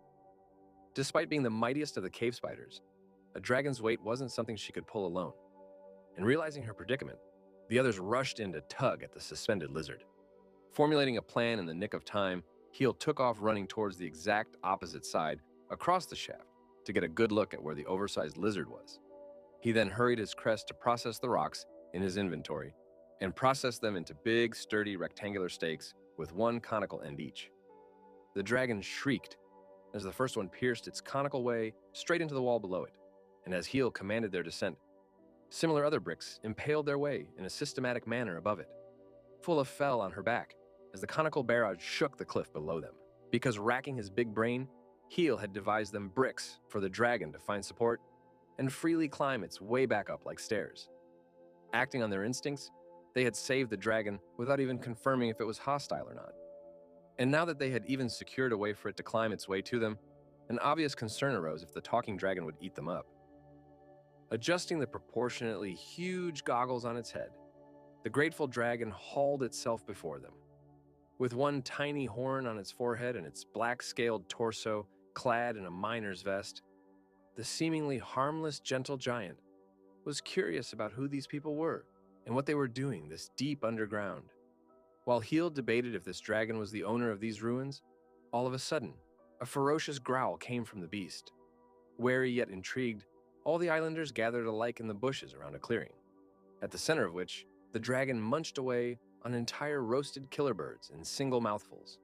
While Mappa sneaked little chunks of the massive leviathan steaks, and Rihanna stirred the pot of broth, Heel and the lot witnessed all the gigantic servings disappear. While breathing the fresh food, the dragon happened to forget to breathe air, and Rihanna came to his rescue with an entire barrel of water to push it down his gullet. Following Heel's lead, the visitor introduced himself as the Earth Dragon, Royden. Varys was amazed to say the least, because not only were dragons legendary beings, the name Royden was a legend among those legends. Heel couldn't help but inquire if those mysterious underground ruins belonged to Royden. But the Earth Dragon was just as confused as them. Not only was Royden new to those ruins as well, but the entire continent itself. Being an individual from the Elto continent that neither of them had ever heard about, they were terrified as he explained it to be a red-hot territory, overrun by ferocious dragons, continuous volcanic explosions, and endless hot magma. When Heel asked out, if those said dangerous dragons happened to be somewhere near them, Royden denied with a sigh and revealed that from the Elto continent, he had dug through the bottom of the ocean itself and head straight east for an entire month. Having seen individuals like them for the very first time, Royden had been scared. But having heard that he had dug his way through the bottom of the ocean itself, the Cave King was in a far greater dismay. Fulla chuckled softly at how convenient it was that they could speak, and while on his way to crack open a roasted Satan shell, Royden disclosed that while it appeared as if he were talking, he had been actually communicating with them through telepathy all along. The idea was confusing enough for them to doubt if Royden was directly reading their hearts, but affirming that they were almost correct, the dragon rectified that he was actually sensing the voice they emitted, while voicing their thoughts and getting a grasp of their words. Similarly, on the other end, Heel and the others were simultaneously translating Royden's thoughts into their words mentally.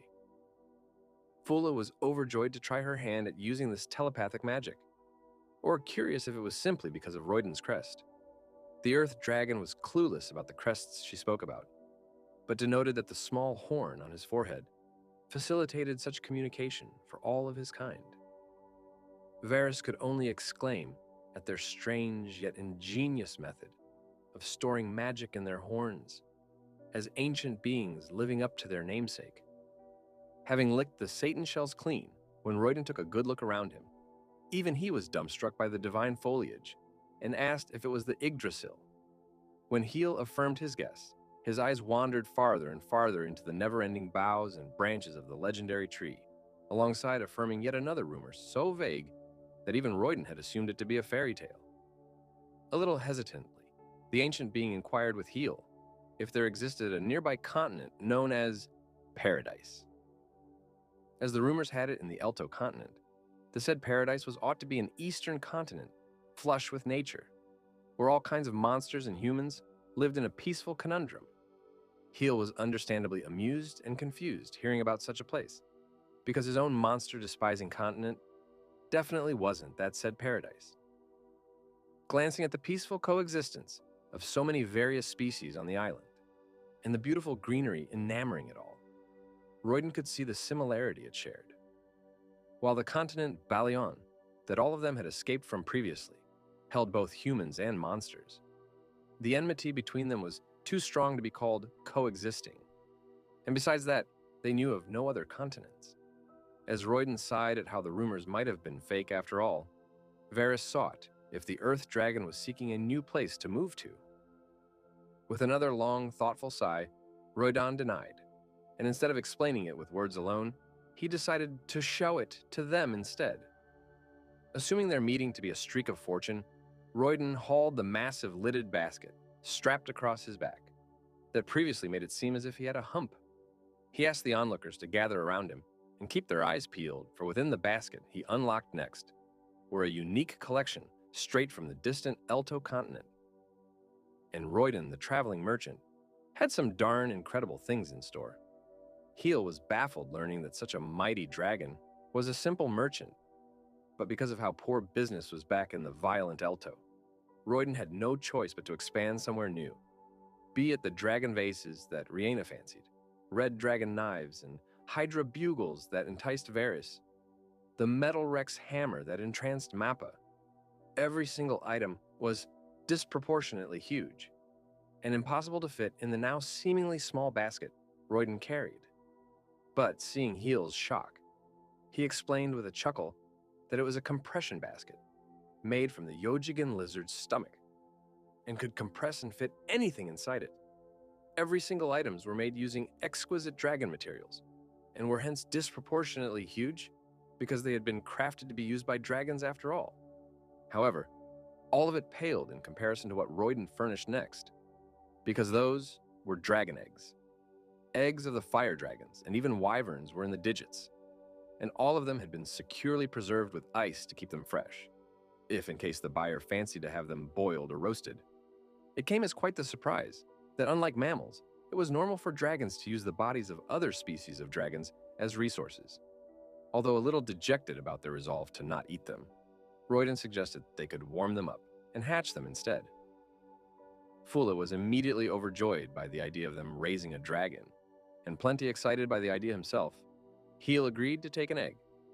As for the payment, Royden asked if he could get a few saplings of the divine Yggdrasil. The Elto, that was now a barren wasteland of volcanoes and magma, had once been a lush green continent full of numerous trees, including a few Yggdrasil.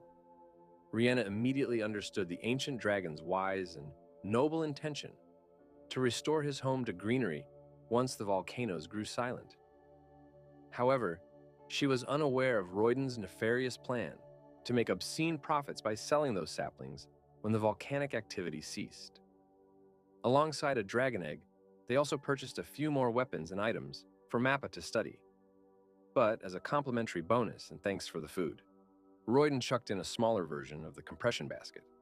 While on his way up, he had stashed quite a lot of stones and dirt inside it. And considering Heel's need to expand their fields, all of it would be a big help. Having concluded their small yet significant exchange, Royden was certain that he had made a few good friends and regular customers. And with his basket strapped back where it belonged, he returned with a promise to visit again. Conclusively, while Kamyu had departed to make their first business, it was in his absence that an ancient dragon beat him to the punch. The small detour was a great reminder to Heel that there was an entire unknown world beyond the ocean, full of many more civilizations that neither of them knew about. And in that list, the one below them was most definitely included. As such, the Sheol exploration team made its return to the shaft, with plans of following the water routes that generated from their respective spring stones and the pillar. Considering the brutal downfall of the cliff, Heel had to rely on Terran's prided stride for his descent, while Ashton and Highness were capable enough to climb their way down on their claws. Furthermore, apologizing for the delay and thanking them for having waited this long, Rihanna appeared behind them alongside little Riel, pattering beside her, with a pickaxe holstered on her waist belt, and a new outfit made from Terran's webs. Even Rihanna had decided to join the Sheol exploration team in high spirits. Foremost, Ashton decided to confirm if their way ahead was safe, and descended with unparalleled accuracy and speed by pouncing across the walls. While in awe of his agility, it was time for the others to follow behind. As Highness took care of little Riel on his shoulder, he agreed to carry Fula as well, and Heel was left alongside Rihanna to travel on Terran's trusty back. Rihanna climbed after Heel while the spider mama stood waiting, her hands around his chest, and with the obvious closeness, the Cave King had a hard time assuring himself that it was just for safety. As a crimson hue flooded his cheeks, to avoid getting distracted, Heel closed his eyes and recalled the time from the previous evening when he was preparing his tools. Drawn by the sound from the workshop at such a late hour, Rihanna had been surprised to find the sleepless Heel. Following Mappa's lessons, Rihanna could indeed see Heel's excellence as he put up his sharpened axe. But past that, she could also see his anxiety and concern about exploring the ruins. Heel's fidgety hands paused at this, as he sadly admitted that while he was indeed worried about what his father might be up to, he could say nothing about what must have been on his mind. Sad as it was, he didn't even remember ever talking to his father. Words had been surely exchanged once in a while, but those had been simple orders, and Heel had but always simply followed them. He had only ever seen his father in the royal palace, where his father's words had been absolute, and followed accordingly without argument. Just a fraction of his heart still believed for once that, having exiled him to this land, while knowingly keeping his crest a secret, his father might have been trying to keep him alive and safe from the others. But if not, it was sadly annoying. As if sensing his thoughts, Rihanna pressed herself tighter against his back, and as he sprang flustered and surprised, with a determined look, she urged him to not waver and venture forth, to uncover whatever secrets the Sheol Reef held, and his father might be after. Nodding in agreement, he finally resolved himself to turn his back on his father and the kingdom, because as the almighty Cave King, he felt as if he could face them all with his new family, and sitting atop Terran, they descended into the void. The shaft towered tall as they fluidly descended the freefall, their eyebrows scrunched hard as they tried to see for naught. Rihanna pointed ahead as Heel's eyes followed suit, close yet afar. It was a light's pursuit. The pillar ended inside a dome, cracked open by age and time. Terran nimbly made her way through, accompanied by the cheerful shell of a slime. They descent into the crescent and ended on a floor graced with marble. Their surroundings so amusing, the quartet could only marvel.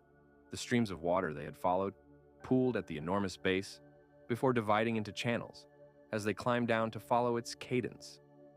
The outlook of the place suggested that it used to be the source reservoir, but the channels ahead weren't intact enough for them to proceed through. While he debated the whereabouts of his fellow explorers, Foulet's shrill voice and Riel's yaps echoed behind them, and with careful steps around the curved, cracked path, the men without the Chester united on the other side of the pillar.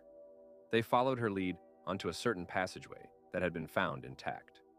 A distant bit ahead, Heel found Ashton waiting for them at the entrance of the canal, but his brother was nowhere to be seen. As he asks inquisitively, the kobold warrior hushed him with a gesture, because as he'd discover, Highness had taken the lead and was navigating in the darkness not by his eyes, but by using his ears. Highness would tap the hilt of his blade against the walls of the tunnel and keenly listen to the consistency of the reciprocating echoes, to check if the channel might collapse. They'd watch as he proceeded halfway into the mess of a darkness and would soon return to confirm that the passage would not fall in. He suggests they exercise caution, considering how the tunnel grew more complicated the farther they went deeper. And as if on cue, Rihanna proposed leaving behind sunstones on their way inside. With proportionate excitement and fear coursing through them, they carefully walked alongside the water channels, leaving behind sunstones to keep track of directions. The architecture was uncannily similar to that of the ancient libraries, while the complexity of its design made the channels nothing short of a maze. But why was it even built? The question remained. Rihanna was inclined towards believing that it was the work of the believers of the goddess, whose statue they had discovered the other day. Ashton, on the other hand, believed that those people might still be thriving in some other distant section of land, far away from their Baleon continent. It was pretty viable that they were still living underground, and if so, they might even be the underground people that Royden had first mistaken them for. While they were passing by a certain other channel, the primary one branched into something timid and small, quickly darted into the darkness. Caught off guard by the sudden movement beside her, Fulla abruptly halted and announced the bizarre feeling of being followed creeping into her. Highness's snout recognized the faint but familiar smell right away, and upon walking into the passage, they breached the privacy of the slime government in action. The tiny tots bounded away to protect their undercover mission, and guilty of having scared them, Heel decided not to impose on them any further. Rihanna couldn't help but exclaim at the jolly company they found in the forlorn ruins. while the underground encounter reminded Heel of the time when he had first discovered Shell and Tehran, and most importantly, the handsome hunk of a nudist dwarf.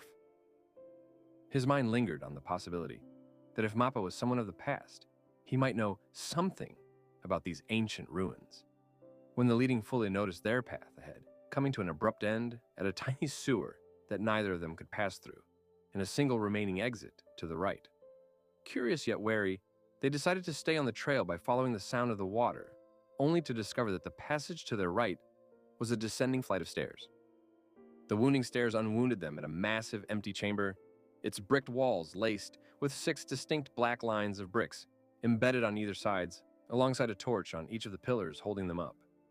Heel's head leaned backwards as he took in the view of the surprising conjunction, an exitway on the other side of the chamber. The chamber was empty yet full of secrets at the same time, while the sound of flowing water was constant past the exit doorframe. Without much of a forethought, the keen-eared highness led them onwards, when out of nowhere, Shell had a strange premonition, jolting it to a stop. It bounced around them impatiently, as if frantic to convey some sort of a warning. And sure enough, the sound of gears churning somewhere behind the brick walls could be heard right after. Heel's eyes darted across the room to find the gears, only to chance upon the dust dribbling from the top of the exit's doorframe. And within a matter of seconds, a metal slab descended. A wave of panic washed over them as their way ahead was shut close. But things were yet to worsen, because the one right behind them, the entrance door, was following suit. Despite their efforts at trying to reach for it, they could do nothing but watch it shut them inside. Highness clicked his tongue, well versed in the art of war, to discern that it was a defense mechanism. The door's weight and build suggested that nothing but the mithril axe had a chance at piercing through, but before Heel could even furnish it, Rihanna desperately called for him, panic evident in her voice. She shouted to draw his attention towards the emanating magic energy from the walls, and as soon as she did, the black lines that they had seen running its length started to glow. One by one, the perfectly opaque cubes slid out of their sockets, arranging and rearranging in odd patterns as they stood watching. In the blink of an eye, those tiny cubes swarmed before them, as if on guard. The cube's black shells started slipping off to unveil a white shade within, before rapidly switching entire sections as if it were transforming. The rapid change in their structure concluded as the drone-like units came to a standstill, strange yellow diamond-shaped gems now uncovered at their center. If it was a defense mechanism, defend it would, and if so, they weren't safe. The enclosed yellow gems started gaining an orange hue, as if they were charging up, before unleashing torrents of magical projectiles at them in rapid succession. Heel hurriedly conjured a shield spell to fend off the incoming bolts, and concluded that, as obvious already, these floating turrets are guarding the ruins. With no way out, he called upon the wrath of Zeus to obliterate the Death Stars, but to their pure horror, the powerful magic aimed at the drones simply disappeared. Least it be specified, the gem would absorb any and all magic power coming its way, so when Heel treated it to some high-quality one, it didn't shy away to devour it and charge itself. The charged gems were brimming a deadly crimson, and fired entire magical explosions in response. No single shield could endure the influx of 9/11 explosions, and Heel could barely even stand, having fended 7/11 of them. Fully stepped in to defend while he regained his ground, thinking that defending was their only option. However, her eyes widened in disbelief when one of the sneaky units swooped in to suck up her shield as well. She hurried backwards, realizing that they could neither attack nor defend against these impossible mechas, and having gained a significant ground on them, the Guardians closed in. Their advent was interrupted when Ashton wove through them instantaneously, his lithe movements baffling not only his own comrades, but even the mechanical nitwits. What neither of them had seen in the fraction of a second that he moved in slowly appeared across the lengths of the golems, because if magic wasn't any good, he was a firm believer in slicing his way through. The captain of the Imperial Guard of the Tiberius tribe, Gale Ashton, sat kneeling in a fence, his blade drawn across the length of his arm. The swirl-shaped crest of Gale glowed at the base of his left ankle, and with his brother Highness protecting the others, he went straight for the floating blocks. He would straight up disappear into thin air and appear to mutilate them faster than they could track him. While they would take calculated shots at his trajectory, his empowering crest wouldn't teleport him away. His movements were barely even visible, as he'd swing his blade out of nowhere, and even the clean cut was no direct one. It haphazardly found its way to bisect its targets at variable angles, his nimble movements leaving behind after images to the onlooker's awe. While they would take calculated shots at his trajectory, his empowering crest would enforce him so much it appeared as if he were teleporting. His movements were barely even visible as he'd swing his blade out of nowhere, and even if the clean cut appeared to be a direct one, it certainly wasn't.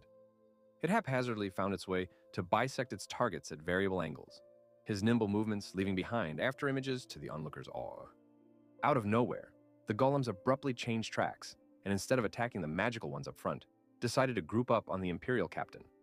Alarmed at the growing danger, Heel pleaded Highness to leave their side and help Ashton instead, but the twin kobold assured him in turn, certain that his brother was more than enough, as he tapped a certain gauntlet on his left arm. Things took a turn when Ashton noticed the drones attacking each other, as if on purpose. The destructive rays traveled from one to another as he kept a keen eye, progressively compounding its power as each of them added to it. Eventually, one of the units launched a sudden hit that finally made contact, and was heavy enough to force Ashton to a stop. The fiery bolt had grazed his left shoulder, but alongside it, his ego.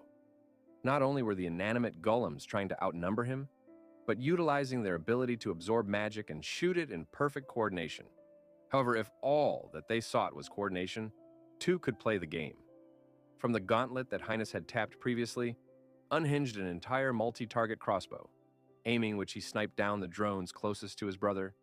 Each of them exploded as the arrows pierced their cores, and furnishing more of them from the quilt fastened at his right thigh, he'd scornfully shoot down squads after squads, because when it came to coordination, the twins had been at it before they were even born. With his proximity cleared, Ashton wasted no time on his behalf, and in a fierce whirlwind of blade and claws, annihilated the entire horde of buzzing drones. Within a matter of minutes, the levitating golems lay wasted, and the explorers flabbergasted. The one responsible reported by Heel's side, appearing soundlessly as if a specter. Ashton's presence caught them off guard, and besides his damaged shoulder, they were all safe and sound. They made their way to the carcasses of the golems, to confirm the presence of heartstones amidst the mess, affirming that they were dolls. To learn more about the components within, Heel acquired them inside his inventory, and Mr. Advisor took action. The name of the magic-absorbing crystal popped up first, which in accordance with its name would absorb and release magic, and the more magic energy it absorbed, the redder it would glow. It was followed by the floating stone next, which explained how the thing would levitate, and finally, the pitch-dark black iron, which was quite frail when compared to actual iron, but possessed a far greater heat resistance.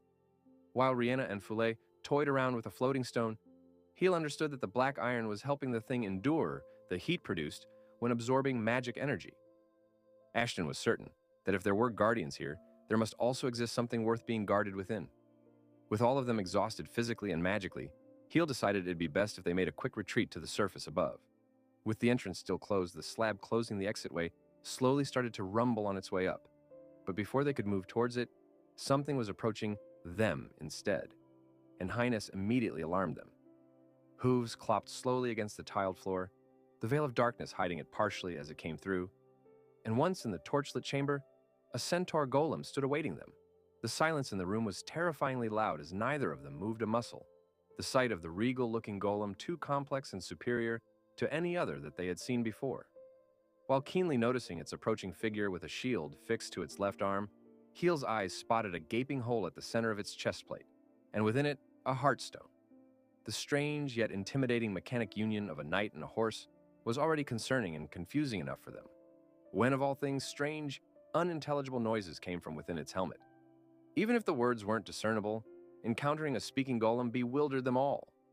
The centaur raised its hand as if gesturing towards them as it continued speaking in its foreign dialect, which obviously none of them could understand. But if they considered the unknown language of the books in the library, two of the major dots would come together. Introducing their group as explorers from the surface above, Heel approaches with intentions of forming an amicable relation.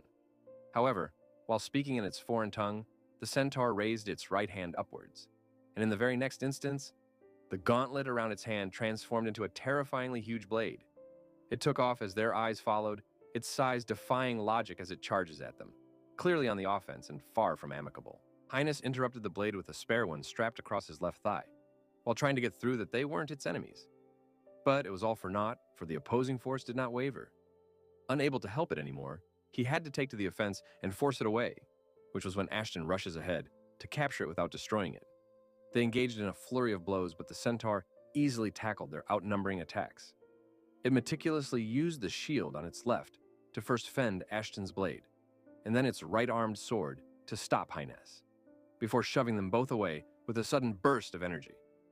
The brute force it pulled out of nowhere was commendable enough to earn the twins' acknowledgement, and unwilling to let it go unscathed, Fulla summoned a blazing orb herself. At its sight, Ashton immediately warned her against it, but it was too late. Fulla had already hurled the feisty spell at it, and noticing the magical feast, the centaur raised its left arm, a magic absorbing crystal embedded in its palm. What else? It absorbed all the incoming flames and overwhelmed Fulla with a sense of guilt. She blurted an apology as the recharged centaur came to a standstill, and the blade on its right arm started glowing as it shifted forms again. The magic it had absorbed boiled around the crossbow its arm changed into, and considering its new weapon, it was pretty obvious what the projectile's shot would be. Heel was alarmed at the sight of the bow, and the Cave King hurriedly summoned a massive boulder to interrupt the magical arrows it fired using Fulla's magic. They hid behind the boulder to escape the attack, but the shots were powerful enough to batter the rock and even pierce through around the edges. When the barrage of bolts stopped abruptly, Heel peeked past to see what the golem was up to, but to his utter shock, it was charging towards them at a terrifying speed. Scariest of all, the crossbow had long transformed into a massive lance, and enforced with magical energy, it easily pierced its way through as they barely jumped away. Its power, speed, and durability far exceeded all the other golems in terms of attack and defense. Calling upon his crest of Gale once again, Ashton regretted his decision of having even thought that they could capture this golem. The skill of Phantom Dash lived up to its namesake as he dashed around the centaur as quick as a specter, but as his eyes kept track of the golem in the blink of an eye, even that disappeared. He was taken aback twofolds when it lashes an uppercut at his chest, because not only has it countered his Gale Wind speed, but also forced him to retract his attacking arm to defend himself instead. It sprang away as Highness fired his multi-crossbow at it, which then gave Ashton the chance to escape. The twins roared ferociously as they agreed to an offensive onslaught, and the Gale brothers united once again to batter the golem with a storm of strikes. Riel cheered them on with her yaps, while it was clear that the pair were being pushed back. Amidst the chaos, Heel was constantly racking his brain for a way out, and while the Kobold brothers kept the centaur engaged, he pieced one himself. As he broke it down to Rihanna and Fuli, they agreed to take the sliver of chance they had remaining, and with his mithril axe drawn, and Rihanna and Ful fleeing to either of his sides, they put their plan in action. Little Riel had remained on his shoulder, and at Heel's word, used her shared clairvoyance to discern a weakness for them to exploit on the floor below. Heel wasted no time in cracking the highlighted tiles open with a threatening crash, and as if in response, the fractured hole erupted with an outburst that drew the attention of enemy and friends alike. Water gushes out, filling the chamber as it did, while Highness realized that it was from the canal below. With their plan halfway done, he demanded the attacking twins to retreat away to the walls, and they complied at once, leaving their foe confused. Fule and Riena had taken their adjacent positions behind him to form a triangle, which helped them to then call upon the spell of Try-Freeze. Watching the frigid trap creep up towards it, the centaur took off to escape, which was when Highness understood Heel's plan ahead.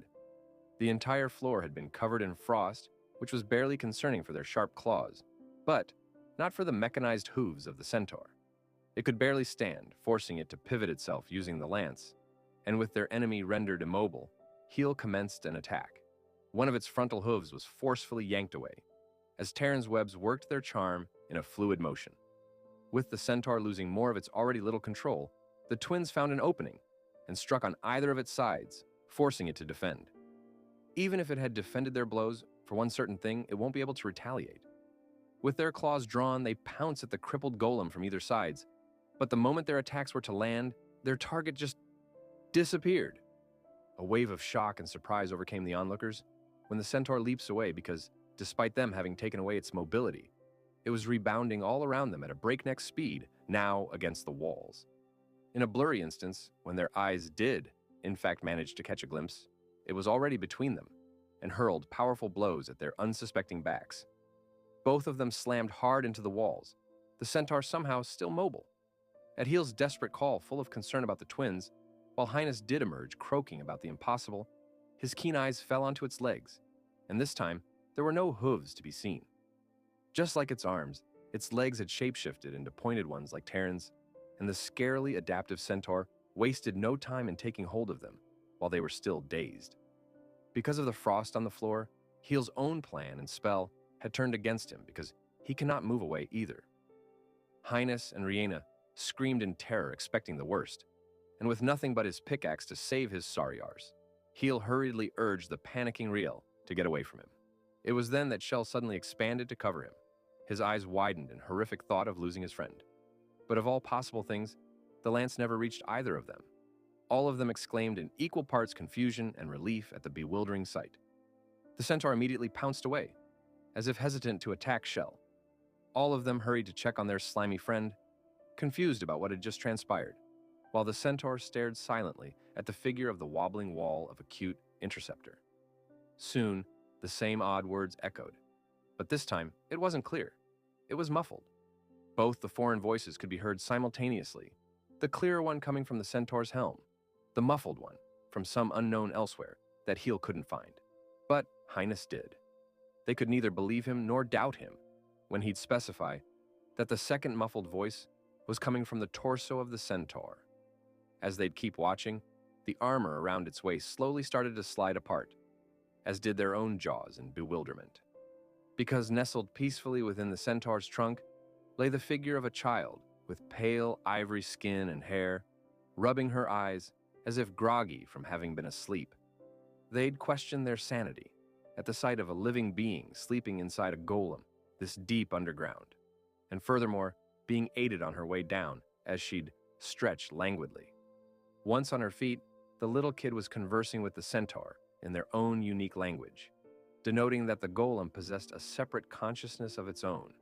Heel was sweating profusely in shock and confusion when she turned their way, and as if by some inhumane miracle, would alter her tongue to theirs, to inquire in broken words about who they were. Even bamboozled would be an understatement, as Full inquired if the mysterious underground child could understand them. At this, she replied slowly, "You talk, I listen, I learn." And the lot could only wonder, what is this kid?